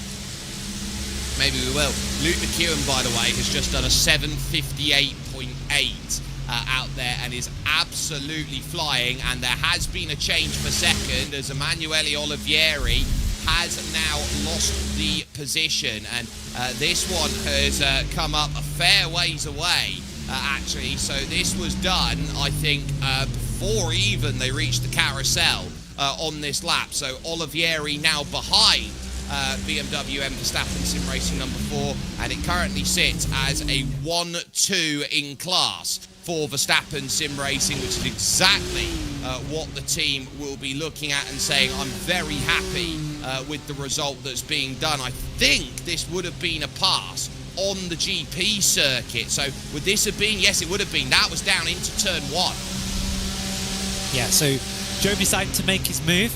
He wants to stay ahead of the 32 Blue Mercury sports car and try his best to break into that lead of Luke McEwen. I think Joe's going to have good pace here. We're going to watch that move down into turn number 1, like you called. A little bit further back, but he's able to make the dive down the inside, laid on the brakes, hold that inside line, use the camber and the drop away to turn the car, dropped in. That camber and drop away as well over at turn 1. It was remodeled, of course, this circuit in 2003 by Herman Tilke, and basically that turn 1 is, of course, we've done 7 laps now, so pit window open for GT3s, and they're all going to be in at the same time. That turn 1 drop down the hill is very much a mark of a Herman Tilke track. You see it everywhere on his designs. Absolutely, and it's good to have those sorts of elevation changes in circuits which give them the characteristics. And into the box now comes those two drivers, shows the urgency for the pass, wanting to have that preference. I expect to see Job fueling less here. I think he's been saving a little bit of fuel on that stint. Well, let's see if my prediction is correct. Well, it's about who gets out earlier. Off the jacks then goes Luke McEwen, and just waiting for the chance to get galloping out of the pit. So close as well is the pit exit cone that you will see some drivers just absolutely pin the car down to the floor and say, look, this is what I've got to do. And, well, give some credit as well over in the cups, as there goes Luke McEwen straight out of the pit. Back to Louis Bielica. How he's found his way back to Haley Noah Mamasi is just a lovely case of, look, I'm gaining that time back. He lost effectively 1.3 seconds on that last lap, and he's gathered it all back up again. Yeah, able to use that toe to his advantage. Very, very big in these new 992.2 cars. I think erring to the fact that the aerodynamics are just a little bit more powerful. Also off pit lane, Job able to make a gap on the likes of Emmanuel Olivieri, who's got, I think, 2 seconds now, and also closed in a good number of seconds on McEwen as well. So a fast stop from Job puts him into contention, into trying to catch back Luke McEwen. Was 11 seconds back coming into the stop and has come out 9.3 seconds behind. So that shows you the difference makers out there, as it's close leaving pits between Nicholas Matteo and Jonas Rutten, who has now got into the car of the number 44 Falcon Sim Racing Team Blue out there. So they've made that call. Mag Performance getting a tag around and into the barriers. Now, Mag Performance have seen a lot of trouble, and are they beached out there, or have they damaged the rear as they were trying to go through? You could see the rear wheels there just stuttering to try and get any form of grip, but just wasn't going to move. Yeah, I think they just had some damage there and got stuck, unfortunately. That's unfortunate for them in that position, but it sucks. But yeah, that's kind of how these races go. Sometimes you make that mistake and can be race over or a significant time loss. Same said there for LMR Esports out there. Bielica stuck behind Simify Esports there. Oh, Henry Moore's got a speeding penalty on the lane. That's the second one he's had today. That's rather unfortunate for Henry Moore, getting a speeding penalty that's super costly in terms of time. That's 1 minute and 20 of penalties they've had now for speeding in pit lane. Yeah, so they're going to sit there and they're going to have to take their medicine and basically say that's not how we've wanted things to go. But the troubles there that we saw, of course, have noted then with the number 18 machine of LMR Esports. Daniel Roberts currently down on the pit lane for that. And then Mag Performance, and they've had drivers like Mark Calver leave the team, and it was a team out there that was challenging. I think they've had to regroup and give themselves an opportunity to go at it. So Samuele Spiezio, they're finding the troubles out there, and so there won't be any help for Marcel Kraus, for Matthias Meininger, and neither for Omer Khan, who is out there. Now that's a wide line being taken through by Heidi Noamimasi at the Goldenkopf corner. He was off the road, 2 tyres in the... In fact, all 4 off, and that's a save, because that could have so very easily been in the Armco there on the right-hand side and being in trouble. And one of my fun facts to note, this is the longest toll road to nowhere, and because of that, if you crash here at the Nürburgring, you're liable to pay the damage for repairing the barriers. Yes, that's very much true. They do send you the invoice that they get from the barrier repair company, so, you know, I would encourage anyone to go and take a ride around the Nürburgring in your production car if you're ever in the Eifel region, but just try and not hit a wall, because it could be a pretty costly day. Yeah, don't hit a wall, don't find yourself in trouble, especially at the Kleiner Carousel, where Heidi Noamimasi is invited back in now. Louis Beilicker to sit there, to save fuel, to do what is necessary out there to make it work. Still does an 8:11.3, by the way, which is 2.2 seconds slower than Alejandro Sanchez. A lovely look over at the Nürburgring Castle up there on the top of the hill, which is what sets up where we run around at the Nürburgring. It is the ring around the Nürburgring Castle as it is set and known. And you get interspersed as well, all the little villages out there. I know that they come together and have a few races from time to time. It is absolutely incredible to have a circuit this large, and you have communities that live within one of the biggest, longest, greatest circuits in all of motorsport. I think that just is a factor of the length of the circuit and how big it is and how long it's been a part of the region and how much it supports the region in terms of from a financial perspective. And yeah, it's great to see them all interspersed through Adenauer and etc. in all of the regions of Eifel. Esports by SX looking at this battle for 4th place here. Lewis Woods still out there at the moment representing Scotland. George Tyler there just behind for Share Esports, trying to keep this one close. They've got a big gap over David Noesch from Maniti Racing, the number 9, so they'll be happy with what they're doing, but obviously they know they're setting up right now. We're leaning into the twilight zone at the moment of this race. This is a circuit that, even at the best of times, there is next to no lighting around here. You only have left headlight and right headlight when the night comes along to say this is where you can set up the lap. This is the nice easy start to it. You come up over to this Vidal chicane, this left into right, running the endurance layout, so it's not as sharp as what we've seen with the chicanery in past. But onto this circuit, challenging it in the day, difficult. At night, very tough. Lap traffic not helping through Casper Ummelen. Well, there's not much you can do there. Gap's going to open up for George Tyler here to about 4 car lengths. Yeah, just getting down the inside of that Falcon Esports car. Noticing a lot of these Cup cars have a little bit of damage on the front bumper, I guess from a little bit too aggressive bump drafting is what I can imagine. This Cup car class spreading out as naturally the gaps open up through the field and through the fact that we're no longer in a train. But yeah, a little bit of damage to the front of those cars will be able to be repaired in the pit stops, which will take a number of hours depending on how long it will take to repair those front bumpers. Back to TCR, battle between 2 Elantras, battle for 2nd place. Yes Motorsport trying to chase down WSR Esports in these 2 Elantras. So exceptionally well looking cars, and I like both those liveries actually. Beautiful.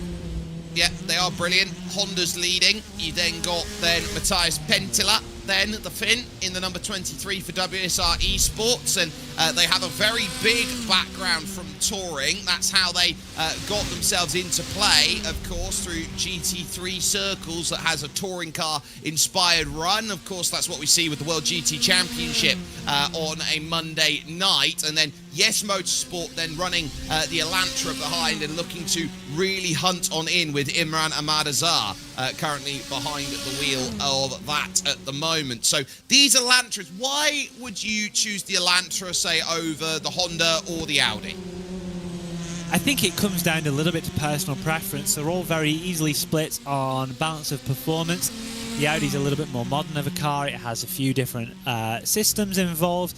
The Elantra traditionally is very good because of its long wheelbase, so it generally corners pretty fast.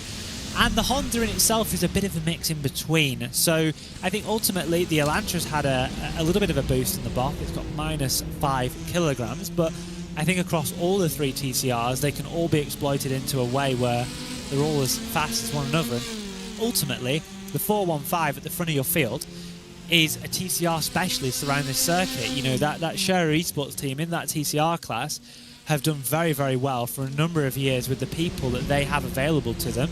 And it's no surprise for me to see them at the front of the field. Yep, Eric Neu is absolutely on it and is proving so at this stage for Scherer Esports. That 415 team we have seen over the course of this run Sven Winter in, but you've got Mikkel Nietzsche and John Atkinson Jr. who can get into the car for them. So that's where they're setting around. They've also got the 416 team as well, which is running around with Maximilian Nockendorfer, as here is Coanda. I think this might just be the pass here on the run to Klostertal. Yes, so gets the run done before the Moot curve, and that is a pretty established, quiet pass that says, look, we're doing the work, we're getting the job done, perfect. This corner very tough, we haven't talked about today here, William. X-Muller. Yeah, super difficult corner, generally down to the fact that it's so uphill. You're coming out of the town of Adenau there, and even you drive it in the sim, you notice how slow the car is up that hill. You drive it in real life, you're like, oh my word, this is so steep. It's a very, very difficult corner because you have the compression on the entry. You've got to use the entry curb on the outside to open the corner up.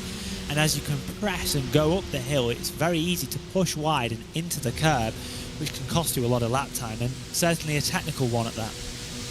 Very much so, as we're about to tick over to 4 hours completed here in your iRacing Nürburgring 24. David Noesch there for Maniti Racing, just passing by WSR Esports White and Yes Motorsport in their TCR battle out there for second position right now as they work over here to the right-hand bend. Very easy to get this one wrong if you're not paying attention. And then the carousel that immediately follows on afterwards. Never truly on the Nordschleife do you get a straight. And I think that's important to note because there's always a little turn to the left or a little turn to the right. You can't switch off around here. You're constantly thinking.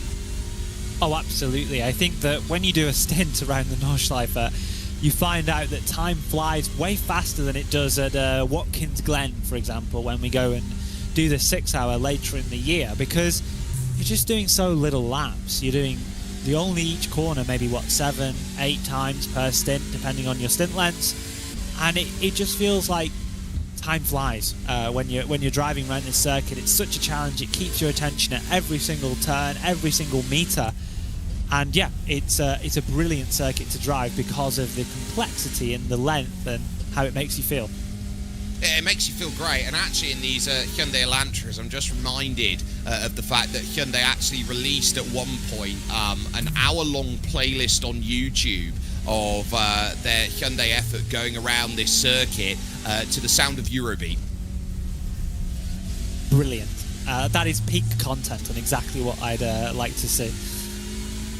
I'd love to see it as well. I'm sure it's still out there on YouTube for anyone to go and grab after you found yourself watching all of this. But it's BMW and Verstappen Sim Racing who are in a 1-2 position at the moment at the front of GT3. 10 seconds as it was over the line, and still 10 seconds between Luke McEwen and Sebastian Jobe. Then out there for their efforts, Manuel Olivieri for Blue Mercure, currently in third position right now and looking to prove that this is going to be for Blue Mercure a chance that they can challenge at every level of sim racing. Drago Racing White find themselves fourth. Your top 5 rounded out by WSR Esports Red with Kamil Grabowski, a veteran in the sim racing space representing Poland, out there in the number 6 machine. Over into your Porsche Cup category, it is currently Coanda Esports, also in a 1-2, not directly competing with Verstappen Sim Racing, but I'd argue doing just as good as a job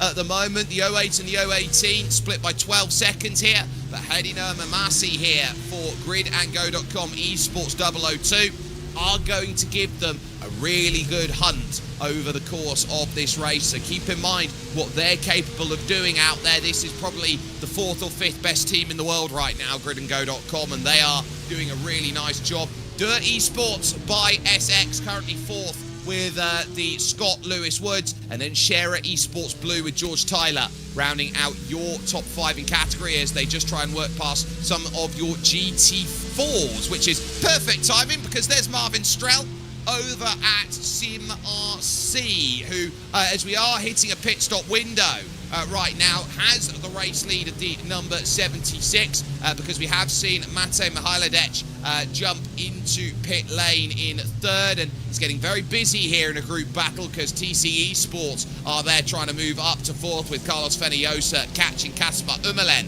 then from Falcon Sim Racing Team Teal. So that puts a lot of change to the car in the middle that we've not touched upon. Felipe Cabrera Loyola for Fiercely Forward Red, the Chilean, currently in 2nd position in that number 8 machine.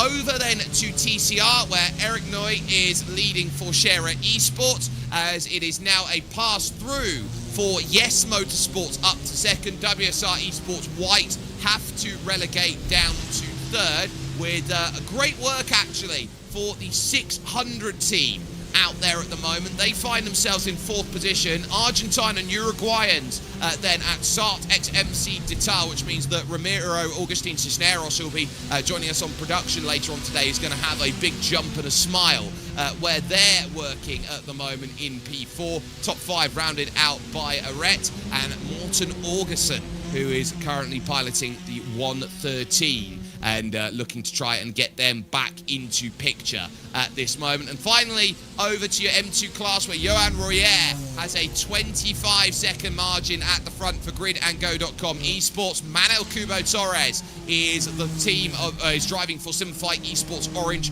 to try and chase that down. It then follows with Elmar Erlikot as Team RSO are making a stop, and we don't know if Blocco Motor are going to jump in. They're not, so they're going to gain the place with Ian Lawrence Brown. And then Estonian sim racer at Radix Racing Red. It's Tauno Oromets who is out there and looking to push right now for the team in the 808 in 5th position.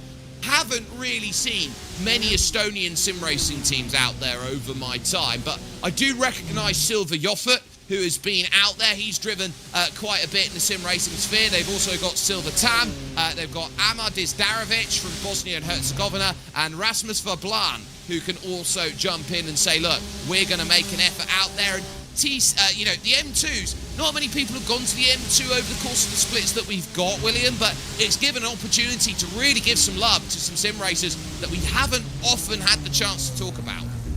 Yeah, I think it's a tradition of this race. We've always had a deep connection to having like a slower car class, you know, whether that was the MX-5 or anything else we've run in the past. It's great to have this sort of lower category, because ultimately when we go racing in the real world here for the Nürburgring 24 hours or in the NLS, like, there's a lot of different ranges of speeds of cars, much slower than the M2 that we see here today. So I think it gives a real representation to that sort of category and to that class of car.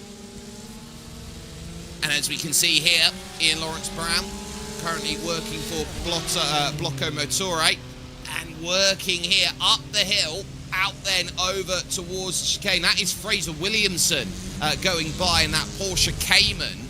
Then just moving through, the clubman out there just getting it to work. Nice to see Fraser out there for the Was Cooking Racing Adventures team and saying, look, we're going to give it a red hot go out there. It's a group of really great drivers who have come together. Fraser is going to be there. He's got Mike Spangler on the headset helping, but when your teammates are Gianni Vecchio, Jack Sedgwick and Josh Thompson, that is a very strong group of drivers out there, and Fraser is a wonderful character when he's out there and racing.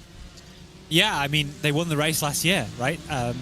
obviously that was only because I was in the lineup and I'm not this year, but it's great to see them all racing, and they're a very good bunch of lads, and it's great to see how much fun that they have. They come here to have fun, they come here to be competitive and to try and really make a mark on the race, but you know, it's not as like serious as what you would see from a Verstappen sim racing effort and an entry, and you know, they're here to have fun and they have a great time, and it was a pleasure racing with them last year.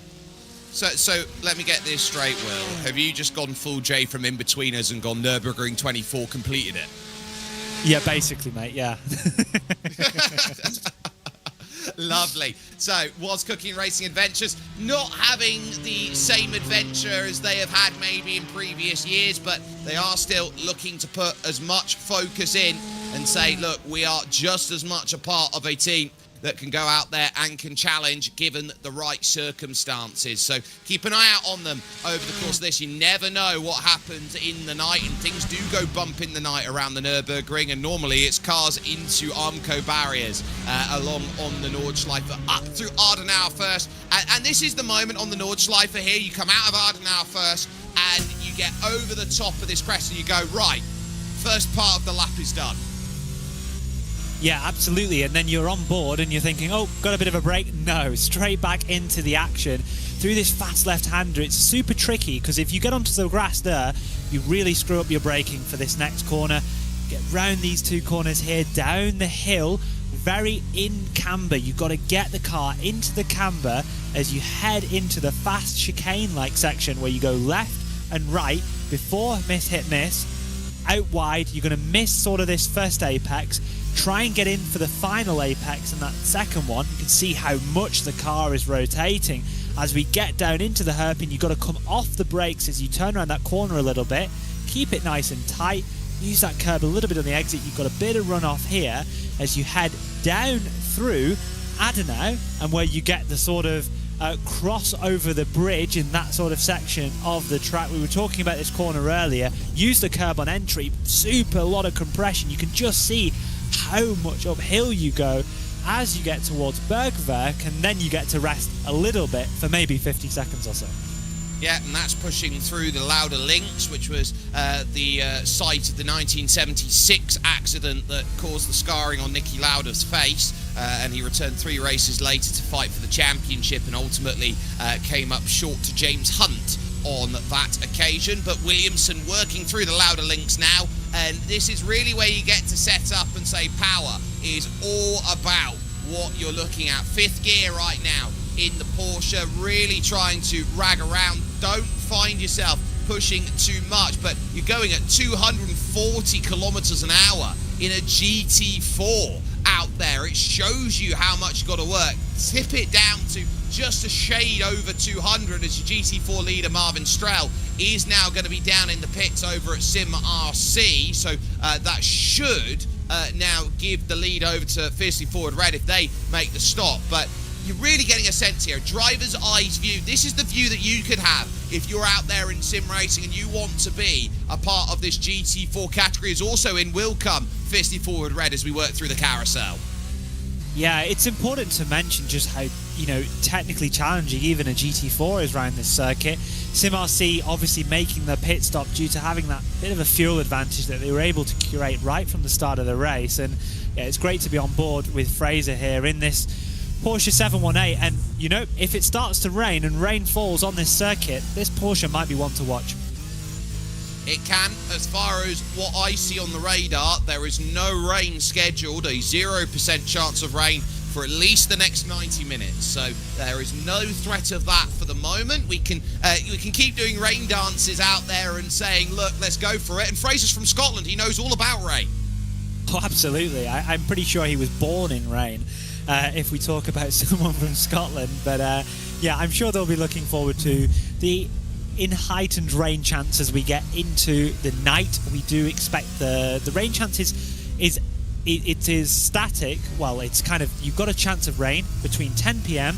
and about, I think it's around 6 a.m. maybe even later into the race. I think it goes on for maybe 10 to 12 hours in terms of pure rain chance. But ultimately, you know, you're only going to have rain if the weather actually hits the circuit. And we won't really know of that for sure until we see some sort of chance of the rain coming up, and also if we see it on the radar, you see the Verstappen sim racing car go past there, right on the limit of grip.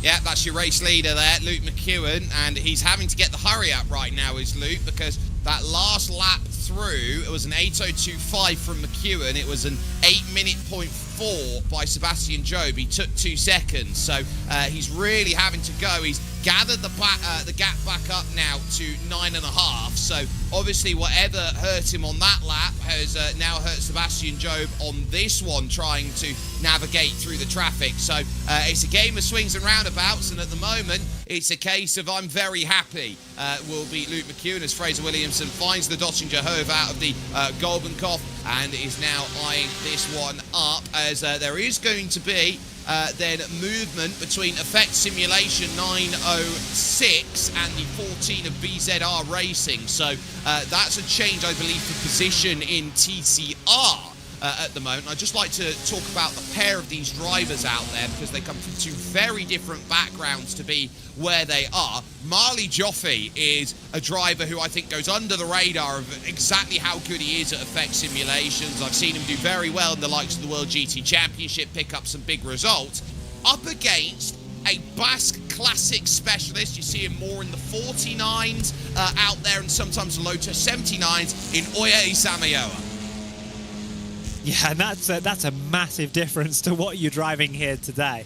And it's the depth of iRacing. You know, yes, the general consensus is, you know, people are driving the GT3s, they're driving the hypercars / GTPs that we don't see in this event, because this is obviously mirroring the sort of real-life Nürburgring 24-hour. But, you know, you can drive anything on iRacing, almost anything that's legacy. It's still available to buy in most cases, or to license in most cases, alongside the tracks that are available, ever-expanding track list, more road tracks on the way, you know, thinking into the future seasons of what we've got coming on iRacing. And yeah, you can drive anything from a Lotus 49 to a Ferrari 499P. Yeah, there is a lot of choice out there in the world of iRacing. You can find something that suits you, not just when it comes to tin tops out there and endurance style racing, because this is where I actually want to talk about Verstappen Sim Racing for a moment. And their legacy, of course, used to be called Team Redline.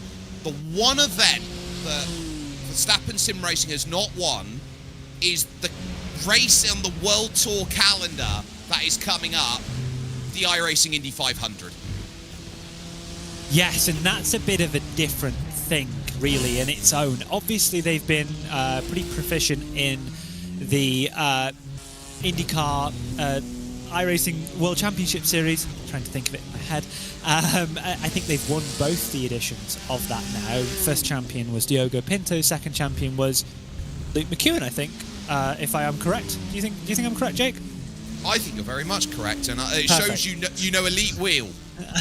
I'm trying my best. I was second guessing myself, but I'm pretty sure it was Luke that won it, and that was just, you know, a few months ago now. And I think that they've done a lot of work to be competitive on those ovals when we talk about Indy, because the ovals are a very, very big part of the iRacing IndyCar World Championship. It's sort of a 50-50 split, sometimes 60-40 in the favour of road courses, but, you know, you've got to, if you want to win a championship, you've got to be competitive on the ovals. And, you know, maybe we'll see some of them take to the likes of the fixed version of the Indy 500 or the Open being slightly more prestigious, I believe.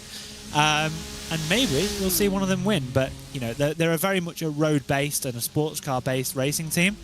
And, you know, the new name change, I think, represents their direction and their ambitions for the future of sim racing. It very much does. It was Peter Berryman who won the fixed last year, as he took that honour, which I think was the last major honour of the Apex Racing team, which I think is very interesting to note in that regard. And then it was Philip Kraus who ended up taking the battle then of the Indy 500 Open in a big scrap up between the likes of Jason Brophy. I think was very close to finally getting over the line for it and ultimately didn't manage. But Luke McEwen, the sort of driver who takes his hand to anything out there in sim racing as well. Oh, Simify Orange, that's a massive shunt up then just after hit, miss, hit. And that's come along with a GT4, and so that's a huge one down the inside. Contact front to rear, and it creates a smoke screen.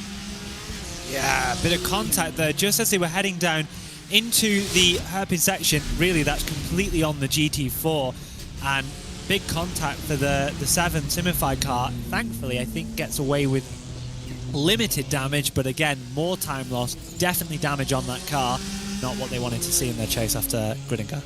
That would have been Dan Voss over at Full Risk No Push, and right now, Full Risk No Push is full push, no rear wing. Yeah, that might be the case, and it feels like the Full Risk, at least they took that on board and embodied that, but unfortunately it's affected Simify out there, who have already had a crash within the last hour or so, which has hampered their chance at leading this race. I do want to note that just underneath that rear wing that's now missing, they've got a mantra over at Full Risk No Push, which is slow in, slow out. I think they were pretty fast in that scenario. They very much were. So maybe they've advanced their knowledge of driving and they've managed to get fast in, but unfortunately they've gone too fast in and hidden them too. So what you're telling me now, Will, is fast in, don't get out the corner. I would say fast in the middle, fast out. That's kind of the best way to try and go about things. Yep, Ross Chastain it, wall ride, have it. Yeah, but at least absolutely. right now, the battle continuing on here. This is the Williams F1 Team Gaming right now, who find themselves behind because Nicholas Matteo has got through on Benedek Vida for position. So the 150 then just a little bit down out there. It's a big team. This is I think a 6-driver team out there they're running today. So Benedek Vida, Alessandro Bico, Parker White, Sota Muto, and Matteo Kunze. I'll correct myself, 5 out there looking to work for it. So a lot to try and work through with this team. And so I'd be saying they've got everything covered because they've got, 3 Europeans, an American and a Japanese driver. We don't often get to see teams that have a dedicated driver for each respective time of a 24-hour race. It's one of the big advantages of sim racing. Yes, if you can have a North American, an Asian driver, it really helps you out when you get to the sort of night stints, because, you know, in Europe and you're having to do these 4, 5, 6 a.m. stints in a 24-hour race, it's not fun. It can be fun if you're winning and you're able to catch all the cars around you. It becomes fun, but it takes its toll, as I'm sure that Paul Smith will be feeling at 4 a.m. when he's in the middle of his 24-hour charity stream. Yeah, and give some love to Paul out there on Twitch. He is known by the name of Smilerbull, and he does an absolutely amazing job. And for those who don't know about Paul, and here's your fun fact of the day for Paul, if you have ever watched ITV4 in about the mid-2010s, he was the Kung Fu Man. Was he actually? He was. I didn't realise that. Sick. The more you know. You can go over to Paul and ask that question, and he will regale the story out there of what he has done over the course of his career. And he's a wonderful, wonderful character, and he's done very well. Hedino Mamassi's not given up, though. Here in second position, he's still keeping himself very close on the follow right now. And here's another thing to note out there in this endurance racing with the Porsche Cup cars. If you've got a Porsche Cup car, it doesn't say the team, it says first driver in the car. So Adrian Gericke gets his name up on the sticker.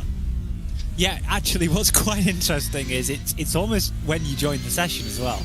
So if you leave the session and join the session, it'll probably now say Mia Massi.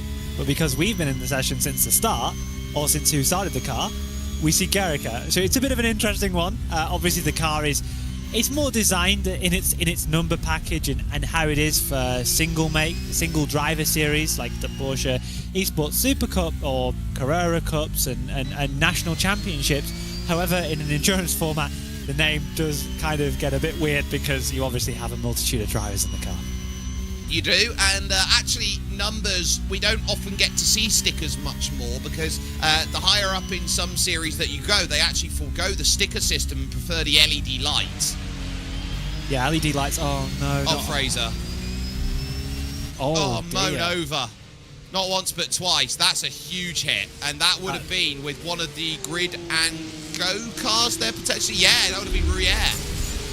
I wonder what sort of damage the Williams F1 Team Gaming car might have. Maybe he gets away with it because of pure luck. It's the only way that I could describe it. But big contact there from the Grid and Go car. Yeah. What can you do? I'll correct myself. Nicholas Matteo 001. That was a much bigger, more powerful BMW that was going through than one of the M2s. But that's a huge hit. And this is what we talk about. Patience on the Nordschleife. You are going to catch cars in different places. There'll be some groups that are just going to go pin for the gap if they see 1.1 car widths out there and it closes. But it also goes to show you, this is Benedek Vida's view of it here. There's the first hit. He's lucky he's not got anything more. And was that a case of just trying to get very aggressive heading up towards Flanskar?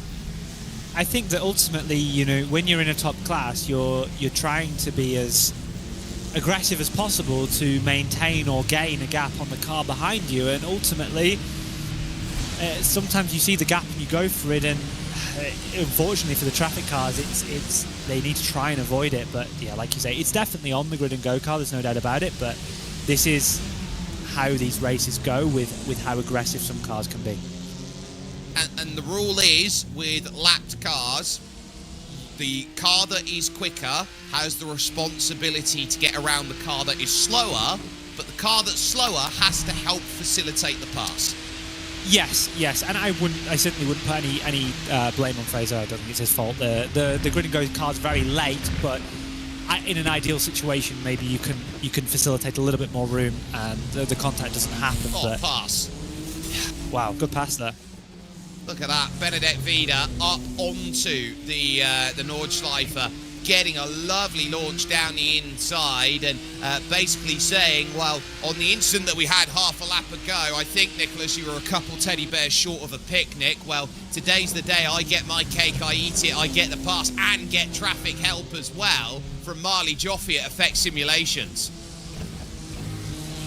Yes, and that's kind of one of these benefits that you don't see sometimes. You're just in that little bit better of a position at one time. You get the benefit from the traffic, and it helps you to open up that gap. That gap's not big enough for the Williams F1 Team Gaming car to pull away, but it is the start of something. Although we do get to the straight, and that gap will close a little bit because this section is very straightforward for a GT3 car with the amount of downforce that they produce these days. However, you know, you're getting into that situation where maybe you can fit another traffic car in between your two cars and hopefully break away.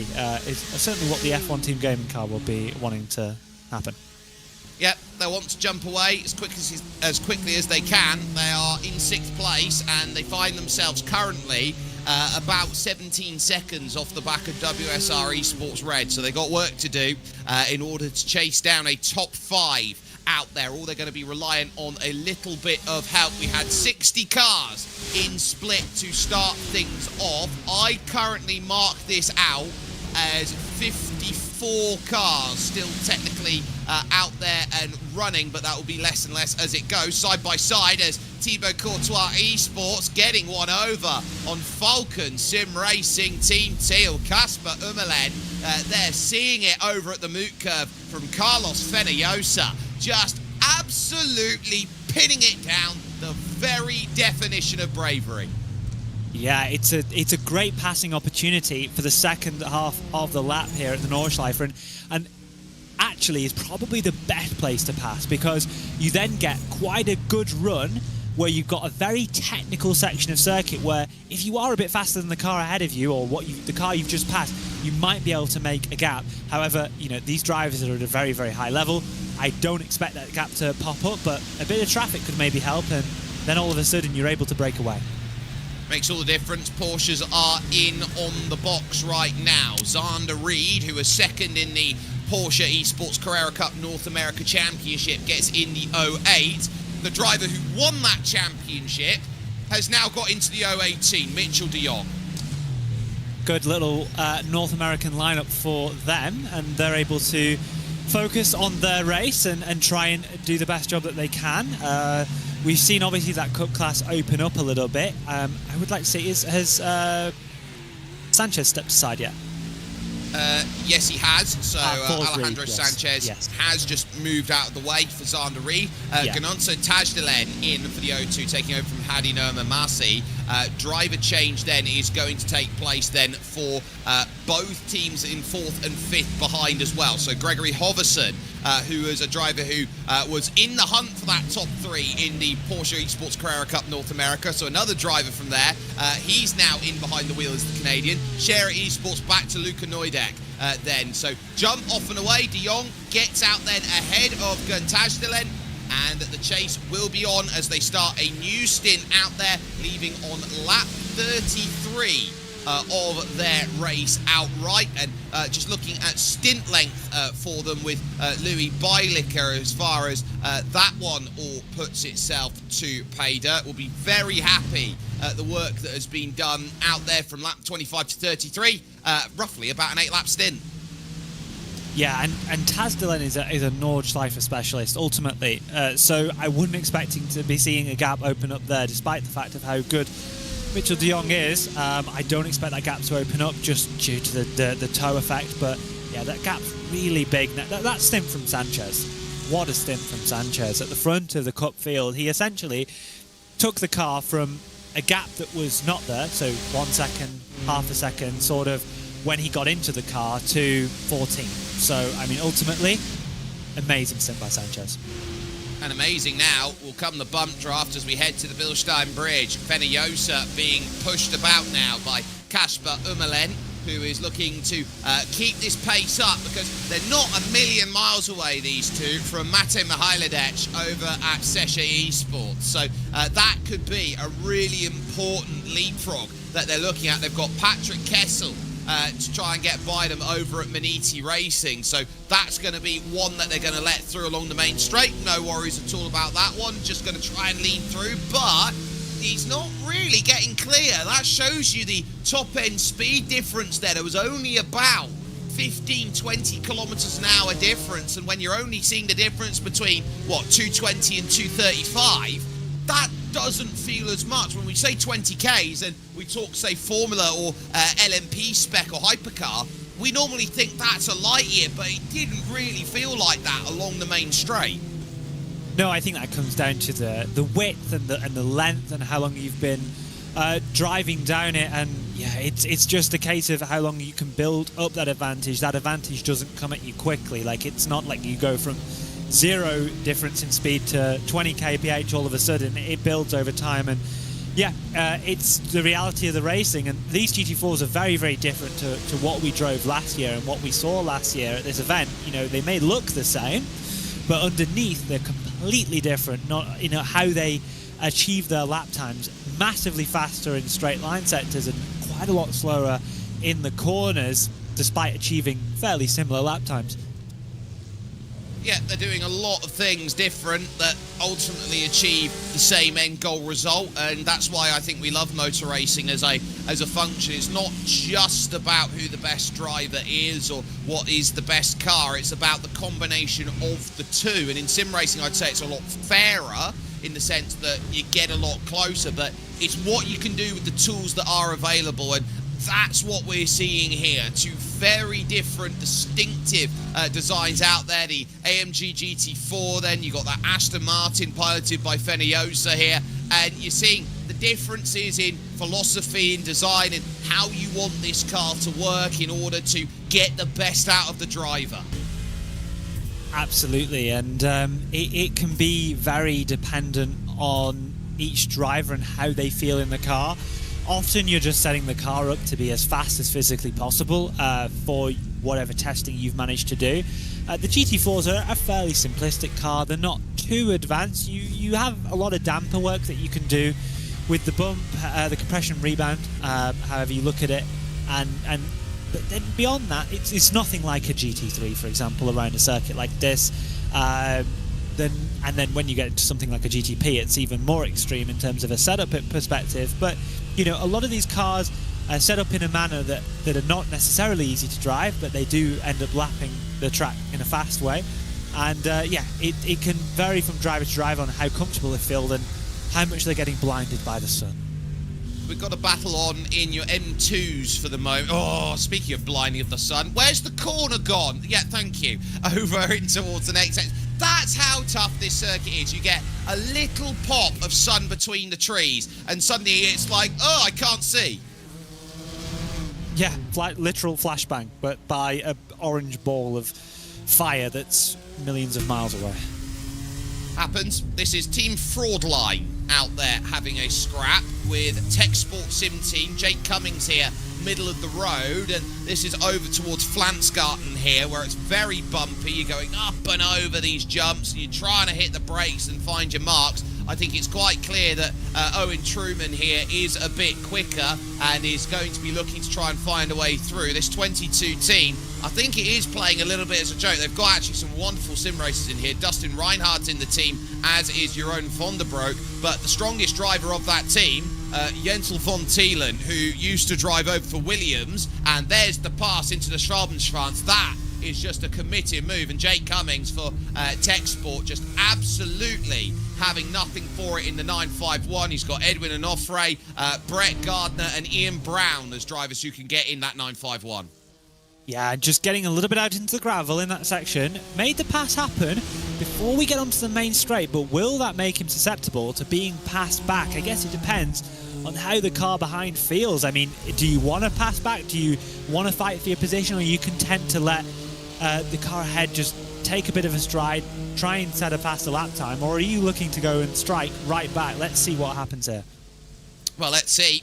Going to look to try and attack back here in the twilight and look to make this progress. This will be fun to see whether this is going to be, I will go and take this back. Jake Cummings has the overlap here, and Owen Truman, I think, is just waiting for this chance to get back on, and he's really grinding through 255, dropping over the dip.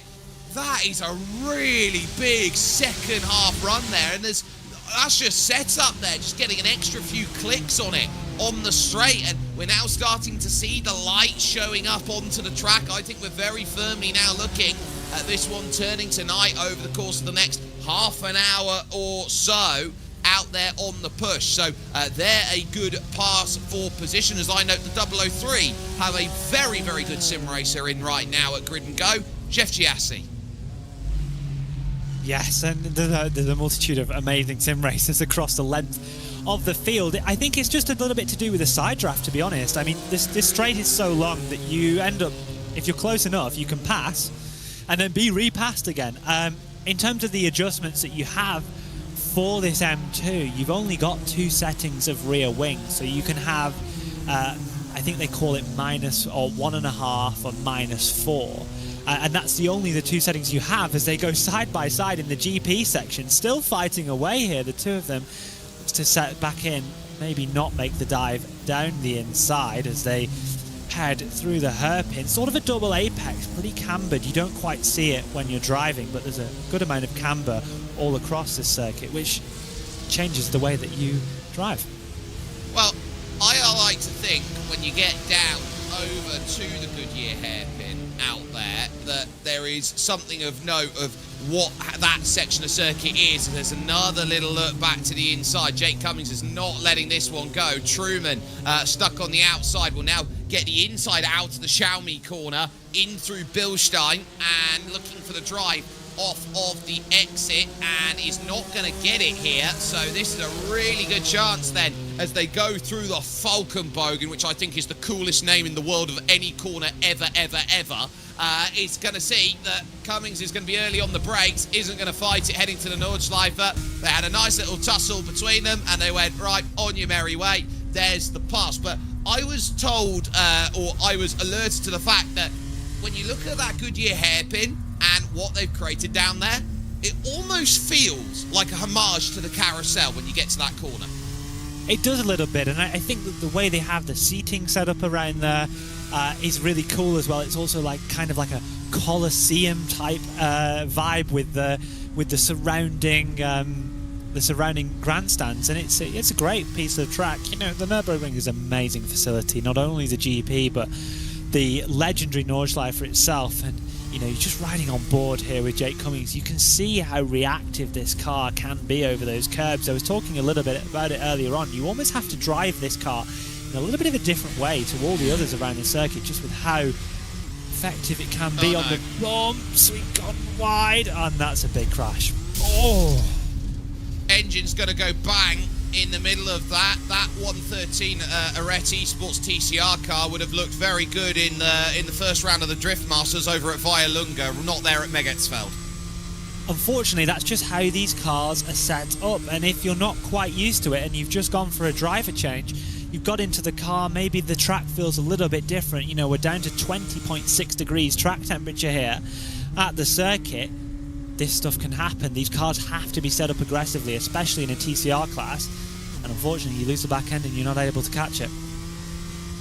Yeah, so as far as this now looks to set it off into play, still keeping close, using that slipstream well. I don't know whether you've seen this YouTube video that's come out over the last week or not here, Will, but there's been some wonderful work that's been done by Henry Mackenzie Friedman. Very, very good sim racing driver. And he's detailed quite a bit about how slipstream works here in iRacing. Yeah. And I think it's incredible. I just want to get your opinion on it.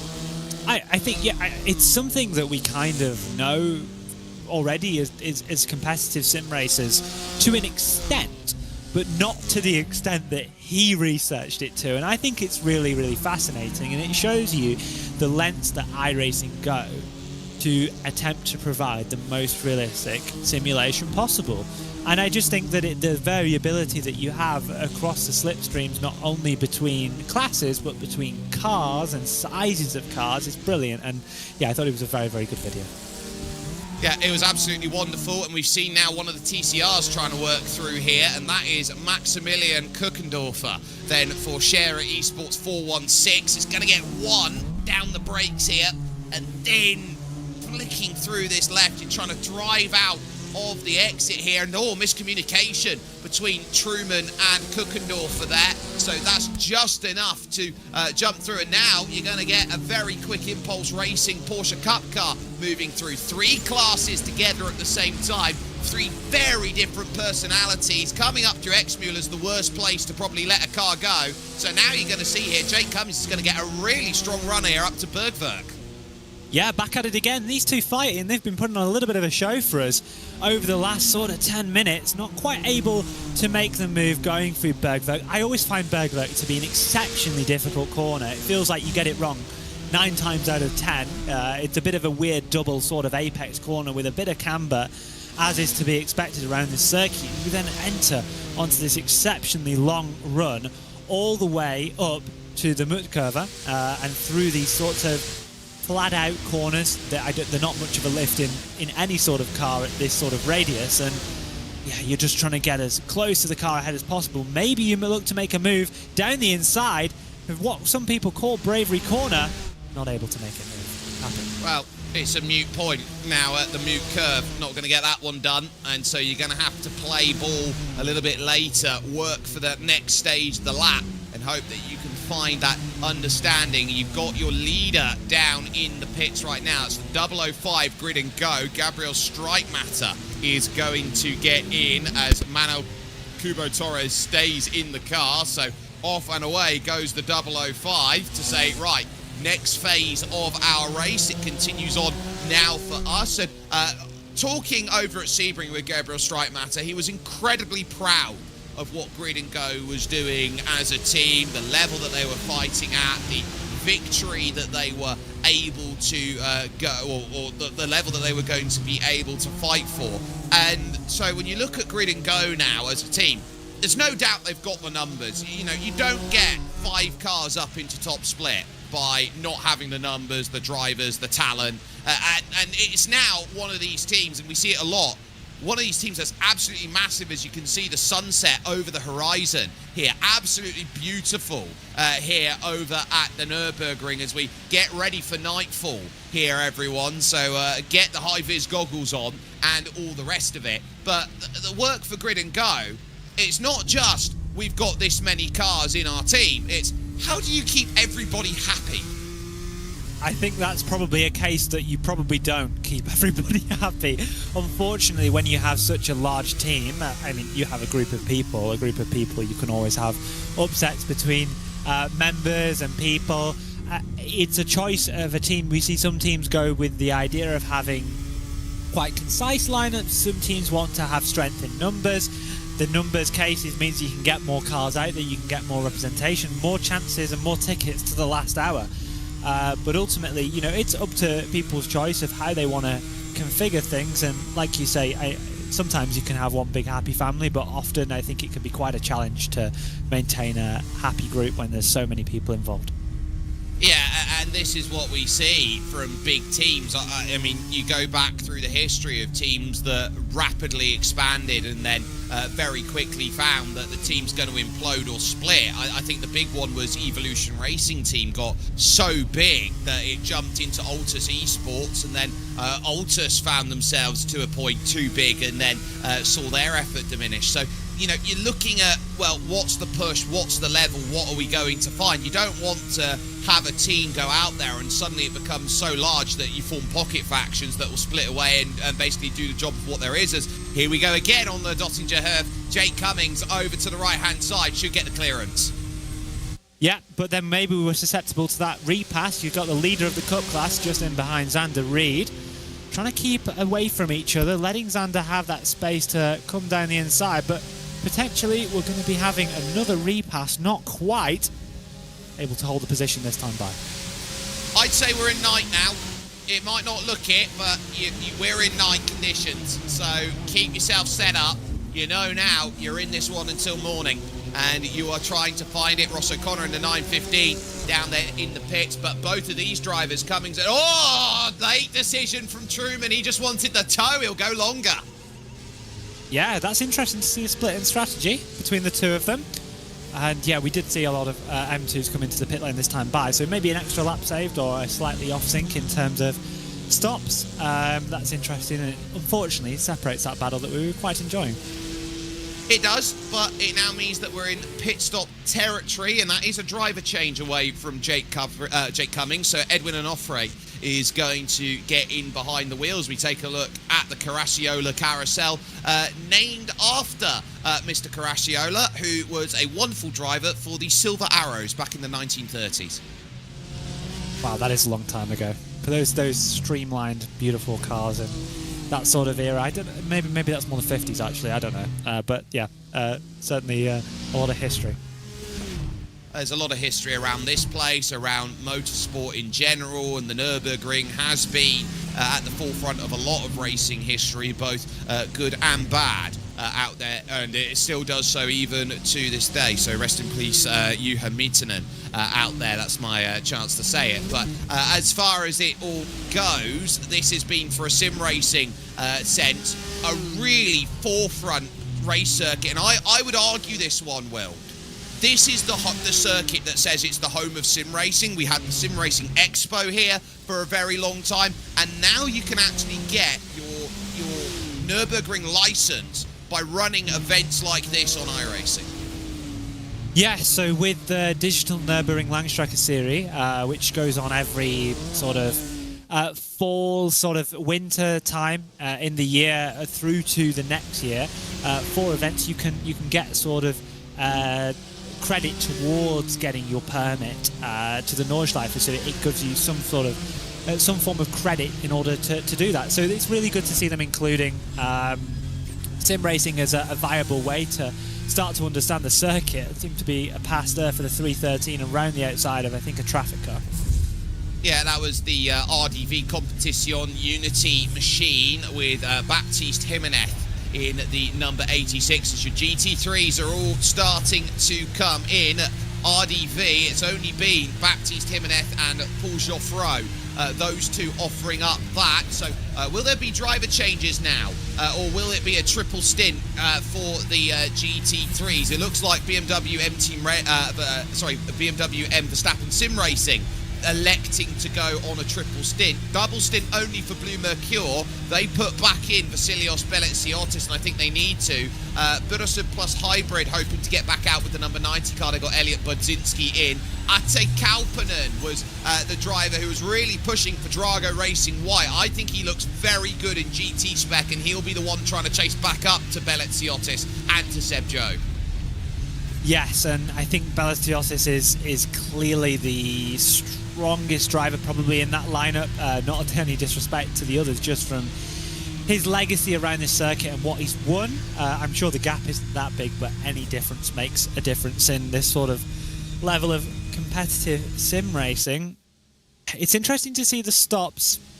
Every time looks to be that number 4 car has a slightly shorter stop than the number 3, but on pace alone, not quite able to close that gap down. Just kind of with the way that traffic is ebbing and flowing, and ultimately they're both extremely close on pace. And don't worry, I've already called them redline this stream twice.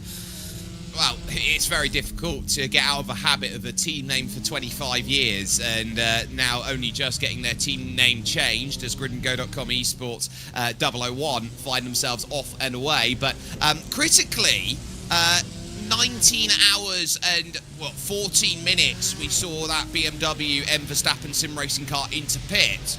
By my count, this is a 25 pit stop race, not a 26.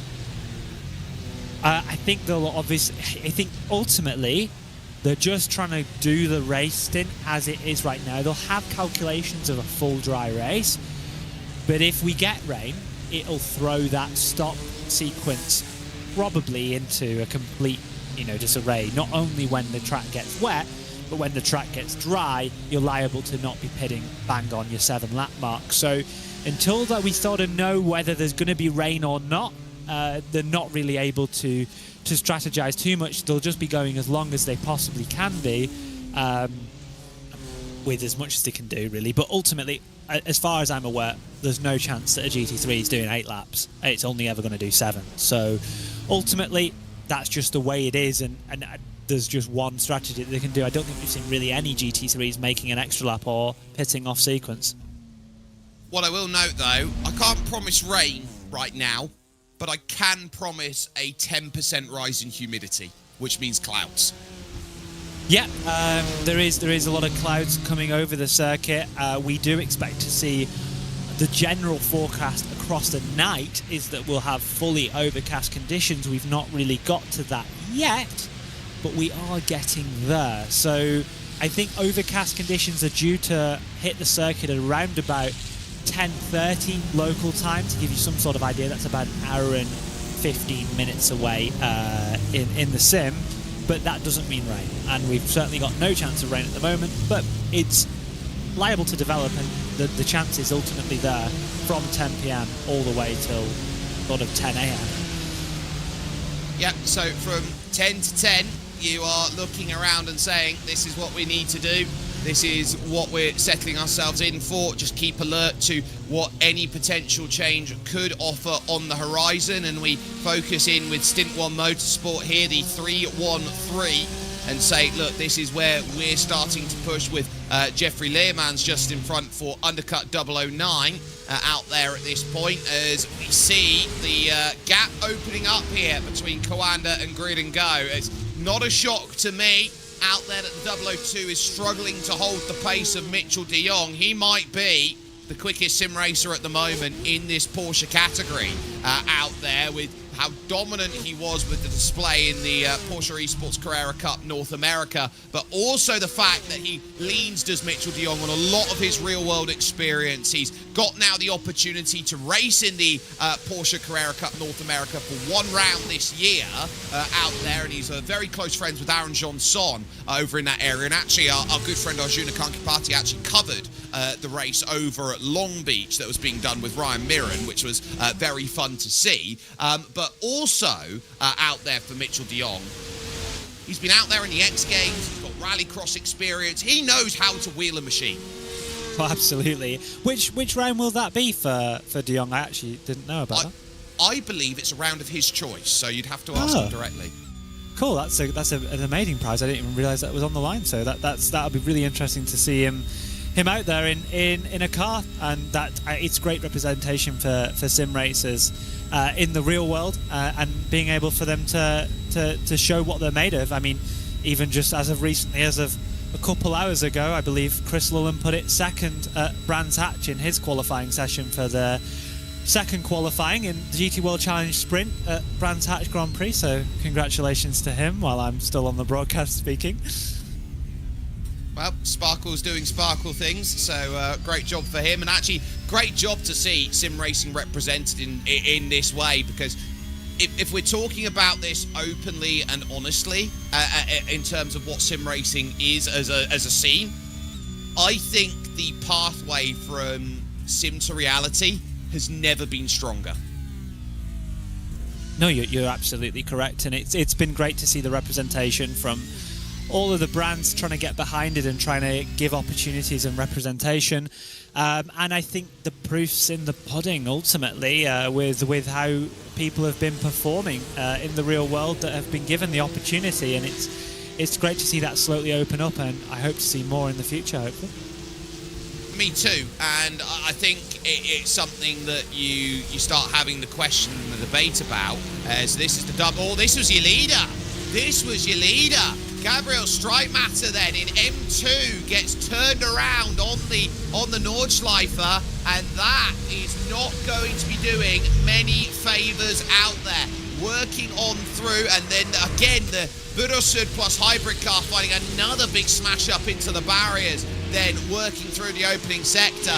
We are getting into troubles at night. Solpex 12 having a 360, and that is right on the crash compilation. Lucky he doesn't strand himself on the curb. Yeah, he's lucky. We've had a few compilations of some incidents that have been happening over the last 20 or so minutes, I can imagine, and unfortunately that's a spin for the Bennett car, just making their day go from bad to worse, unfortunately. Yeah, they're really struggling, but this is happening as we get this change from day into night, and I do note that the track temperature is down now to just 21 degrees Celsius out here. It's cold, and naturally is when you get into these moments, and if you're fearless out there, here in iRacing, quickest time is right now. Absolutely. I mean, the level at which the track is getting to is really super fast, and we're seeing lap records being set in the Cup car class, lap on lap as the track gets even quicker. And I can't remember a year we even had the GT3s this fast, other than when we had IMSA data, I guess, when I think they were doing 740s or something ridiculous. But yeah, the Cup cars, this Cup car's so fast, and it's been really, really fast for a long period of time, and it's been setting some extremely quick lap times over the course of the last few hours. It really has been. It's Jake Sperry and William Chadwick here, bringing you through the coverage right now, and your iRacing 24 hours of the Nürburgring. In just about an hour's time, or an hour and 5 minutes, we will soon see William Chadwick depart, and we'll have Ewan O'Leary jump in then to add to the party here with us as part of your day. But this is going to be, as they are now settling into the night right now, the chance of which they just settle and try and find what they can. And this is where you're trying to look for reference markers out there in the night. It's not as easy to find a point, but it might be something, for example, say you use maybe some of the graffiti that's out there on the circuit. I know if there's a very distinctive mark out there on track, and iRacing have modelled all of that graffiti that's gone up onto the circuit. It's part of what makes the Nürburgring actually so unique as a track. You might be able to use that as some of your reference points.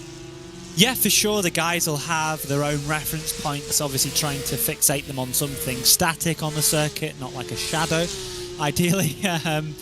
And, you know, they're all professionals. I think probably this transition is the hardest state of the race. A lot of drivers utilize the ability to change the brightness of their monitors and stuff like this, and maybe the gamma and stuff, to make it a little bit easier to see at the night. So this transition right now, when you're going from daylight to nighttime, can be one of the harder ones, because no one's set up this sort of aids that you're able to get in the virtual world. But yeah, it's been very, very interesting to see this transition, and it only gets harder as the night falls, and I'm sure we'll see some incidents here and there.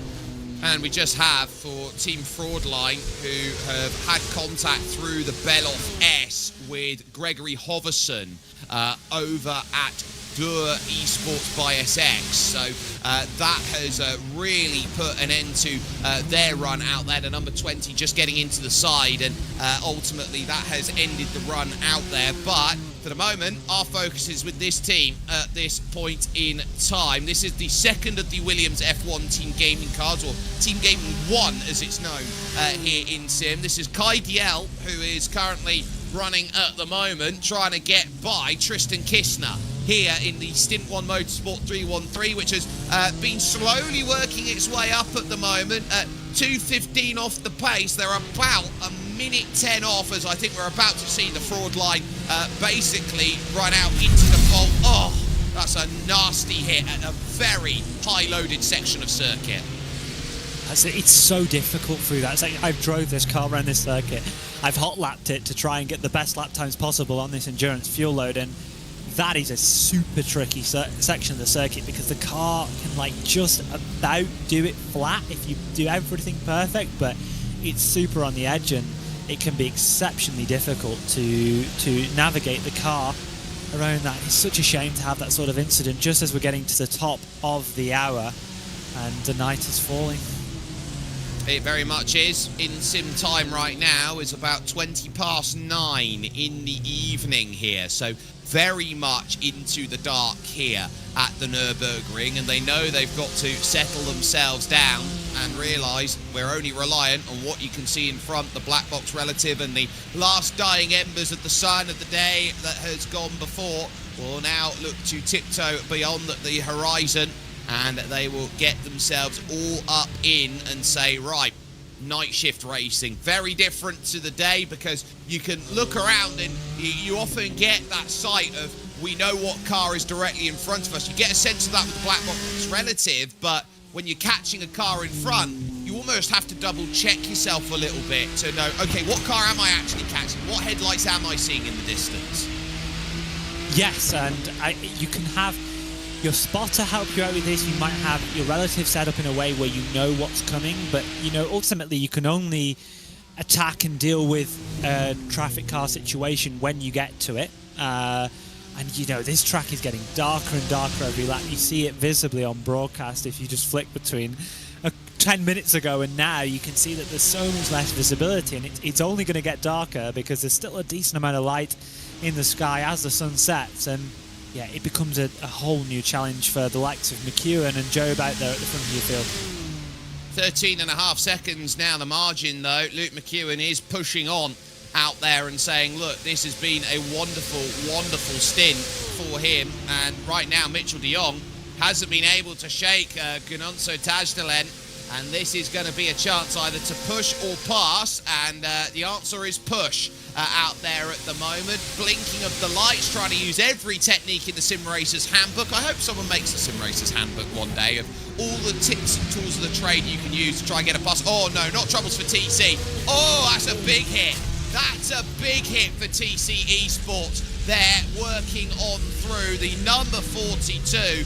I can only hope that that was going to be nothing more than just that hit through that section. And I wonder who they have come together with at that point in time. I think it was not the TC Esports car of their own category. That would have been the Falcon Sim Racing Team Blue GT3, Jonas Rutten, who he's tangled with. Yeah, disaster for TC. I mean, still so early in the race. Oh, what a shame for them. And I think that's pretty big damage. It's maybe not race ending. Let's have a look at it again. Yeah, I mean, that's on the GT3, I'm sorry. Door's closed. Like, you can push your way through and try and prise it open, but you have to be disciplined, and that wasn't. That was just, I'm going to drive through your rear quarter, and, you know, if you survive, you survive. Yeah, that's just a case of a GT3 thinking they can go for a move. It's just too late, and they've not been able to back out of it properly in time.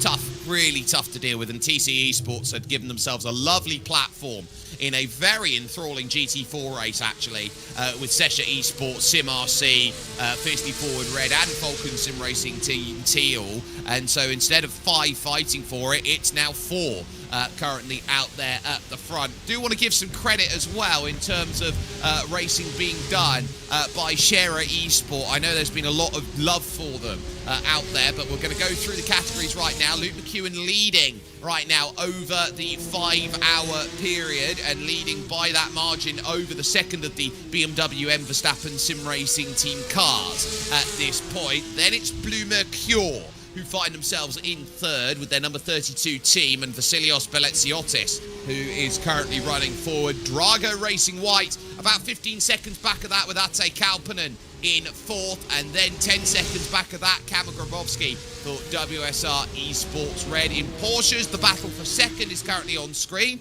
Mitchell de Jong versus Ganonso Tajdelen, the 018 and the 002. Xander Reed out there in the 08, currently has a 16-second margin at the front of that as they jump over Flugplatz. It's then behind that Dirt Esports by SX and Gregory Hoverson. They've just pulled a gap over Luka Neudek. Then from Shera Esport Blue. So they have now taken 10 seconds of Dur and are quite happy at the fact that they are now building that margin. Over to GT4, where Sesha Esports 190 currently have the charge, but there is a lot of different strategies being played with SimRC, with Marvin Strel, currently 13 seconds off the 8 ball here, and there is the number 8 behind as well of Fiercely Forward Red with Felipe Cabrera Loyola. Casper Umelen is piloting for Falcon Sim Racing Team Teal, currently in fourth, and then it's RDV Competition Unity who are finding themselves there, the French-based outfit with Baptiste Jimenez now trying to chase that down, just 4 seconds. The margin is there as we get a little look at the iRacing logo that has been etched on in. In TCR, it is Shera Esport 415 that's had a lot of love. They're leading out there, but not by a huge margin, just 18 seconds over Yoni Katala. Then for Yes Motorsport, and following that, the ever lightning fast Ross McFarlane is then in third in the number 23 for World Sim Racing Esports White. It's then Sart X MC Detal, as that was very sketchy going by the traffic here in the middle of the lap. But Sart X MC Detal are fourth with Santi Aguiar behind the wheel, and then Marley Joffe for Effect Simulation 906 finds himself in fifth. Over to your M2s, where there has been a little bit of argy-bargy for Gabriel Streitmatter, still with a 20-second margin, but that turnaround for the team will not be very useful out there at the moment, and hoping that their M2 is just going to survive after the hit that they have had, with second belonging to Simify Esports Orange and Manuel Kubo Torres. Team RSO and Elmar Erlicott a full minute off the pace in third, with Andrei Staranchuk currently driving for Blocco Motore in fourth position, and then the Estonian-based team of Radix Racing Red with the likes of Rasmus Varblain then in fifth position, and looking to try and prove that there is going to be a lot to go and navigate through. You can really get the sense here that these Porsche Cup drivers are going to be with each other, chopping and changing all race long. And it's really interesting to see here, Will, the racing dynamic. There's a lot that you can see from the way a driver drives a car and actually what body language they show by the way they put a car into a corner. Yeah, and I think every class races differently, and every car races in a different manner, and it's a really interesting dynamic to watch, not only as we see cars battle each other in the classes, but also the difference between the drivers that get in each car and the differences in body language of the car. I know for sure that the one thing I always think is, whenever I watch a real life NLS race, you don't have to show me the timing screen. I know when Verstappen's on board of the car, because he just drives it differently. it looks like Max is driving that car. That's the way that the only way I can describe it. I'm sure there's some people that will relate, but you have this for all the drivers among the field, and there's certainly some drivers that are exceptionally distinctive, especially when you watch them drive. I tell you who in sim racing I've seen do that, and you see it a lot actually with real world drivers. They drive slightly differently, they look more aggressive, they throw it in differently to other sim racers who have a very distinct, similar style with the way that they run.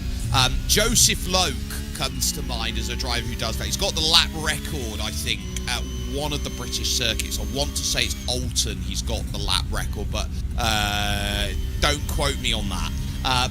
But in terms of the way he drives, he just pins it into a corner and holds on. And to go with that as well, having commentated on the Skip Barber Formula iRacing series, and that's coming back up again. I know I'm not going to be on it, but it's a wonderful series out there with some amazing opportunities to get into real-world racing. Seeing Sebastian Weldon, Will, drive exactly like his dad, Dan Weldon. Yeah, I remember when Sebastian was coming through. I think I remember helping Sebastian in one of the first qualifiers for the Skip Barber series when he was first getting into iRacing, because he wanted to do the Skip Barber the Formula iRacing series. And yeah, it's great to see him coming up through the ranks of motorsport in honour of his father, but also for his own career as well. He's been doing a great job, and he's exceptionally fast. It's not just Seb, it's his brother Oliver as well. They're both very, very quick, and they're part of the Andretti family, and so they are going to be very quick in whatever they set their mind to out there in the world of motorsport. Tajdelen then really hunting this one down, 174 miles an hour it said on the dash there before just having to hit the brakes slightly, running through at T13 over into Tiergarten, and now just looking to set the end of the lap up and say, look, 24 hours worth of racing. We're still in the first quarter of this race, but Tajdelen is looking to say that Grid and Go are not just going to sit here and be passengers. He wants to get close, he wants to be aggressive, he wants to find overtaking opportunities, but also noting, I'm not going to just throw my race away by chucking it down the inside 5 times and hoping it's going to stick each time. Just trying to find the right time to make a pass.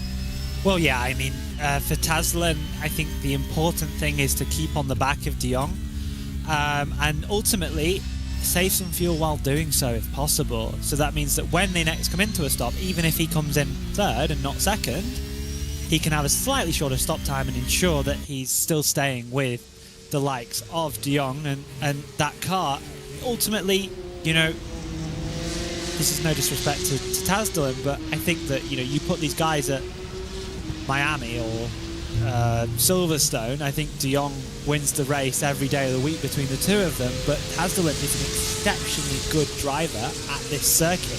He is one of the fastest Nordschleife drivers that we have, and I'm sure he will be no ashamed to say that himself, that he is a specialist of this circuit, and it's no surprise to me that he's able to keep up with the likes of De Jong because he's exceptionally fast right now. Let's talk about what it means to be a specialist of this circuit. And you know, you can turn around and say, "Oh, I'm a Tsukuba specialist," or you know, I'm a specialist here at say Richmond on the oval. Say, what does it mean to be a specialist of the Nordschleife? I think that ultimately, more so than any other circuit, being a specialist here is more impactful. You know, every driver has their favourite circuit, whether that be it's a home nation country, it's your local circuit, it's a circuit that you've won at. No driver dislikes a circuit that they're fast at. This is the truth. Even if it's the most annoying technical layout, if you dominate every race you do at a circuit, you'll like the track, I can promise you that.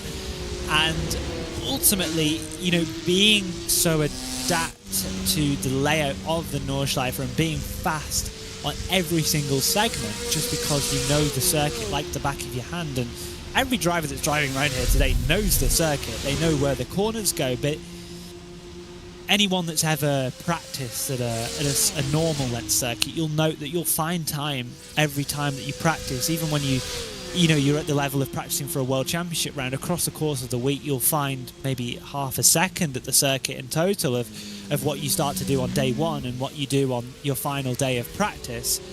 it's about, you know, being at that level around every single corner on a circuit like this, and just understanding it that slight bit more than everyone else. Not just how a corner goes, but how to drive each corner and the little tricks that you can use to generate lap time.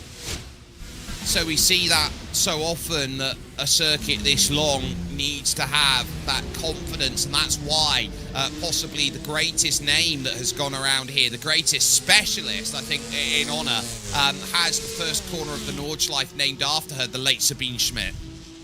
Yeah, and obviously another legendary name for the circuit, and like you say, it's the same in real life. You know, they talk about the specialists and who's really good around this circuit, and yeah, okay, you may have a difference in who is fast, and you can still have talented names like the likes of Verstappen or XF1 drivers come to the circuit and put on a good performance. But, you know, ultimately, you know, this circuit is a circuit that takes a long time to master just due to the sheer length of it. Yeah, this is a massive circuit. You sort of learn it in chunks out there, and this has been the go-to circuit that everyone turns around, looks at and goes, my goodness, I'd love a lap around here. My goodness, I'd love to understand what it takes to be at this level. Solpec still under pressure right now. That's Williams F1 Team Gaming and Kai DL. They've actually made the pass on them on this lap, and that is a drop of about 3.5 seconds for Kai DL. Yeah, so potentially an issue that they had. Solpec are looking to try and maintain this position, one of our only Mercedes, but they're going to be the move to the outside under the Bilstein Bridge. Williams F1 Team Gaming make it side by side. Will Solpec pull out of the move? Yes, they will. Just tucking in behind. No inches spared there in that sort of close quarter action. They have able, the number 5 is able to retake the position. And you have to have a lot of control making a move like that. And they're not done. They'll have the inside for turn 1 at the S. So how are they going to set themselves up as they look to go for this first little push? Right now it's the Ravenol S, big lunge down the inside, and the position is had back on the Grand Prix circuit. Just trying to navigate around then is Florian Durkov past Edwin and Offroad for Tech Sport Sim Team. But, you know, you get these chances to see lunges down the inside, these big moves, and actually how you close off. How do you just ignore the spotter when it still says car left is GT4's pit? I think that ultimately, you know, when you've done so many laps on a simulator and raced so many people, you're so aware of your surroundings and where a car is when you look at it in your mirror that you're kind of already just positioning yourself because you know where you are, and that's something I can speak of from experience of just understanding the virtual mirror and what you can see from that mirror and where your car is in relation to the others. And yeah, I guess it's just something that comes with time ultimately. So opportunities for those to learn that you'll get about 0.9 of a way and it'll say car is still there, and you wait for the clear and move over. You've got to have a lot of confidence that you can actually move over and there's not a car that's there just sitting on the quarter panel and very easily giving you the chance to spin and spear around. Traffic then through up at the Vidal chicanery there. That is Rasmus Varblane for Radix Racing Red, just getting the clearance around and working through that. They are just about ahead of Tech Sport Sim Team by about 7 or 8 seconds at this point in time. Kai DL, onboard perspective. Now, we saw this onboard perspective in the dry. Well, not in the dry, but in the daylight, sorry. And we saw that, you know, you've got a lot more to see with out there. You're looking here, you're in the dusk conditions here, and you're just dealing with a track that's getting darker and darker every time you go and hit around, and you're almost trained like a moth to a flame to try and hold the rear brake lights, the car in front. Yeah, it's really interesting to also see the differences between when we watched the GT4 on board and now we're watching a GT3 on board, and the different ways they take the curves. You'll notice that a GT3 at a track like this, even when taking these like slightly flatter curves, is extremely compliant. You know, you don't have a big bounce when you drop off the curb. The damper systems are very, very well calibrated. They do a great job of dampening the car. You can see just how nervous the front end of that car is a little bit just as he comes around the corner. You can see that high speed, the car is always just on the edge, hence the lack of steering input. But you'll see as we come over the crest here, after the compression, that the cars take these curves really, really well. These GT3s are exceptionally compliant around a circuit like this, and they don't really have much of a bounce, and they've got a lot of downforce. And GT3s are only getting faster as the years goes on, and they're certainly fast enough for a circuit that's this tight. LMR Esports currently have a pit lane penalty for speeding, so they're going to have to wait an extra 35 seconds before Daniel Roberts will get the chance to go back out again. Tajlen again remaining close, going on to the Grand Prix layout of the circuit. And a lot of the Nürburgring 24 gets talked about just how difficult the Nordschleife is. What then goes understated is actually how much of a difficult circuit the first sector is here of the Grand Prix layout as you go through the Padgett racing curve. This massive drop down the hill is one of the most unique corners in sim racing. Yeah, and you'll notice that the drivers will open up into the sort of concrete here. They'll grab a little bit of grass. You just see them kick up a tiny bit of grass. They grab the concrete, they use the camber, they treat it as double apex. You've got to use all of these runoffs that you're available to you. They'll jump up on the right-hand side curb, they'll take the bounce, they'll predict that in, just to try and get that slightly wider line. You can see how the modern-day 992.2 Cup car is just that little bit less compliant to the GT3 on board that we were just watching. You can see that just the way that it hits curbs, the way that it reacts to the landing of a curb is just so much more bouncy, is probably the best way to put it. Much less compliant than the car before it, the 992.1 generation of car, and it makes this car a much bigger challenge. If we stay on board until Hatson back, you'll just see how reactive this car can be, and it's great to see the different dynamics that the drivers are having to deal with at this circuit, because like we've talked about throughout the duration of this broadcast, each class is its own thing and its own unique style. You'll see that bump there just before the high-speed right unsettles the car a lot. You can just see just the magnitude of change by the suspension is just so much more severe in a car like this, because it doesn't have as an advanced damper. It's a much more simpler damper. You can just see the amount of undulation, and this can really unsettle the car, and it makes it a really big challenge to drive. Yeah, it is really tough in sim time. 9:45 in the evening. No threat of rain on the horizon for the next hour and 15 minutes, but it is noted that it is expected in the next 45 minutes to go from what is partly cloudy conditions over to cloudy conditions, to overcast conditions. So not a threat of rain just yet, but the conditions are building and the clouds are catching here over the hills here of the Eiffel. So they are going to have to be alert to it. Out of Schwedenkreuz into Arenberg corner and now under this bridge. And this is one of these corners out there in this circuit that I don't think sim racing can ever truly do justice unless you've got yourself in a full motion sim rig. The drop down here is enough to throw your head in your lap. Yeah, it's a massive drop down, and obviously the curbs change there in real life as well, which means that we take a little bit different of a line. But yeah, it's a challenging section. The best thing that I can ever say to anyone about what the difference between driving the Nordschleife in the real world and the virtual world is, I mean, the virtual world is an amazing tool to learn this track and to actually understand it inside out. It's such an advantage to anyone that wants to go racing here, wants to do a tourist lap. Just understanding where every corner goes is critical.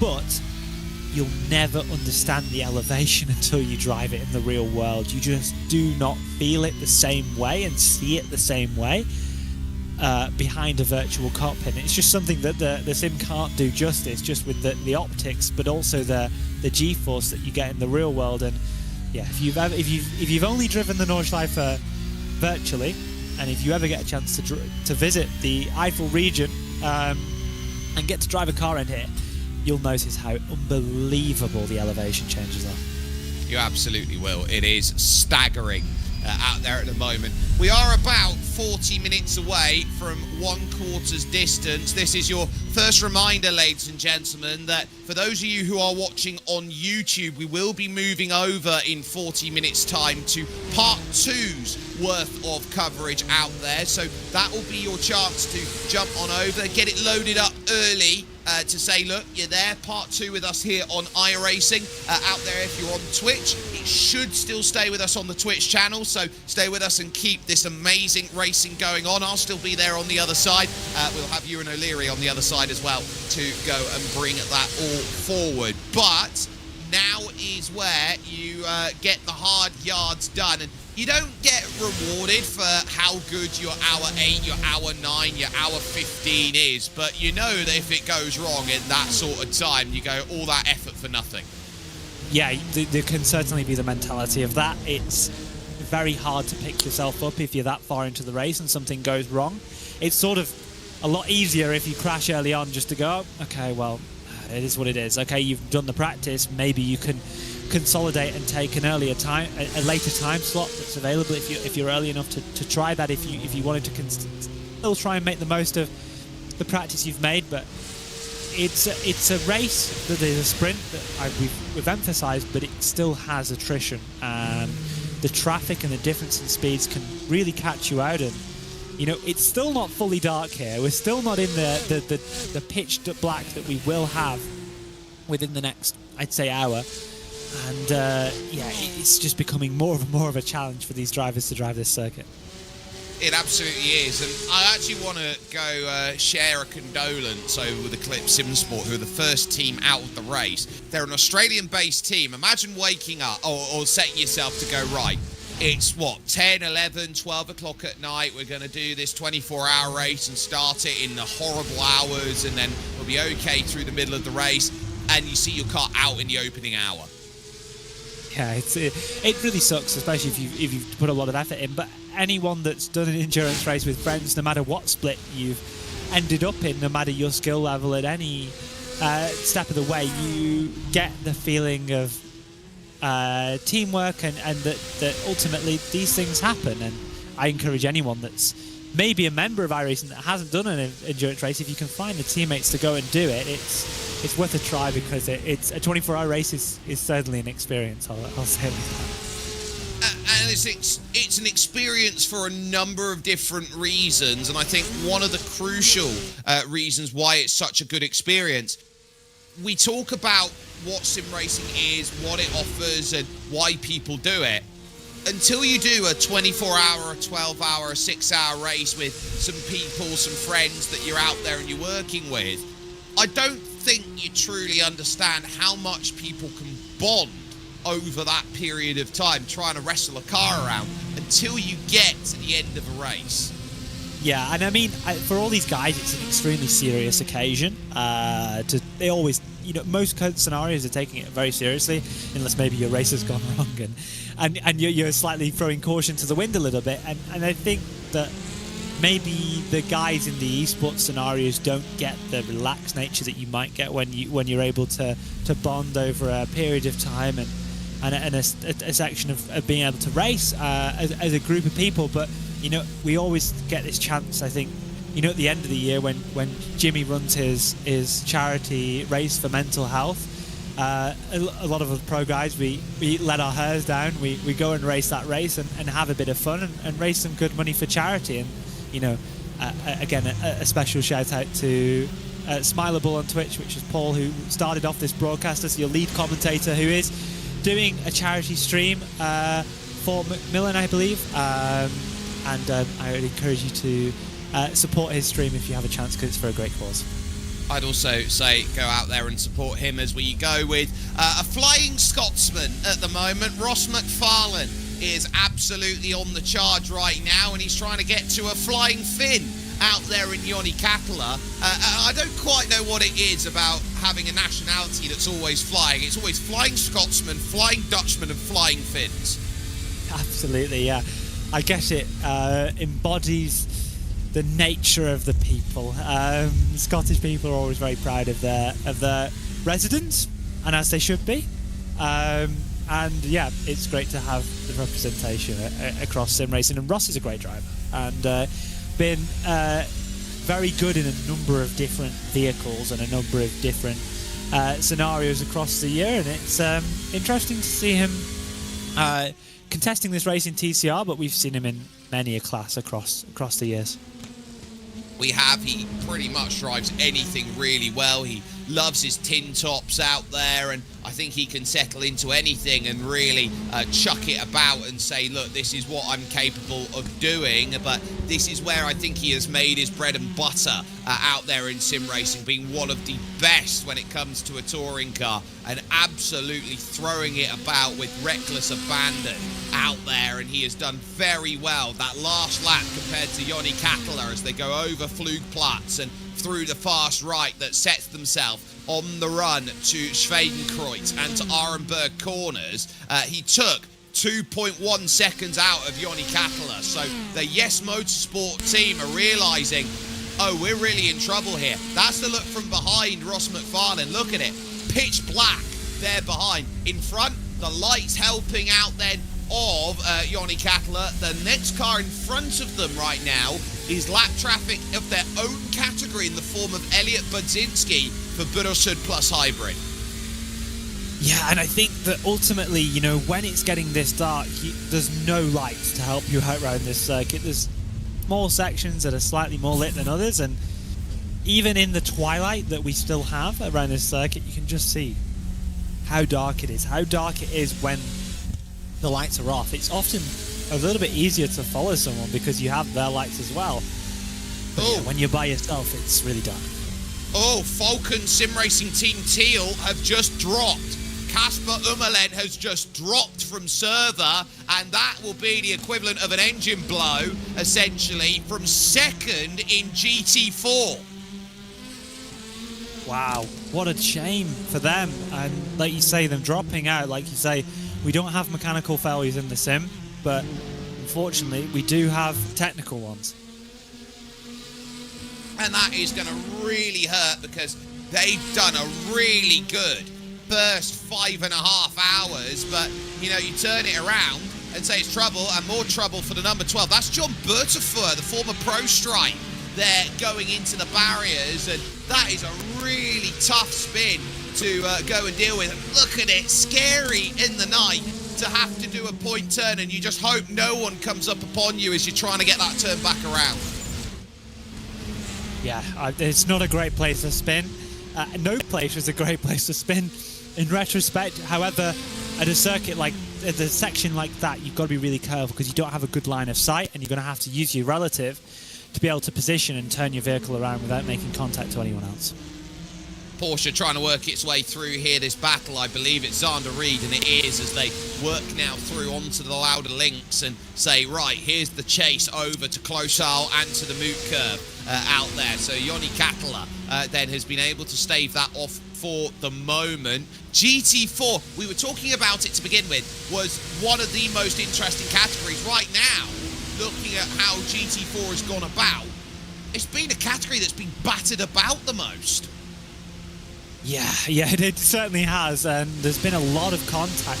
I think we've seen it through the slower classes have ended up having a number of contacts. We've seen a number of contacts in TCR. It's a nature of the two leading classes and how fast they can be, and just the kind of way these races go.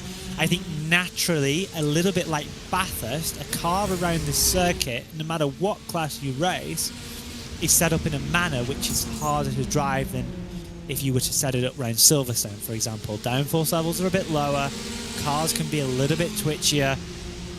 You know, even a small dive from a car at the inside, even if it doesn't make contact, it can put you offline, and you can be in the grass and you can hit a wall. The walls are really close around here, no matter what section of the circuit that you're at, unless you're on the GP loop. Well, it goes to show you, it's such a long circuit, it still has the old school feel about it. The guardrails, you have maybe one car width before guardrail, which means if you make a mistake, just right off your race, you're not going to catch it and save it. So you have to be pretty much on a coat rail. It feels like a street circuit. but then you can't even attack the curbs. It's the old school high curbs around here, which say, look, if you're going to go up on these curbs, you've got to expect the car to be massively off balance. Absolutely, and I think that there's a lot of curbs here. You see these really, really high banked curbs on the apexes of almost all the corners. You touch them, you push wide. Like we just saw it from the TCR there. They got it a little bit. You don't climb it nicely. It pushes you wide. You can use it to your advantage sometimes on the exit of corners, but on the apexes, you certainly don't want to be touching these because they just put you offline, and it can tip you into a really easy mistake. Chasing through Flantsgarden, this is flat out through this section, over 200 kilometers an hour. You're just really ragging to try and get to the Stefan Beloff S, an absolutely wonderful racer that was gone way before his time. Stefan Beloff, someone who arguably in circles of motorsport, Will, could have been argued that if his career had gone the right way, he would have been revered even more than Ayrton Senna and Alain Prost. Yeah, legendary name. I mean, look, you don't get a corner named after you if you're not a legend, and I think that represents people across a number of years and a number of circuits, and it's a great honour to have as a racing driver to have something named after you, and yeah, represents just how legendary a lot of these drivers have and was. There's one Porsche going by. Here's the second. Guntajdelen buzzes the tower. And a light flash there from Ross McFarlane to say, look, I want this. Joni Katala, we'll see side by side. And yes, Motorsports number 11 will have to oblige to it at 250 kilometers an hour. Up the hill to the Bilstein Bridge. They will tiptoe over the other side of it. And as they teeter, they hope not to topple. Ross McFarlane, that's as, I would say, basic of a fundamental pass as you are going to see, as Cup now are in for stops. Yep, Cup in for stops. 8 laps gone for them in a stint.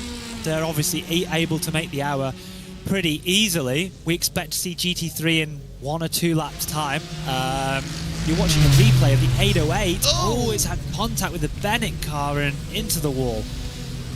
Yeah, that's why they're also down in on the lane. That is a nasty, nasty shunt up then for Rasmus Verblain in the M2. Slowest car often is the one that ends up with not very much to help. It was so bad that it knocked off their headlights. Look at them having to do about, I would say, a couple of corners here in absolute pitch black darkness. That is the scariest thing you can possibly have out on the Nordschleife. Matt Emery ultimately unable to get to the inside quick enough. That is what you'd call sim racing orienteering, is I think the best way that you could put it. You essentially can't see anything and you just have to go off your senses. Well, I turn around and go, if you're going to go to your senses, is there any way you could turn on the iRacing driving line in that situation? No, there's not, unfortunately. You just have to drive. You'd have to return to the pit lane to do that.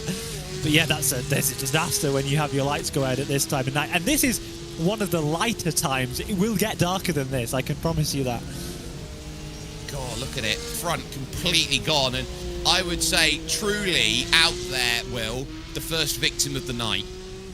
Absolutely, and I think that is also reflected by the lack of headlights that they had and how much time that cost them as well. So, that really does say this is going to be the warning that everyone will look at here. We've got likes of Falcon Sim Racing Team Teal. They've managed to get someone into the car now in the form of Luca Wunsch.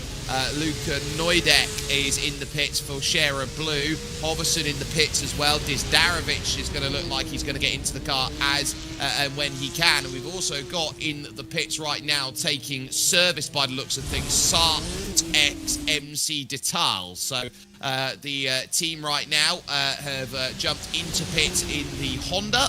And they are looking around at it, and by the looks of things here, are going to be really looking to get out and away and charging here in through the night. Onto the Dottinger Herve we come along once again, and there's still a lot more chasing to be done around here because Nicholas Matteo wants his way back through on Benedek Vida here. 001 plays 150, and Matteo going to get to the left-hand side, and hopefully we'll get the clearance, then moving up over the top. Look at it. That's all you can see from that point onwards, and clearance made by Grid and Go. Yeah, no real fight there. They're just going to switch that position as we had a little twitch under braking for the 001. And yeah, ultimately, it's just a case of not fighting it too hard. There's no need to do anything drastic.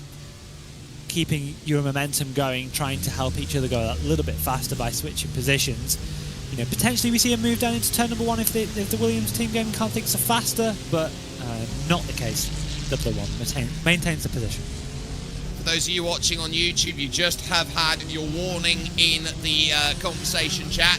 Please start making your way over to part 2, where we'll be looking over the coverage that will be starting to take itself into effect not too far away from now. Benedek Vida then still hoping that he can stay with Nicholas and Matteo, and hope that this is going to be one where he eyes this up as a chance to maybe sit back, maybe understand that, you know, where you'd like to be is quite nice. I want to ask you this question. If you're in the night, would you rather follow someone or be on your own? I'd rather lead the race and be on my own.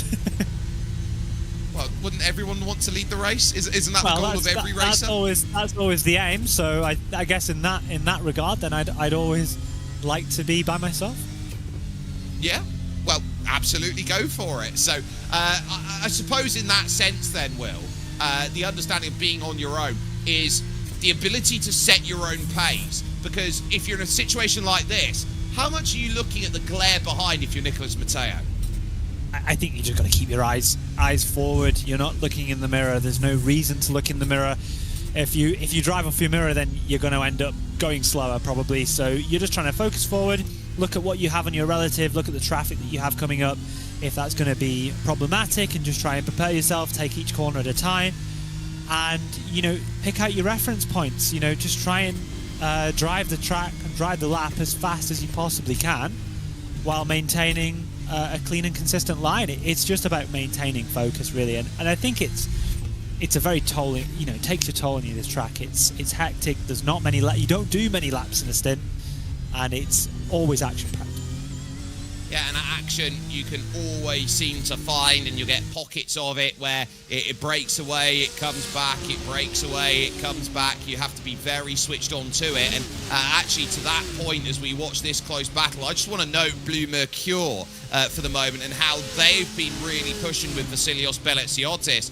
Blue Mercure have not fallen away from 2 seconds behind BMW M Verstappen Sim Racing number 4. So that's been really good to know as we work over to Schwedenkreuz. There's a Porsche trying to stay out of the way then as they try and figure out a way on by. And they have changed at Grid and Go as well for position. So Guntaj